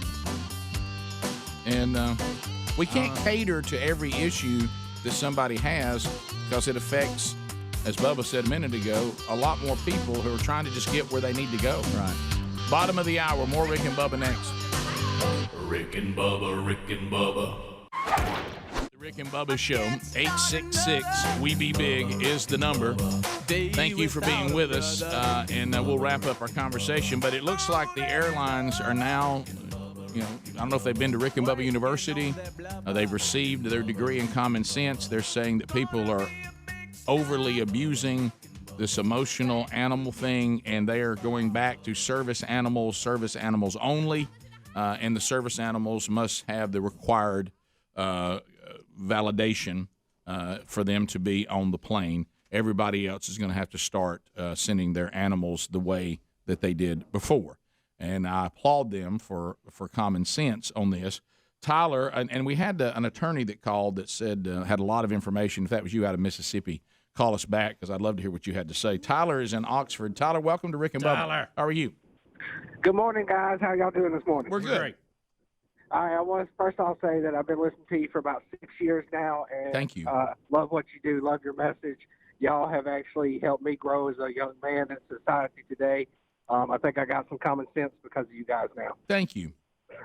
I have 2 emotional support dogs. They're not service animals. I lost a brother to suicide about 4 years ago. The 24th will be 4 years ago. So sorry. Now, here's my take on this. I don't need them every day. They're not a service animal. If I'm feeling down and I'm blue, I'll take them outside and play with them. They perk me back up. Yeah. I don't need to travel with them, Right. The problem that we're having in society today is the kids are growing up being told, you have this problem, this is the answer, instead of doing it the way we were raised. And I just wanted to chime in on that, let y'all know that I agree with you. I think people are abusing this way too much. Yeah, I mean, to me, you sound like you're kind of level-headed about this. If this is something that is helping you with your grief and with your mourning in your personal life, and you go to it when you need it and it does help, see, that's level-headed, that's common sense, but you're not going out to society saying, wherever I go, these dogs have to go with me or I can't function, and if it bothers you or makes your travel experience unpleasant, then I'm so sorry. Everybody has to cater to this. When you absolutely, yeah. Well, and I think just pet ownership overall has an aspect of that. I mean, we may not have a particular event we tie it to, but Thank you. That's why we like pets. They relax us. They make us feel good. Sure. I mean, that's why you have them. But like absolutely. Yeah. Well, Tyler, thanks. Appreciate your support of the show. I also wanted to say one more thing before I get off here, guys. Okay. Keep up what you're doing. Y'all are gonna change the world one mic at a time. I believe that. Thank you, guys man. so much. Thank you. I appreciate that very much. But here's on the flip side of what the caller was just saying. Let's go the other way. A Brooklyn man 2 days ago registered his beer as an emotional support animal. Greg.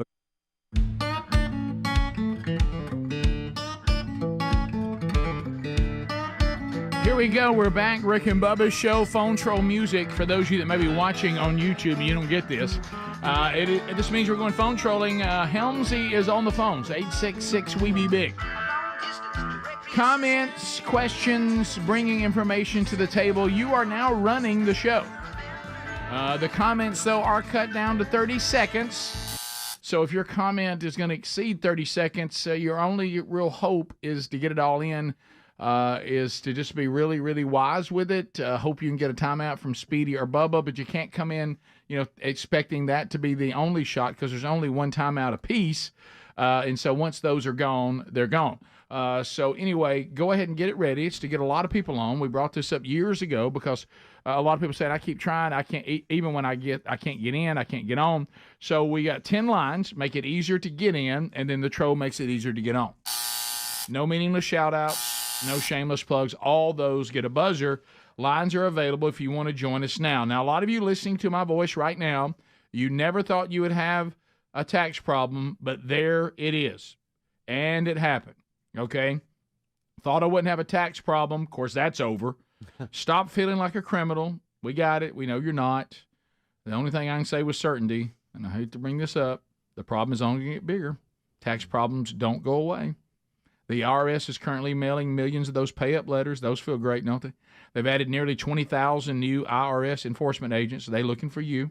not the multimillionaires, because the multimillionaires, they got lawyers, and they know you don't, and they know you're most likely, and it'll be easier to pull some penalties from you and some interest. So they're coming after you, so why don't you get somebody to help you? Here they are, Tax Network USA. There you go. TNUSA.com/Bubba. You need them now. They have proven war room strategies to solve your IRS problems quickly and in your favor. They have a direct line to the IRS. They know which agents to avoid, which ones are preferred.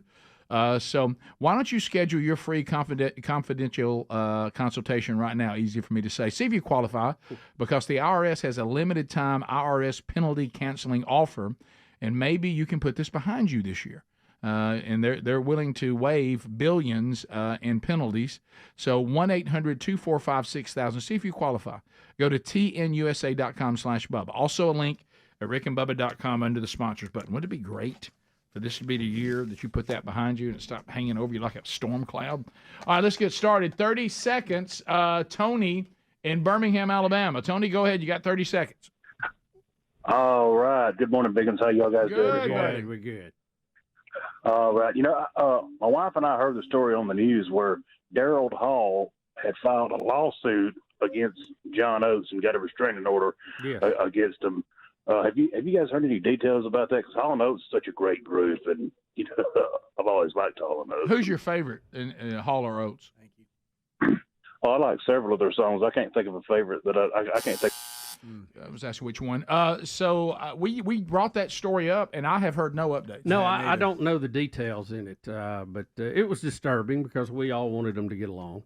It's all over the selling of the rights, right? Right. One of them wants to sell. One his wants share, to sell. The other doesn't. And he says you can't sell that without me being okay with it, and I'm not okay with it. Who wants to sell? I'm going to say Hall wants to sell. Oates does not want to sell. I think it's the opposite. I may be wrong. Really? Yeah, I think it's the opposite. The white one wants to sell. I think so. Yeah, when we did the story, that's what it was. Yeah. So, but we have not heard an update caller. We heard the same story. Watch out, boy. No update. Nan out of Birmingham, ZZK. Nan, go ahead. Good morning. Every time I hear Biden lately, I think of the old fairy tale, The Emperor's New Clothes, where everyone tells him he's got on beautiful clothes, but he's actually walking down the street naked. Yeah, take the clothes and just make that cognitive skills. Everybody keeps telling you, oh, no, you're all over it. You're all over it. Exactly right. And we all know that he's not. Every time I see it. Yeah, Nan, it's time for us to say he's naked. He does not have any clothes on. And he's thinking, man, I look sharp. I look sharp. Well, I tell you, the one that may be pushing him now is the VP. I mean, she's in a prime spot right now. Oh, there's chum in the water. Mm-hmm. She's there. There's already puff pieces out there with her saying she's ready to command. Yeah, I mean, ready. they're trying to change the guard here a little bit. Jimmy, Tennessee, go ahead. 30 seconds, Jimmy. Yes, sir. Good morning, gentlemen. Good morning. Just right quick here. One thing. Personally, I think that Daryl Hall and just any decent musician could have probably done the same thing that Daryl Hall and John Oates did. But the reason I was calling is just to ask if y'all think that Trump could run, if it came down to it, if Trump could run on the independent ticket. No, he'll never get elected. I don't know why he would run on the independent ticket. He's going to be the Republican nominee, or he's going to be barred from running at all. Right, it wouldn't matter. Just because he doesn't get the Republican nomination, and as Bubba just pointed out, legal problems are the only thing that'll keep him from being the nominee. Yeah, I mean, he's but they are out there. Yeah, I think they're groundless, but they're still out there, and you never know about these crazy judges. But remember, whatever would keep him from being a Republican nominee would keep him from being an independent. So don't miss that point. And you can't count on the Supreme Court. I mean, you don't know what they're. I would like to think it's all up and up. We know there's 3 liberals that's always going to vote together no matter what. We know there's 3 conservatives that are pretty much going to vote together, and then there's a few in the middle. You just don't know what they're going to do. And on the other thing about Hall & Oates, sir, there's a lot of tremendous musicians who can't write a hit song to save their lives. Writing hit songs is a tremendous skill. Yeah. And Hall & Oates, and mainly Hall, who wrote most of them, were extremely skilled songwriters. There's lots of great musicians, but there's not a lot of wonderful songwriters. And when the two come together, as a matter of fact, you're better off to be a better songwriter than a great musician. as far as making money. Yep. Yeah. And so I would have to disagree with that statement. Cranking out the kind of hits they have, whether you like their music or not, takes incredible skill. And a lot of it is place and time. I mean, Right, you could yeah. have somebody with the exact same talent come along a little bit earlier before MTV or a little bit later, and they don't make a splash. You just never know with the public how things are going to go. Right. And then the bigger point, are you talking about musicianship or are you talking about writing hit songs? Those are not always Two the same different thing. things. Yeah. We continue. Let's go to Bruce in Tupelo, Mississippi. Bruce, go ahead. Hey, yeah, we're talking about Joe and his cognitive skills. If Joe was wanting to drive your car, say to Memphis or Birmingham, would you get in the car with him and ride? No. No way. That's a good point. No, you are 100% right. Would end up in Tupelo. Yes. We continue. You'd get lost. Going in a circle. Let's go to Amy in Huntsville, 100.3 The River. Amy, go ahead. Hey guys, we love you in our house, and just wanted to say that we're going to miss you. Couple quick things. Naked Cowboy, my husband and I came several years ago, about 10 years ago, and we were in the golden ticket seat, and Naked showed up out of nowhere, and he did the same thing to my husband he did to your mom. He sang with his tail right in front of my husband, and he almost died. But that was a great day. Well, sadly for my mom, it wasn't the tail. Yeah. He's hard to experience live. Yeah, I think she would have preferred to be looking at Especially if you're seated and he's standing. I think she would have preferred him facing away versus what she truly experienced, and that was facing toward her. Yeah, that's a different world. You know, had a cricketer neck for the entire national anthem doing this. Oh, see. Right. He checked in with me from New Orleans, Joe. Did he? How's he doing? Yeah. He's Please busy. ain't shut him down again. He's a busy man. Enterprise, Alabama. Grizz is checking in. Grizz. Good morning, niggas. Hey, buddy. He doesn't care. I just let y'all get off the air without getting an update on something. I just wanted to know, did Allen ever have that fella deported on the cleaning crew that stole his AirPods? Okay. That's bad. I wrote him an apology letter. That's why the borders need to be secured right there. Sadly, the apology letter was written in English. He has no idea what that is. I did both. I did both, English and Spanish. You did? I did. That story. Google Translate. I mean, Greg, you know love that what it story. feels like? Curb Your Enthusiasm. Oh, Larry absolutely. David. Yes. Does it not? Yes. Yo, anytime we had leftover food on a Friday, I'd be like, hey, you guys, what do you guys want? He's overdoing it, trying to Who make wants that. some ribs? You went over the top. Yes, for the next 2 years. But don't forget he had to write an apology letter. That's because I'm a man and I admit when I'm wrong. Right.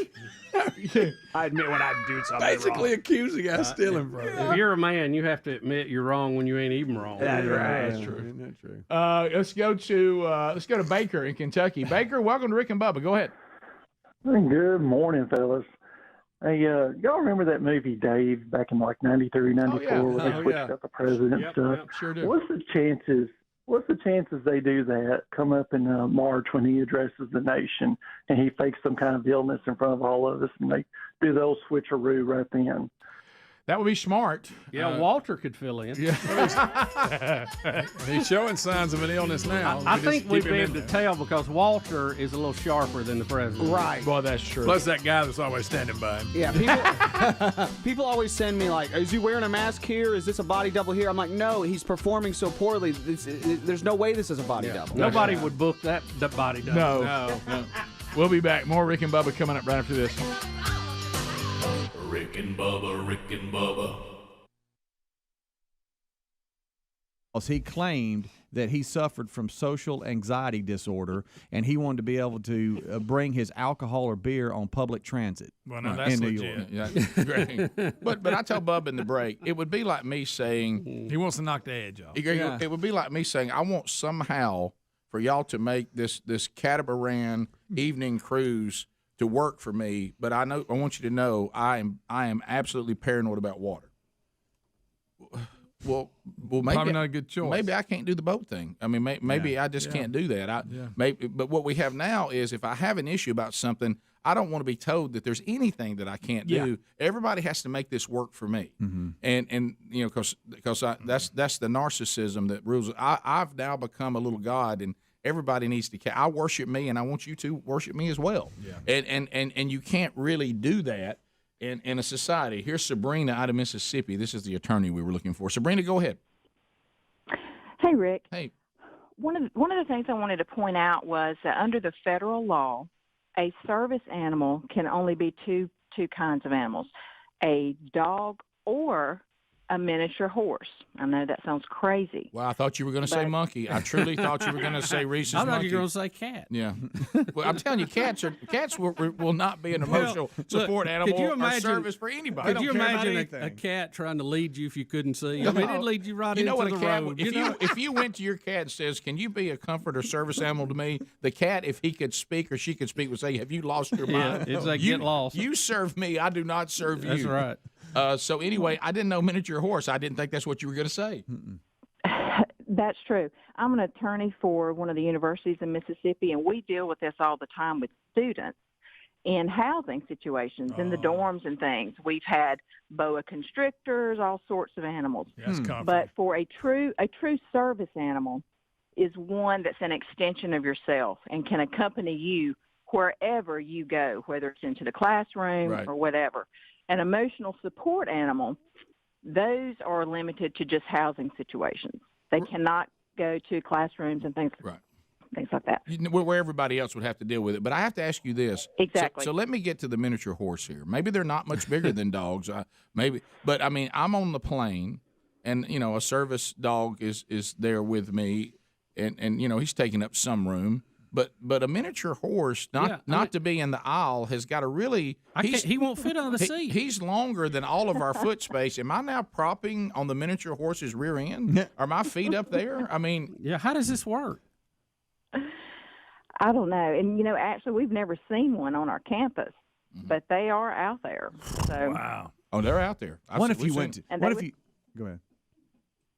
They would just have to be accommodated, just like under the federal law. So you said in service animals, we got two categories: dogs. Because see, I've seen incredible stories, but I guess you're talking about in the public, not in private. Because I have to say, when I saw these monkeys that help people, bring stuff to them in their apartments or in their houses that are in wheelchairs and can't use their limbs, it's fascinating what they can do. But you're saying but the monkey can't come on the plane or come to the classroom. That's right. At least under our federal law, they only recognize two kinds. Sabrina, let me ask you this: Did not know the second kind was the horse. When you use the term, you have to make accommodation. That's a big, wide open field that we're playing in. Say you're on an airplane and you have to make accommodations for a service mini horse. Where does my accommodations for me needing foot space and the space that I bought on an airplane, where does that end and accommodating the mini horse begin? Good question. In that situation, I would think the rights of the person with the service animal, whether it be miniature horse or dog, would take precedence, and the others would have to give. Now, why am I discriminated against because I'm normal or regular or I'm just a person?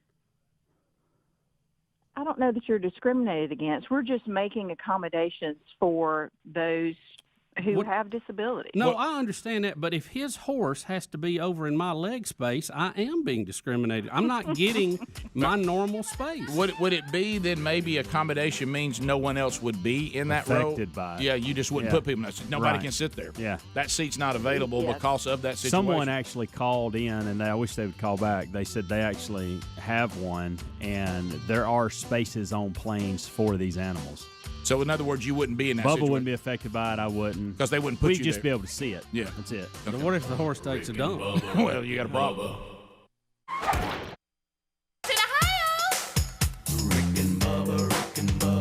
Pass the gravy, please. Rick and Bubba, Rick and Bubba. Ooh, it brings me to my knees. Rick and Bubba, Rick and Bubba. I can't start another. Rick and Bubba, Rick and Bubba. We're back. Thanks for being with us. So I know tomorrow it is Valentine's Day.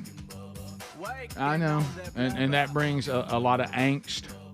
I will say, just speaking for males everywhere, I think it may be one of the most, it probably of all the things you have dealing with birthdays, anniversaries, all that, I think this is the moment with the women in our lives that we're the least prepared for. Anybody who has Valentine's taken care of like weeks before, I think there's something wrong with you, because that seems almost odd, especially months before. So none of us really ever plan it, and most of us just try to pull something off within 48 hours, something like that.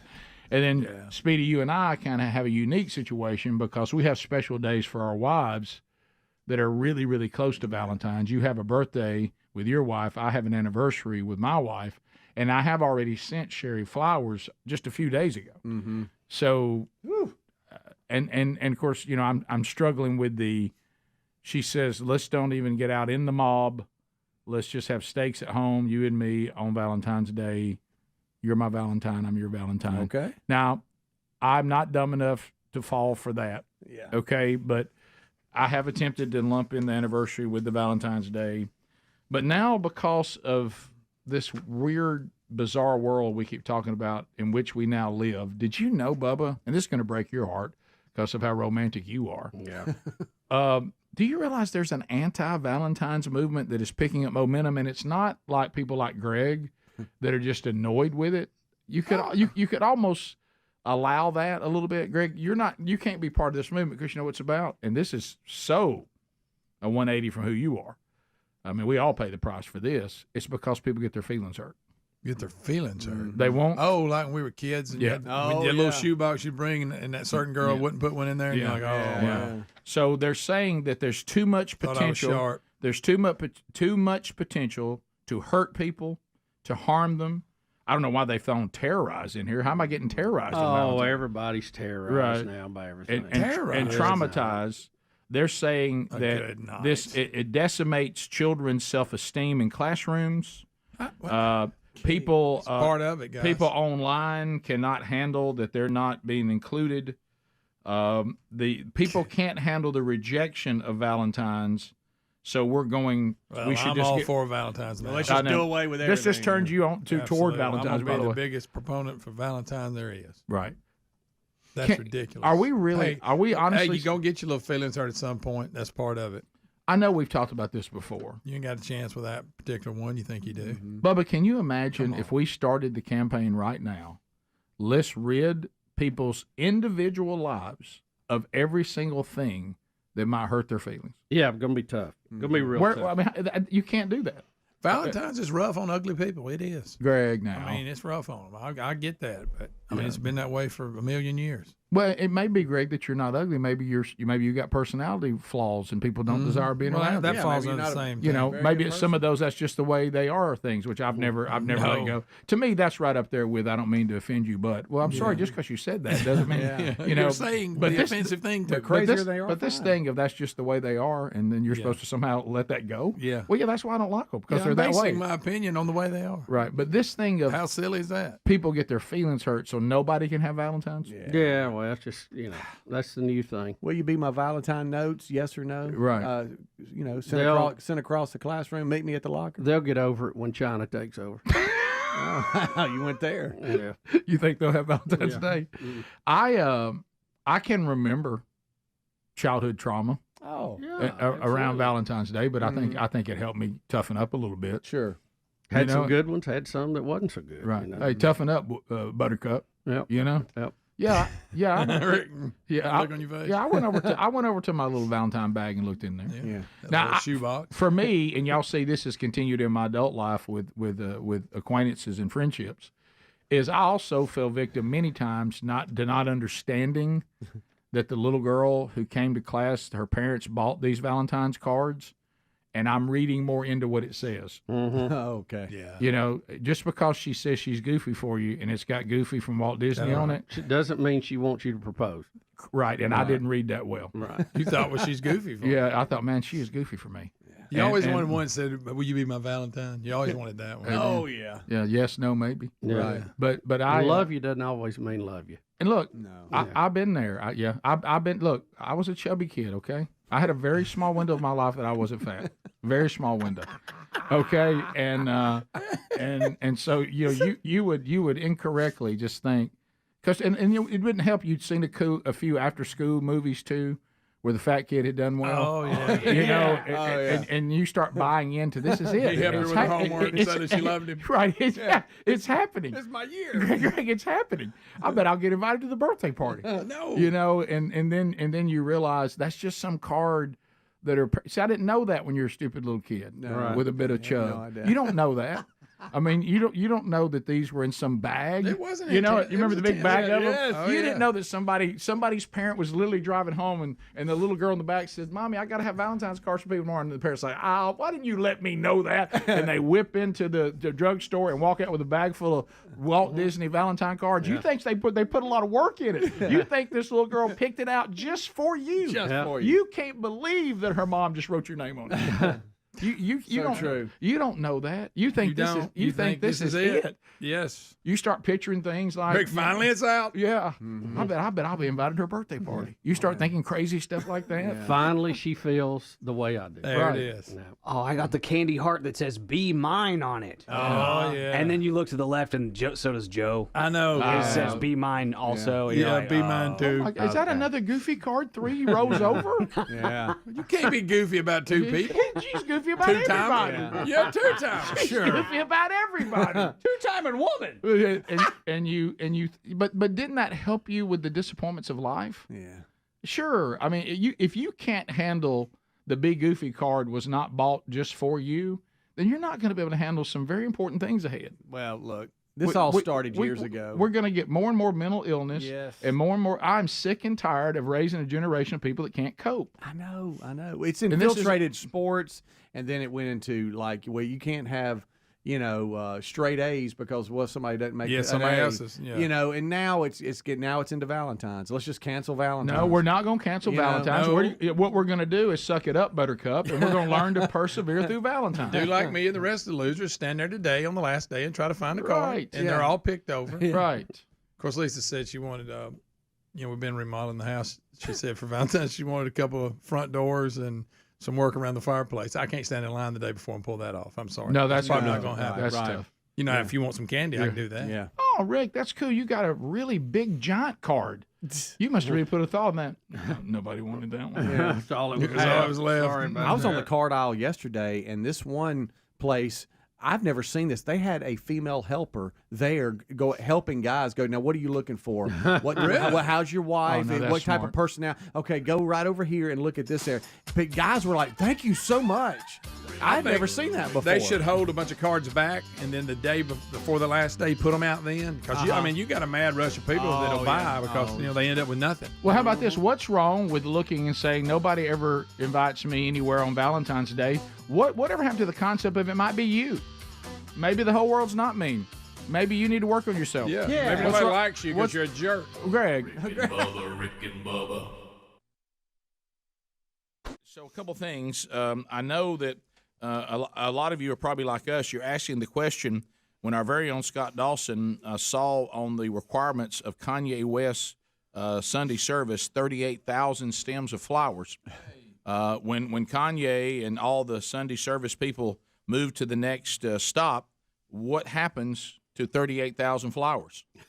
There's actually a story today that says they wilt about Thursday, don't they? thousands of flowers from Kanye West's Pigeon Forge concert have been donated to a charity. So I thought this was interesting. You find out Flower charity? Well, here's what they do, Greg. It's called Random Acts of Flowers, and they're a nonprofit, and they take flowers that people donate, and they take them to people in healthcare facilities to brighten up their day. That's good. So they I'm like Bubba. They better hurry. yeah, well they do. They are And going to. look, then they make great fertilizer. I mean, that's how animals and plants work. And they said they're excited in the one that received these flowers because they said typically this is a slow time for them because everybody's coming off Christmas. Suddenly Sunday service, you go from we're having a hard time finding flowers for people to brighten their day, and somebody says, "How about 38,000 of them?" We can brighten a bunch of people's days with that. So there you go. So A lot of brightness. The blessings just continue. Bubba, I know that we can get into some of the politics of the day, but Greg seems to be a little taken back today that the drummer Joey Kramer is suing his band Aerosmith. Yeah, come on, Joey. Can't y'all work this out? What's that about? Greg was saying, look, we're not talking about these are original members. Yeah, I mean, these guys been there since day one. So the story goes that Aerosmith has some honor coming up, right? The Grammys. So, or something? yeah, I think they're either performing and there's something else they're doing. And undoubtedly, Yeah, you they're know, performing. this is the problem with aging rock stars. I mean, you can't. There's only certain things that you can beat when it comes to aging, and playing the drums is a very physical, demanding thing. I mean, look what it's done to Adler. I mean, he 1% body fat. That's right. But anyway, it's he has had Joey Kramer, the drummer, has had some issues, health issues, physical issues, and he hasn't been able to play the drums in a long time. So for this big performance, Aerosmith has told Joey Kramer, we don't think you have the chops right now, so your drum tech is going to play with us, and he is suing Aerosmith. Yeah. Mm-hmm. And now, see if I have it right, I'm looking at the story. They're not saying they're kicking him out of the band. No, and they said they would like him to be there when they get honored and all this, but they had like a residency in Las Vegas. Mm-hmm. Did not know that. And that he missed a lot of the shows because he physically was having problems, and his drum tech would just fill in for him. And I think, but he wants to be on this, but they're going, well, you're not quite. And they were going to make him audition. And I think they did. Is that right? Does it say that? Yeah, it just says that the band members, they want him to be able to demonstrate that he's able to play it at an appropriate level. But I thought I read somewhere that he actually did go audition, even though at first he said, why should I audition? I've been in the band for 50 years. Let me question that because I'm not sure that's accurate because in the lawsuit it says other members of Aerosmith have suffered periods of injury and illness, including physical injury and treatment for addiction and substance abuse, and they were never asked to audition to return to the stage. Including the lead singer. Right. And he had voice trouble. He said, why am I being asked to audition if no one else was asked to audition who had similar setbacks throughout our career? Yeah. Yeah, and his attorney also said that he was willing and able to return for the November-December run of the residency that you talked about, and announced that he really wanted to get back, and they wouldn't let him. And so I guess, and then the next paragraph it says that they want him to be able to demonstrate he's able to play at that level. All right, and now here's the return statement from the band. Joey Kramer is our brother. His well-being is of paramount importance to us. However, he has not been emotionally and physically able to perform with the band by his own admission for the last 6 months. We've missed him and have encouraged him to rejoin us to play many times, but apparently he has not felt ready to do so. Now he's waited until the last moment to accept our invitation when we unfortunately have no time for the necessary rehearsals during Grammys week. We would be doing a disservice to him, to ourselves, and to the fans to have him play without adequate time to prepare and rehearse. They're saying, we asked you to play several times throughout this period that you've been away, and you said you are not able to do it. Now we gave you even an invitation for the Grammys, and you didn't come to rehearsals, and now here at the last minute you're saying you're in, and now you're suing us. Well, there's no time for you to prepare to be where you need to be now, so we'd just like for you to be there to accept the award, but your drum tech's going to actually play the songs. And here's 3 hours ago this was released. The judge denied his right. Okay. The judge ruled and said, you have no right to play. So 3 hours ago they got the ruling. Well, the story was released 3 hours ago. So the judge is basically thrown out the complaint. Right. Is that what you're saying? He's telling Joey Kramer that the band can pick their drummer no matter what. He says to Joey Kramer, too bad, so sad. This didn't breach a contract. Right. Yeah, you're right. And I think where he failed, it sounds like their statement almost probably was what caused the judge, hey, we love him. Yeah. He's not been kicked out of the band. In the last 6 months, there's been a couple times we've asked him to return, and he told us he was not emotionally or physically able to meet the demands of being the drummer for Aerosmith. Right. And now he comes in here because it's the Grammys and says at the last minute I'm ready to go. He should be able to play, and he can't rehearse and be ready. We want him there, but his tech's going to play the Grammys gig, and we think that's reasonable. And now the judge has agreed with Aerosmith and has denied. The judge actually says, considering that he had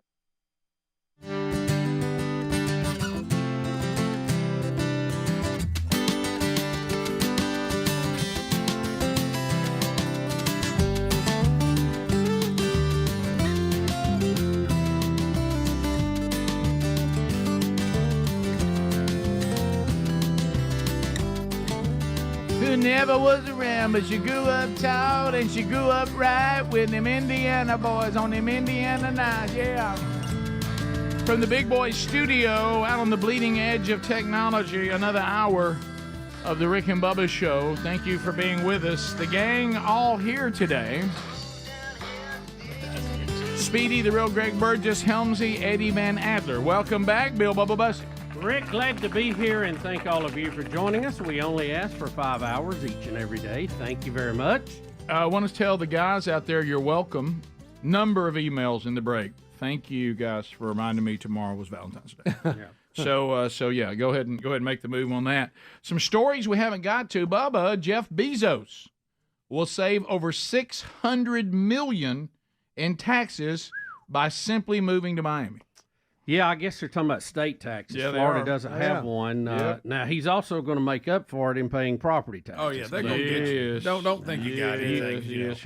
You can't. So, but they're, have you ever followed up with Hannity about him moving to Florida? No, I have not. I haven't.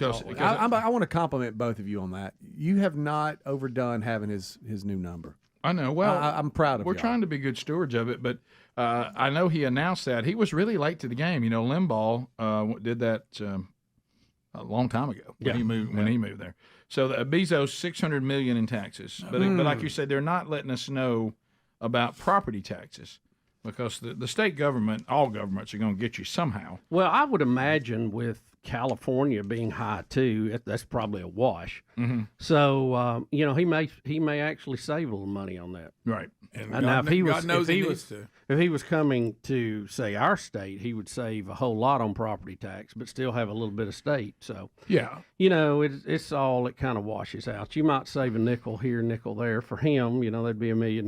Yes, but how much is he worth now? How many billions is he worth? A lot of billions. I wouldn't be worrying about what my state income tax or whatever. Yeah, I had that kind of money. Well, y'all have your time with it, right? Well, Bubba and I always tried to educate because you got to watch politicians. You got to keep your eye, even if you like them. Yeah, you got to keep your eye on them. And Bubba and I have always suggest keeping your eye on everybody. Yeah, yeah, absolutely. Ours were we made the point that here on the show and we've had to make it before.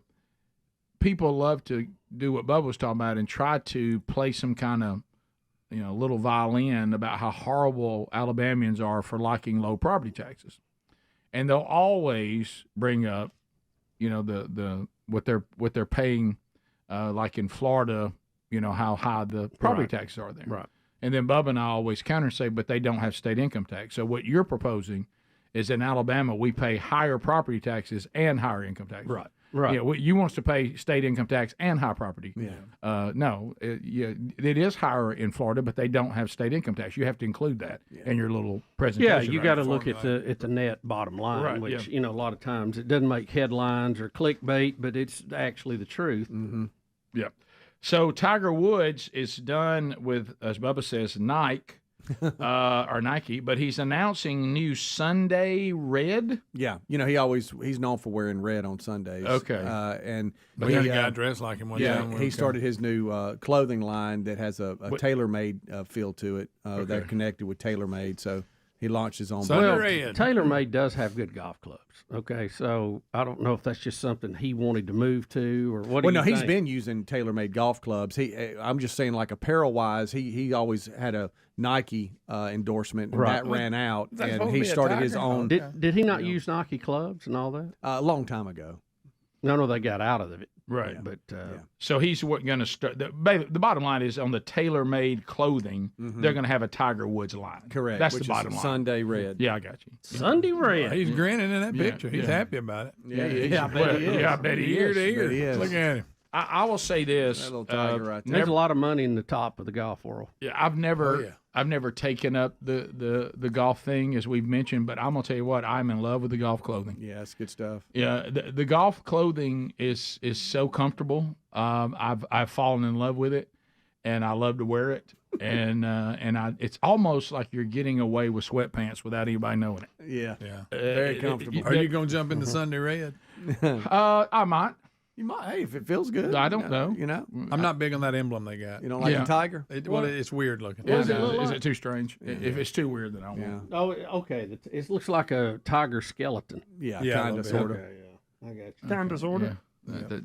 That's it. But boy, what comfortable clothing. Yeah. Which is one of the reasons it's not a sport. Well, you got to have because you play it. Don't start that. You got to have a mascot. Business casual, comfortable clothing. You know, you got to have a mascot of some type if you're going to market it. You got to be the shark, the bear, the tiger, the walrus. You know, whatever. Yeah, sure. Yeah, man. I mean, seeing his son Charlie hit the ball is impressive. He can hit it. Good gracious. Another story. Genetics work well, don't they? Bubba, North Carolina Aquarium, they're astonished because a female stingray has become pregnant with no male stingrays nearby. Well, somebody's portraying themselves in the stingray world as a female. And somebody's hiding something. Saying that we have a trans stingray here. We got something going on here. Did I see where they're trying to blame it on the shark? Yes. Mm-hmm. Yeah, they're saying that they've got an anomaly on their hands scientifically. But again, they're saying a pregnant female stingray with no apparent mate. Apparent. See, I think we need to take that word and we need to investigate it. They said, we've always known she was a she. There's a very visible difference between the rays, apparently. Said sharks and rays are two of the easiest fish to tell male and female. And thank you, Greg. Yeah, And, I mean, I'm really not up on stingray. I'm not either. Gender, I don't know what to flip them over to look for. Do y'all? Right. Cats are hard enough. Yeah. Right. Oh, buddy. That's hard to tell. Yeah. They thought that the stingray might have cancer, but when they did an ultrasound, they said no. These are not tumors. She is pregnant. Wow. Shark's over there going, "Don't look at me." Sorry about that. The other stingrays are mad at her. Right. They did say they did notice one of the sharks smoking. So I don't know whether they should read anything into that. The shark said, "It wasn't me." Right. Let's just see what she has. They caught me in the aquarium. It wasn't me. Okay, I'll stop right now. Right a sting shark. They're saying that it could be, as y'all said, another fish, but that'd be crazy. But they said that they're not ruling out that the stingray may be able to do this asexually. No. Some can do that. Some animals can do that. Without any help. But it seems like somebody would have known that before now. I mean, stingray is not. And I'll give you this. It's very alien looking. That and an octopus, you could easily go, well, that ain't from our place, you know? Oh, yeah. Because if we went to a planet and found life, it couldn't look much stranger than that, you know? No, I love their little face in the bottom. You know the one, It turns up. You remember we had this discussion, I think it was on Ancient Aliens, where they talked about the octopus and its DNA. That it's totally foreign to anything on the planet. It's like all messed up, right? And can actually change its DNA. So, would you call it a sting shark or a shark ray? Shark ray's cooler. Shark ray. Shark ray is cooler. Of course, don't rule out. You always get that one weird employee. Oh, Greg, now come on. Saying. Oh, my God. You got to consider that weird guy. Everybody's going, something ain't right about The Shape of Water, that movie, The Shape of Water. Too weird. There you go. Too weird. Let me ask you this. How long have they had this ray? Does it say, did it get to them pregnant maybe and they didn't know it? I mean, it doesn't say. I mean, there's a logical explanation for there this. There is. Somewhere in there. Somebody's been This is not the immaculate inception in the pool. I don't think so. You're right. Somebody's been letting it out for the pool recess. version. It's a miracle. Well, yeah. So we'll see. If it is born, scientists have projected it may end up looking like this. So that's pretty cool. Okay. Now, that is awesome. That's a mascot. Oh, I'm sorry. That's street sharks. Funny. My bad. We'll be back 15 minutes past the hour. 866 We Be Big is the number. More of the Rick and Bubba Show coming up. Stay close. Rick and Bubba, Rick and Bubba.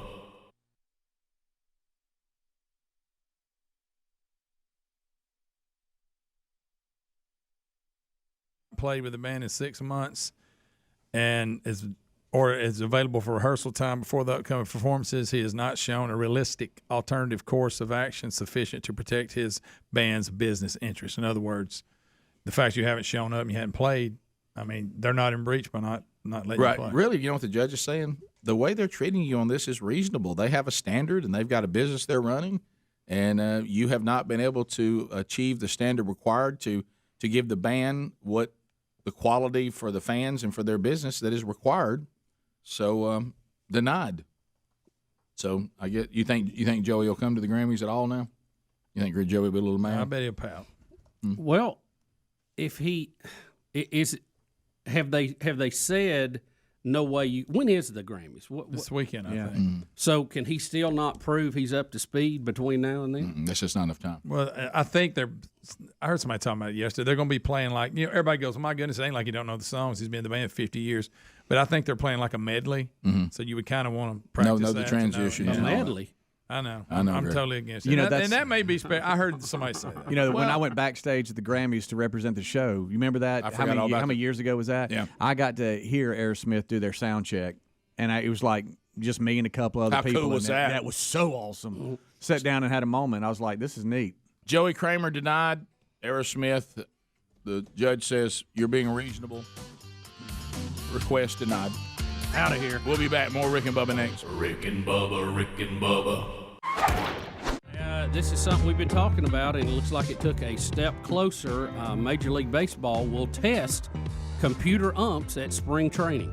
MLB experimented with automated balls and strikes last year in the minor leagues, and now the Major League Baseball Umpires Association has agreed to cooperate and assist the commissioner if they decide to utilize the system at the major league level.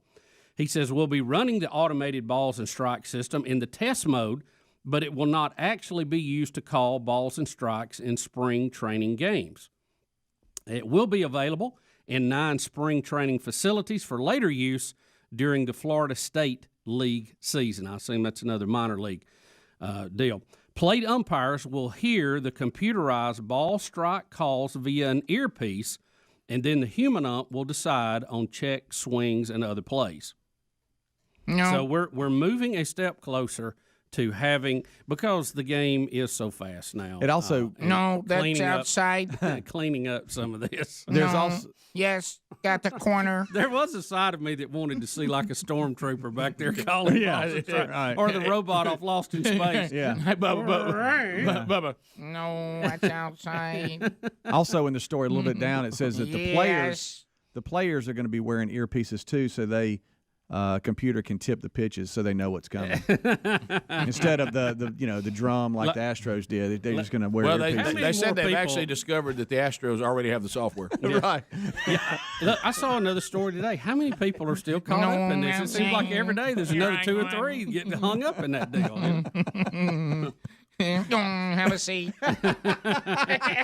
Take You it. may have stolen the pitch. It's still a strike.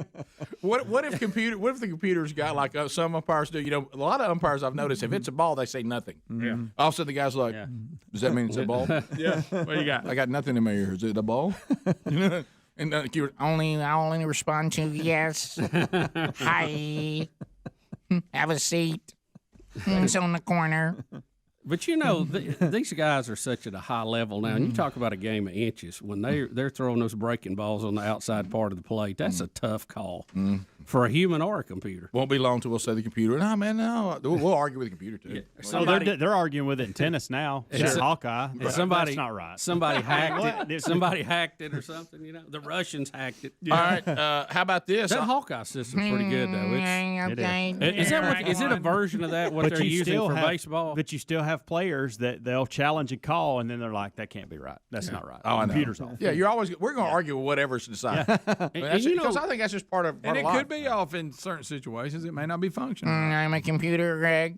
You don't know. Well, anything is subject to error. I think you just try to minimize the error. But I think with a Hawkeye, they have like 50 cameras set up. Yeah. And it does all of that just based off visual information. There's no sensors. And but they can show you the ball breaking and the speed, and they've used the same thing in baseball. I don't want to open up. I'm sorry. Golf, too. They I don't tell want you where that open ball's up. going, the distance, how high, the arc of it. I don't want to open up Pandora. We're back, Rick and Bubba Show. You can reach us 866-WE-BE-BIG. We'll try to get to some more of your phone calls before the hour is done. So here's some stuff that we have not covered this week yet, but we'll. This one got new footage, and it's horrifying, but So we have a private jet that tries to land on a highway, and unfortunately, the two pilots did not survive.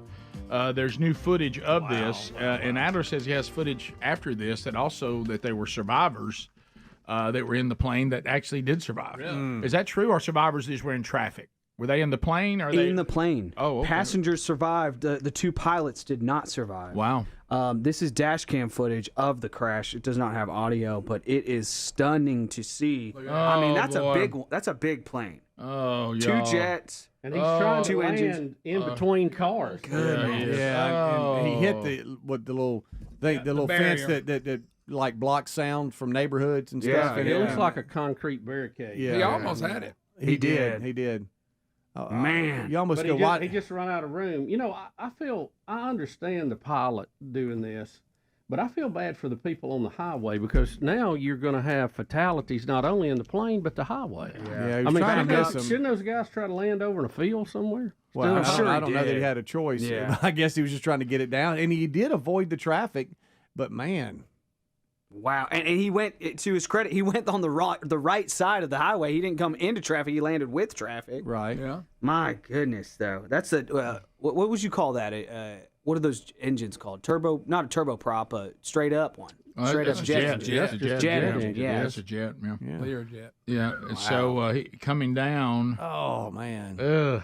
If he doesn't hit He's that so fence, close. If he doesn't hit that fence, I think he might. He Do you might make. think? I think, Yeah. yes. He was going to hit cars. I was about to say, wasn't he going to hit cars? He's going a lot faster than the cars are. Yeah, You he's going can't off the see road that. though, Bubba. That's why he hit the fence. But I mean, Yeah, there's but not I mean, room to so land off close. the road. Yeah, he's- totally. I think he's still going into cars. Boom. And your wing has the gas tank in it too. So That's sad. The after is insane. A guy runs up with his cell phone, and you can see survivors running out of the plane right after. Oh, it look happened. right here. Look at this. man. Holy. All right, so those I are can't people. believe those So they all people. survived.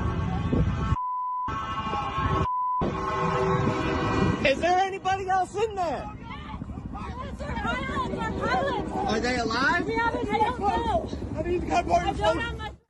Can I borrow your phone? Wow. Holy that's mackerel. that's tough. How do you even get in there? That's- You know, and you yeah, know it's the a thing big flame. could blow up again. Yeah, you're right. A lot of fuel out there. I bet that's the fastest you could ever run in your whole life. Is there anybody else in there? Are they alive? I need to come borrow your phone. How about you're in a plane crash and you can walk out of it? Oh my That's amazing. goodness! Ain't Look your, at ain't your that. time to go. 3. You walk out of that. So much flames. Once again, you see the place to be's in the back. Yeah. Oh yeah. I mean, those stats are undeniable. Just Back ask of the plane. Ask Ronnie Van Zant. But that's not a good place to be. You next to the bathroom. I know. Right. Wow. I don't. As far back as those flames are, I can't believe they got out. I can't either. So big flames. So they did. They Yeah, but survived. how about the it. people that the just pilots keep? did not. The people that keep driving past. I Yes, was that's thinking the what same thing too. Sir, that's a jet. That's a jet. Right. Yeah, but I mean, yeah, I got to get to work. but though. I'd be afraid to stop by it because of a secondary explosion. For sure. I wouldn't want to be near it. For sure. I'd have to go somewhere and get real far away, get something cold to drink, and help others. Plus, if you're on the wrong side of it, you're gonna get stuck in traffic when everybody. Well, that's true. Wow, what a mess. Right now, traffic's moving. Right. But you don't need to be near that. That's dangerous. But you see what I'm saying? If you're a pilot, sure, you'd like to have a highway, but you're going to wreck, you're going to crash, and now you're going to endanger people on the highway. It just seems like there ought to be a better As it's plan. coming down, they probably didn't have no choice. I guess he was just saying I this mean, is this this thing's is all, coming down This no is matter all. what This I is do. all I got. You know, I mean, it's just. I wonder what he. Boy, I don't know. That's tough. That's rough. I'd like to know what's wrong with the plane. I do too. I do too. Yeah. I need to get that out there. I'd like to know that. Big time. I'd like to know that. Yeah. Now here's something that is a pleasant flyover, and it felt weird to me. I'm glad as a viewer on TV I could see it, but it feels weird to me that when we do a flyover over a closed dome. Yeah. Right. I mean, the Seems people kinda the people pointless. inside miss it, and I will give Reba props. She did post it. I mean, she ended it right when they flew over, but nobody could see it unless we were watching at home. Do you think held they a can, they can honey- probably still hear it, don't you think? I would think so. Yeah, it's I pretty rattled loud. that baby. Yes. So these are the guys getting it together. They've got, I mean, they got antennas, they got comms, They got laser lights to show the jets where they're supposed to fly. They're trying to time it down to Reba's wife. So they're trying. They got a lot going on. Yeah. Right. But y'all, the backpack with the antennas on it, it's just Bubba, impressive. look at those antennas. Very impressive. I'm going to scoot it forward here. They're just standing on top of the stadium right now, waiting for them to come on through. That's on top of the stadium. Is that Yeah. the stadium or next door? I think that's the stadium. Yeah, it looks like it may be. It's the stadium. They got fireworks shooting all around. Oh, that must be bombs bursting in air, by the way. Yeah, it is. Attaboy. Boy, Reba. I know the song. All right, I'll scoot forward one more time. We can get this. I'm flyover. thankful that Reba pointed to the flag so I know what flag she was talking about. That's true. We needed that. Yeah. Look, you can hear her singing. Yeah. Yeah. Up the now it's time to go. break.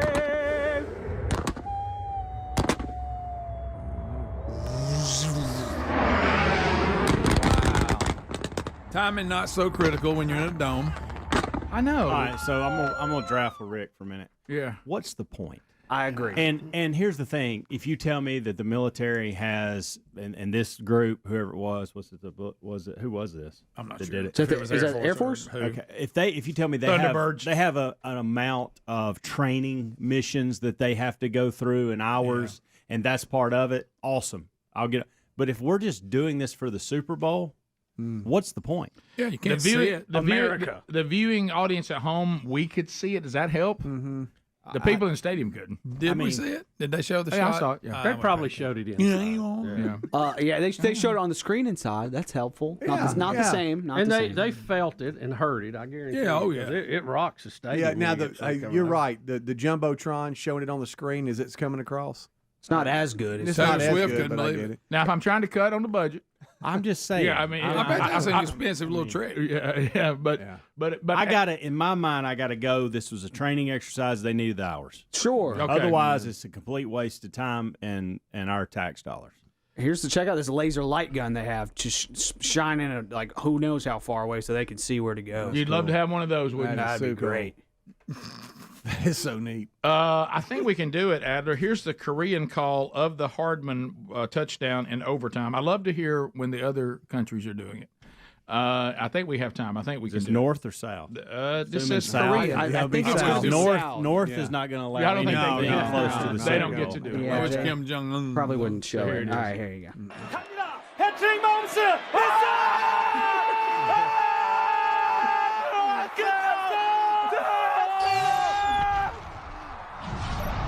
Taylor Swift I made that You out. can't believe it. 그럼 우리는 역사상 최고의 선수와 NFL 역사상 최고의 팀을 목격했는지도 모르겠습니다. Should have took the ball second. 5년 동안 세 번째 우승, 2년 연속 슈퍼볼. Jim. Vive Las Vegas! Yeah. I don't know Jim Bob. Now he's Italian. I tell you what. They turned it into the gentleman. Hardman against the ball. It's not Italian. All right, we'll be back. Bottom of the hour. 866 We Be Big is our number. More of the Rick and Bubba Show coming up right after this. Rick and Bubba, Rick and Bubba. Box, but I do know very little about computers, but I do know this: it's only as good as what you've put in it. So we have to, I guess, agree on the strike zone because the computer. Well, that's the thing. If you got to program the computer, the computer what the needs to strike know zone- what do y'all consider the strike zone? to be? What are we going to and we're going to have to finally define that and it not be open to interpretation. Correct. And the story we did last season. What's the strike zone? The minor league or whatever that was trying on the this, black. They said one of the complaints was the delay in the computer calling it. So in other words, a lot of times the pitcher had already gotten the ball back from the catcher before the umpire got the word strike. I can't. Well, they'll come up with a Mac version that'll speed that up. I'm done. So let me ask you this: Take a chair. Let me ask you a very basic Have a question seat. that I thought we all knew. What is the strike zone? I've heard different. When you were a things. kid, what did they tell you? When I was a Chest? kid, when I was a kid, I was told it was chest to your knees. Chest to your knees. Well, But that's ain't- different for everybody because everybody's a different size. But they don't call it like that. They call it because I basically got top a of the lot belt. because I got a lot of torso, meaning pictures had all kinds of room with it. Yeah. You know. But but in all reality, they don't call it that way. It's I know. What do you think it is, Hams? I mean, In I Major think League. I think it's a little under the chest and a little above the knees. Can I go? Depending on It looks to me like they call it just right above the belt buckle. I mean, belly button to knees is what it looks like on TV. Well, don't we? And maybe this is what Adler's showing us here. Didn't baseball determine that when they invented baseball? Yeah. Shouldn't that be what we go by? Yeah. Is that from baseballinvention.com? Yeah. When it was done? Yeah. So Well, Rick, they've changed. I mean, in the old days, you threw it where the batter wanted it to. That's Remember? correct, He yeah. got to order his pitch like he wanted it. All right, so if these umpires So could they've made just a few changes if they over could here. just stick to the strike zone. Yes. You know, I mean, the dimensions don't need to change in the seventh inning. Right. You know, That's the because that worst. wasn't a That's the strike. Or if in it's the a second. playoff game, you turn it into a coffee can. You know? I've said it 1,000 Be times. consistent, buddy. I know all of you have. We will abide by whatever you've decided to dictate in this game, but it can't change. You know what I mean? It's got to. We all know now. Okay, got you. That's your strike zone, and we'll abide by that. Wait a minute. Now we're in the third inning. This is different. Wait a minute. Yeah, you're moving it around on us a little bit. We're having a hard time here. Wait a minute. Yeah, I think in a lot of those games, if you watch them, the strike zone gets smaller as the game goes on. Now, and you know, outside of Major League, I think when you're playing Little League or high school, the strike zone gets larger as the game goes on. I remember when I was ready to wrap her up. I remember when I was umpiring Little League games one time, and I was so ready to go home, and I started the pitch was beautiful to end the game. And I started too early that the batter caught onto it and he ripped it. I went, and he hit it. And kept his team alive. But anyway, is this shocking to you? Eli Manning? Did you ever think this would be the name you'd associate with this statement? To retire as NFL's highest paid player ever. So he's made more money as an NFL player than anybody in the history of the game. Yeah. Eli Manning has made more money. Eli Manning, I mean, you know, they're debating whether he'll even be in the Hall of Fame. I mean, he's an MVP, two-time Super Bowl winner, but his win-loss record is about 500. Yeah, so. 117. I think he's one of those guys that ended up, having some moments, obviously, in the right place at the right time with the right team.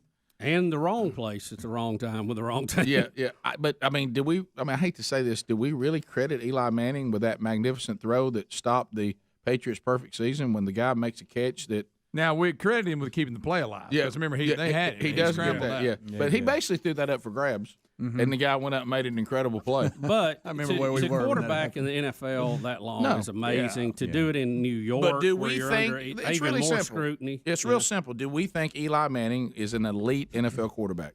I would have to say yes. Winning 2 Super Bowls, being MVP. Well, but He was Trent Dilfer won 117 one. and 117.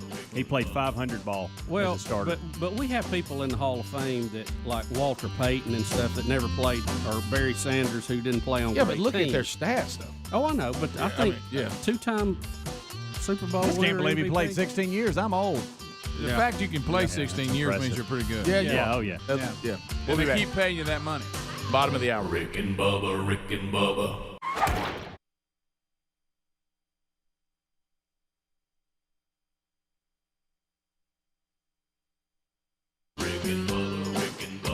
This is the Rick and Bubba Show. Watch more at blazetv.com/Rick and Bubba.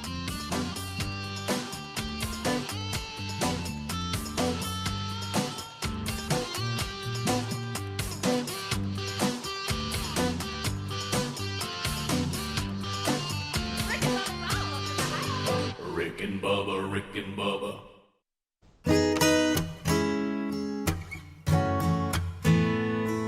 Thank you for being with us today. Another Rick and Bubba show rolling. MyPillow.com/Bubba. Have you been there yet? Deals, and more deals. And if you love spending your money with a company that shares your values and the things that are important, you don't have to feel guilty about why am I supporting what these people do. Well, then MyPillow.com/Bubba is for you. Enjoy all the savings. And let me tell you, over 200 different products available. For example, the MyPillow flannel sheets are just $39.98. Men's and women's moccasin style or slip-on style My Slippers are $59.98. 6-piece My Towel sets, $29.98. Women's two-piece. Is it kimono? Is that how you say this? What is this word? Kimono. Kimono. We're all men, so we have no idea. Anyway, Sorry, ladies, bud. I guess y'all know what I'm Something attempting. nice. If I know you know what I'm attempting to say. Kimono. Kimono, I think. I don't know, but anyway, women, you know what we mean. $49.99, and also pet blankets for those of you that have animals near. $13.99. Compression socks. Maybe you got a little bit of an issue, and you need compression socks. You don't have the flow you need. $16.50.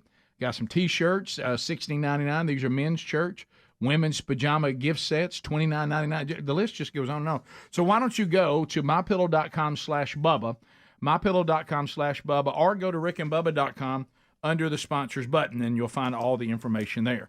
Bubba, I did get to the bottom of the parking ticket yesterday that I mentioned. You did? Yeah, apparently it does go to, we think, young Broderick. He still doesn't know. He can't remember. I still haven't got the information from him. How did you illegally park? I don't know.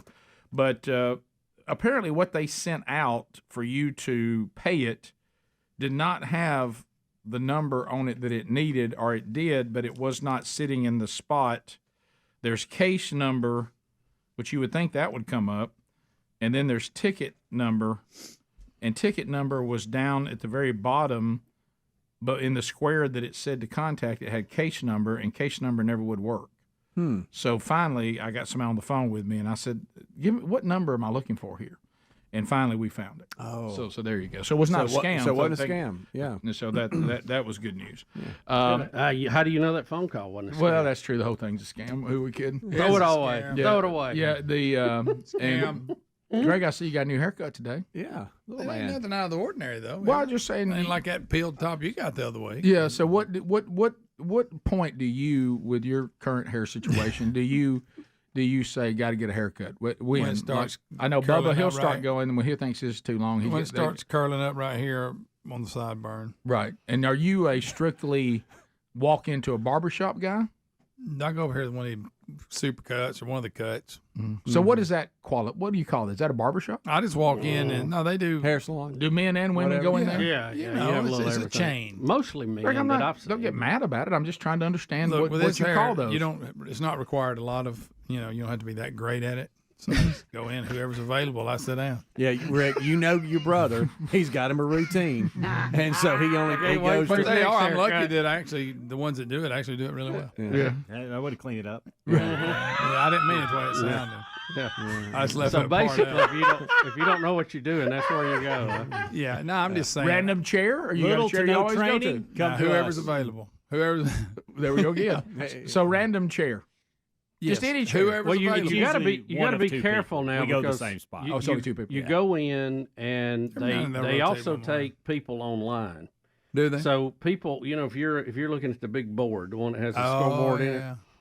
So you look in there. That's There's a not different place. There's Okay. I know, but I'm talking Okay. about where I've been Same. before. So there, you might have one person in there. You think, well, no big deal. You go Then they in come and you're rolling in. 9 deep. Oh, Yeah, you really? don't know. Oh yeah. Oh, so This they one, do I don't think appointments. This one has This that. we don't do that here at our place. Y'all just walk What's in. it called? Yeah, Rick, he looks in and And it's he only wants two to see- chairs? He sees No, an it's open about chair. 6. There's just usually only 2 or 3 working. Yeah. Usually they- 2, actually. So it's like going to Walmart and there's only a couple of lanes really working, even though they got a bunch of them. Yeah.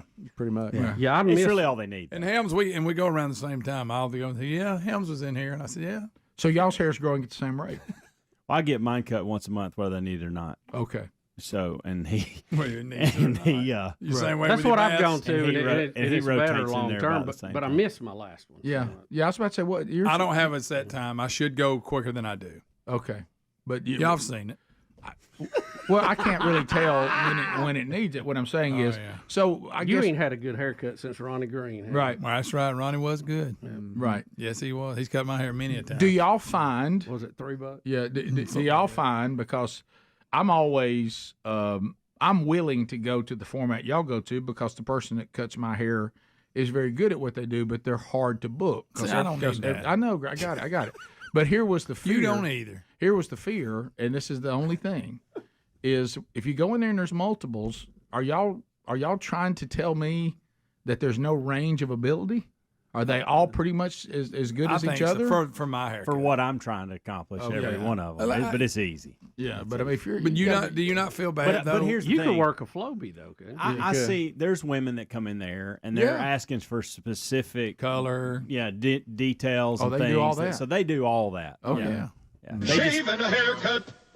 But here's the thing: do y'all not feel bad if somebody comes up and wants to cut it, and the one you want to cut it's busy, and you go, "I'm gonna wait on her." That don't make you feel bad. Speed, you couldn't do that. Of course, you don't have to worry about it. But Right. I did with the boys. We'd go and Terry would make sure that we get the right the right person for them. But now, as an adult man, I don't know that imagine works. you having hair. I know it's been a Thanks, while, buddy. Imagine you having hair with secondhand embarrassment. Yeah. I'm gonna go with 3 chairs. 3 are available. 2 are being used. You walk in and the person says, "I'm available," and you went. You gotta tell them you don't want them. No, thank you. Oh, that'd be tough. I think you just sit down. I know you. Yeah. I think you get yours cut. I do. He would. I think I'd I'd just random go. person. And the whole time I'd look over at the person I really want. And I'll say this: when we first started going there was one girl. She hadn't been there. The tall girl with the blue hair. Yeah. She hadn't been there, but there's probably been. Please don't be too specific. Right, you really. Well, she must love it. She must be happy about it. Right. She's not there anymore. Yeah. So there's probably been maybe 4 different people since we've been here that's cut my hair. Yeah. And they all do good. One of them I have actually, no problem with any of them. One of them actually went to school with y'all's Yes, kids. at Broadwood. And, bring it up every time. Oh, I Ask know where how y'all are go. doing. I know where you go. Ask how y'all kids are doing every time we go in there. So and she does a really good job. She does. But she's the one I want across to the cut it street? every time. Yeah. I had the girl Well, yesterday. I mean, it's in the shopping No, center. I know you're talking Yeah, about. yeah. Have you ever had the one that flips the comb? She'll How cut she and flip it. Cut It- and flip. Yeah. As a matter of fact, the She did person mine like a yesterday. drumstick. The person Yes. you know. Yes, exactly like a drumstick. The person that knows Yes. my kids. Okay. Real sweet, by the way. Yes. Yeah.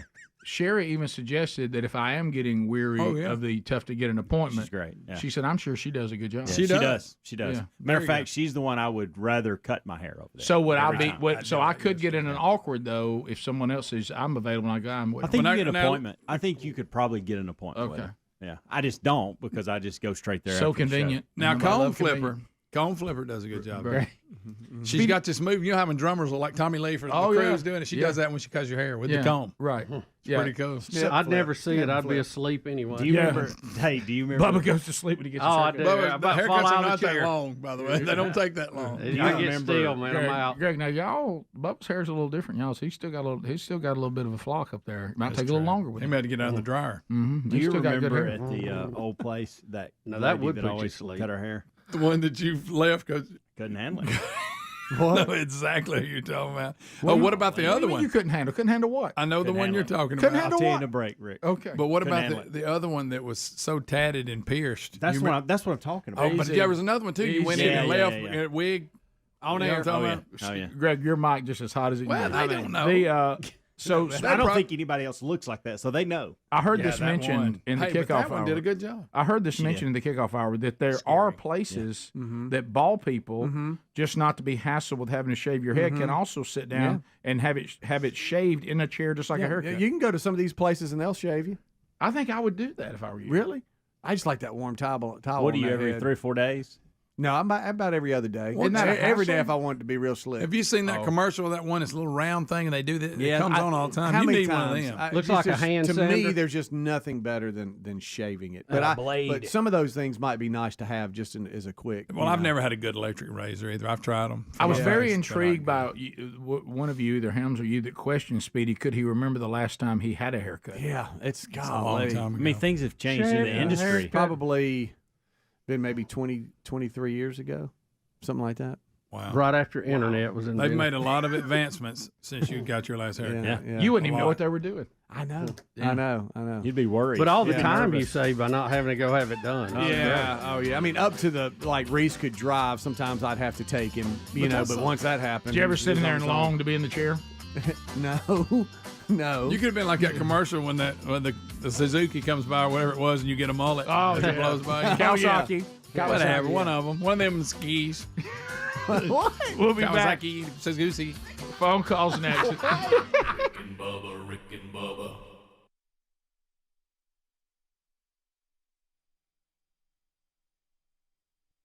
Bubba, it's incredible. All right, so Jesse, what is the tree initiative? Do we need a tree initiative in this country? So, here's what I was. Okay, first time caller, Thank long you. time listener. But Thank you. what I was saying was, I live in Marietta, Florida, in Jackson County, and we got hit by Hurricane Michael. We lost hundreds of square miles of pine trees.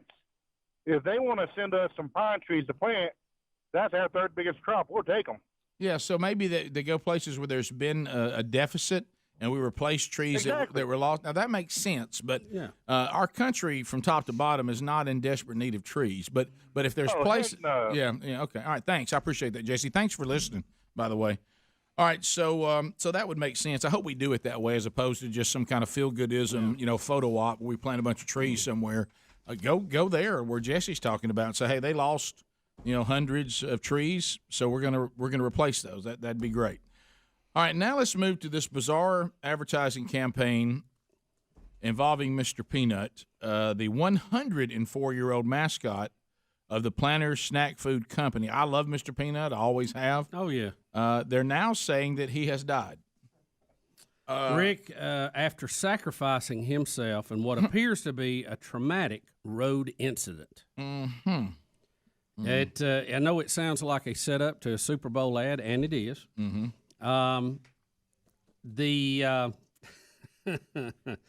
This is exactly a preview and a run-up to a Super Bowl ad that will run February 2nd. In the preview of the ad, Mr. Peanut appears to save actors Wesley Snipes and Matt Walsh after the Nutmobile veers off a cliff. All right, so we have this. Oh, look out! Abandoned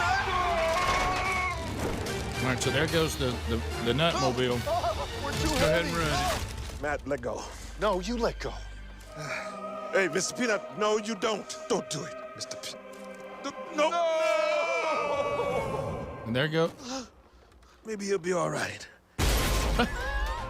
Maybe not. Pretty good right there. When they show Mr. Peanut as 1916 to 2020, Mr. Peanut is dead. Yeah. And look, now they're doing... Now, there's no guarantee because he fell off the limb, held the other two guys up, No. or how they got rescued. Right. What if he'll come back as a roasted peanut? Guys, here's what I love about the death of Mr. good, Peanut. Steve. I didn't know there was a Nutmobile, did y'all? I did not. No, I did. I did know that. Like, just like we had the Wienermobile. Yeah, but I'd never heard it, I don't guess. But it says in here now they're using tweets from various advertising icons as if they're in memory of Mr. Peanut. That's funny. Listen to this, Greg. This is going to own you. Always classy, always crunchy, always cleaned up nicely. We'll miss him. Tweeted Mr. Clean. We too would sacrifice it all for the nut roach Snickers.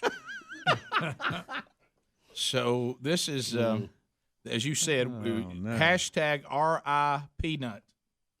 So we now have Mr. Peanut. It says the Mr. Peanut's funeral may be during the Super Bowl. Okay. Oh, my goodness. And they said it ends this strange history, and a lot of people are like, what is Planters doing here? No, that's next weekend, not this weekend. Right. We're killing Mr. Peanut. I mean, Mr. Peanut's been killed.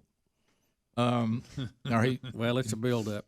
It's all part of the game. We're being led down. I got a feeling he's going to pull it off in the end. You think he's going to be okay? I think he's going to make it. Speedy, I think, is on to something. Yeah, Speedy may be right. What you got? Well, with the explosion of the Nutmobile at the bottom, where it just blew up. Maybe he comes back as like a roasted nut, honey roasted, something. Could be that would be funny. I don't know. Where are you on? Or it could be that they had the funeral and I love. Why would you change Mr. Peanut? Mr. Peanut's been around a long time. Yeah. 1919. Ain't that what it is? Do you not 1907 or 16 or something? Yeah. Do you not like honey roasted? Oh yeah, I do. Oh, I do That's too. good. I think That's you a could good honey peanut. roast a cockroach and it'd be good. I think you're right. I'm serious. Oh yeah. All right, Greg. Right now, Planters. You're going to the Planters aisle. What are you grabbing? You like a Redskin? Those Spanish Redskins are tough to beat. You like those Spanish Redskins? I don't like you? a Spanish Redskin. Mm-hmm. Well, Follow closely I by like them. just the lightly salted, just regular old peanuts. You don't want the skin on it. Just No. I like the regular, so I'm throwing them in I a hate Coke. dealing with the skin, but something about the old Redskin is good.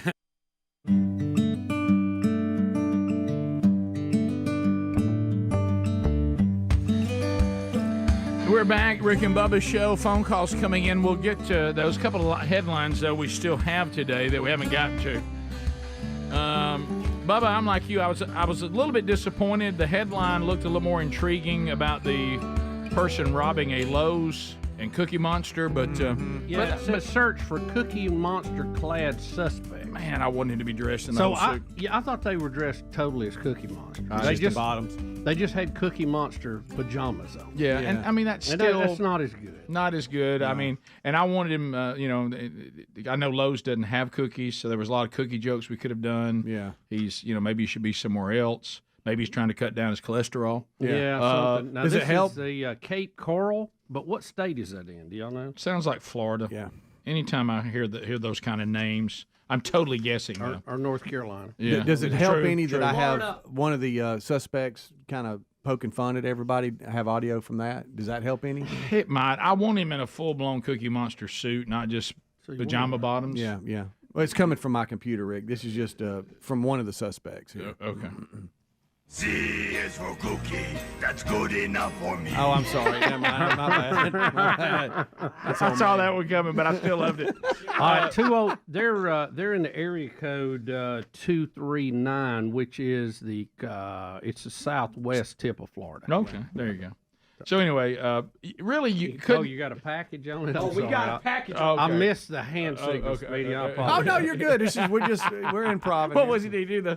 He does something with a V and does like he's got a bow on top. Oh, so this is the package. Yeah. Okay. But you got to have the V. All right, that's right. Here we go. Duo is now behind bars for stealing nearly $100 worth of items at Lowe's. Cape Coral police say 22-year-old Charlie Jorge Perez and his girlfriend, 19-year-old Helena Annalise Sepulveda, came into the store in matching Cookie Monster pajamas Sunday afternoon. Loss prevention officers noticed them putting items in their bags and trying to leave without paying. When the officers approached them, Perez lifted his shirt to reveal a black handgun in his waistband. Well, once KPD informed the public on their Facebook page, people took swift action. We were able to arrest the people responsible for this robbery in less than 12 hours. And we definitely credit a lot of that, of course, to the hard work of our detectives, but also the social media tips that we did get because of those surveillance images. And they said So that Perez and somebody named Ernie and Bert, very helpful. Yeah. Very helpful. It's not as good as I wanted it to be. I know. But they'll forever be the Cookie Monster Bandit. Sure. Yeah. Oscar the Grouch said, "I ain't snitching." Right. You know, you almost wanted it, just the headlines to be pajama-clad couple robs Lowe's. Yeah. There's something there. Here's another story, the too. crumbs. It's about a gentleman who had a $32 bill and left a $10,000 tip. Hello. Did y'all see this? Hello. In Bent Harbor, Michigan. Apparently, the man asked to remain anonymous. Said that he was in town to go to a friend's funeral. Yep. And wanted to honor his friend by leaving this tip. Yep. I'm not exactly sure the tie-in there. I mean, but, why not honor your friend and give that money to his family? How about a nice tip for everybody working? Apparently, the waitress staff divided this up among themselves. Good for them. So it's about 6 people or 7 people. Yeah, did you see second place? He said it's big. It was $1,200. That's the biggest they'd ever had. Yeah, that's crazy. So 10,000. That's your big boy. That's a monster right there. Of course, if I was a server, that would never happen to me under any circumstance. No. I would be told that I was partially responsible for poisoning the guest after he ate bad food. Yeah, that's how that would go. I'm noticing the suggested tips on these receipts, they don't include 15%. You know, they go straight to 20. I've noticed that too. It's 10, 20, and 25. What I'm seeing a lot now. Yeah. So what percentage you guys do? I do 25. Okay, that's great. Yeah. That's totally adequate. Yeah. That's great. I do different amounts depending on the situation. If they offer me, they've already done it for me, I go 25. If they haven't, I'm like, Bubba, I tried to. And I have noticed that I've really moved my tip up on DoorDash, and I'm getting my food a lot quicker. They see it. Because they see it and they run and get it then. Yeah, they see it. Well, see what I was doing before. Well, I tried that. It didn't work. Yeah, But, yeah. Bubba, I yours just was had to get a shovel to get mine out. No, but still, the good That was just an accident. No, the good news was your tip still got them to get it. Yeah. They just couldn't get it to your door without spilling it in the driveway. Yeah. Who would have thought a wet bag would give away? Because I was just using the highest that they offered me, and I thought, well, that's not really helping. So then I did customized tip, and buddy, I'm getting it now. There you go. Money talks. But Bubba, like I say, they're getting it here. They still got to keep from dumping it in the driveway. That's a different thing. That is. And they haven't so far. To the phones we go. Shelly in Cape Girardeau, Missouri. Hey, Shelly, welcome to Rick and Bubba. Hey guys, how y'all doing? We're great. Good. Hey, I was just calling to tell you, well, first of all, I told Greg he is one of my favorites, just to be transparent here. Second of all, hey, I've been doing hair for 32 years, and I've been married for 32 years as well. So in my wisdom and experience, I was telling Greg, I said, y'all just find you a good seasoned hairstylist like myself, and I've trained all my men clients to book from one appointment to the next. That way they get that good haircut, they get in with who they want to. And in reference to your last thing y'all were talking about, the better you tip, the better we work with y'all too. We're much more forgiving if you forget that appointment or whatever. Yeah. Yeah. What about Shelly? So that also will avoid the awkwardness of there's a seat available, but I don't know you, and I'm afraid to sit down there. Yeah, that way you're all that's gone. And the woman who cuts my hair tries to get me to do what you're saying, and without fail, like an idiot, I'll say, it's just so hard for me to know. Let me get back to you. And then what do? I never do. Yep. And then I really need. Then I got something coming up. I really need a haircut, some family thing or whatever. And and now I'm scrambling for an appointment and I can't get one. I know, Shelly. And I know you're guys, right. Listen, I have guys that have standing appointments. Literally, I have one guy that's every week. And I'm not kidding. And then, yes, he has a standing appointment every week. He never wants to look like he just needs a haircut, obviously. And then I have every 2 weeks, every 3 weeks. But they get in there and I'll work with them. If they need to change it, no big deal. But if we have that appointment down, we're going to get you in. Yeah. Can you do these You people? must be very popular. Yeah, very popular. And here's the thing I've noticed, though. No one's are. And the person that does mine, she does a phenomenal job for the entire family and has for many years. But I have noticed there are some days, if she gets to talking a little bit, where she won't cut it the same way she always does. It's very rare, and it always turns out fine. But I'm like, is sometimes this stuff off the spine, and if y'all get distracted, you confuse us with other clients? Is that possible?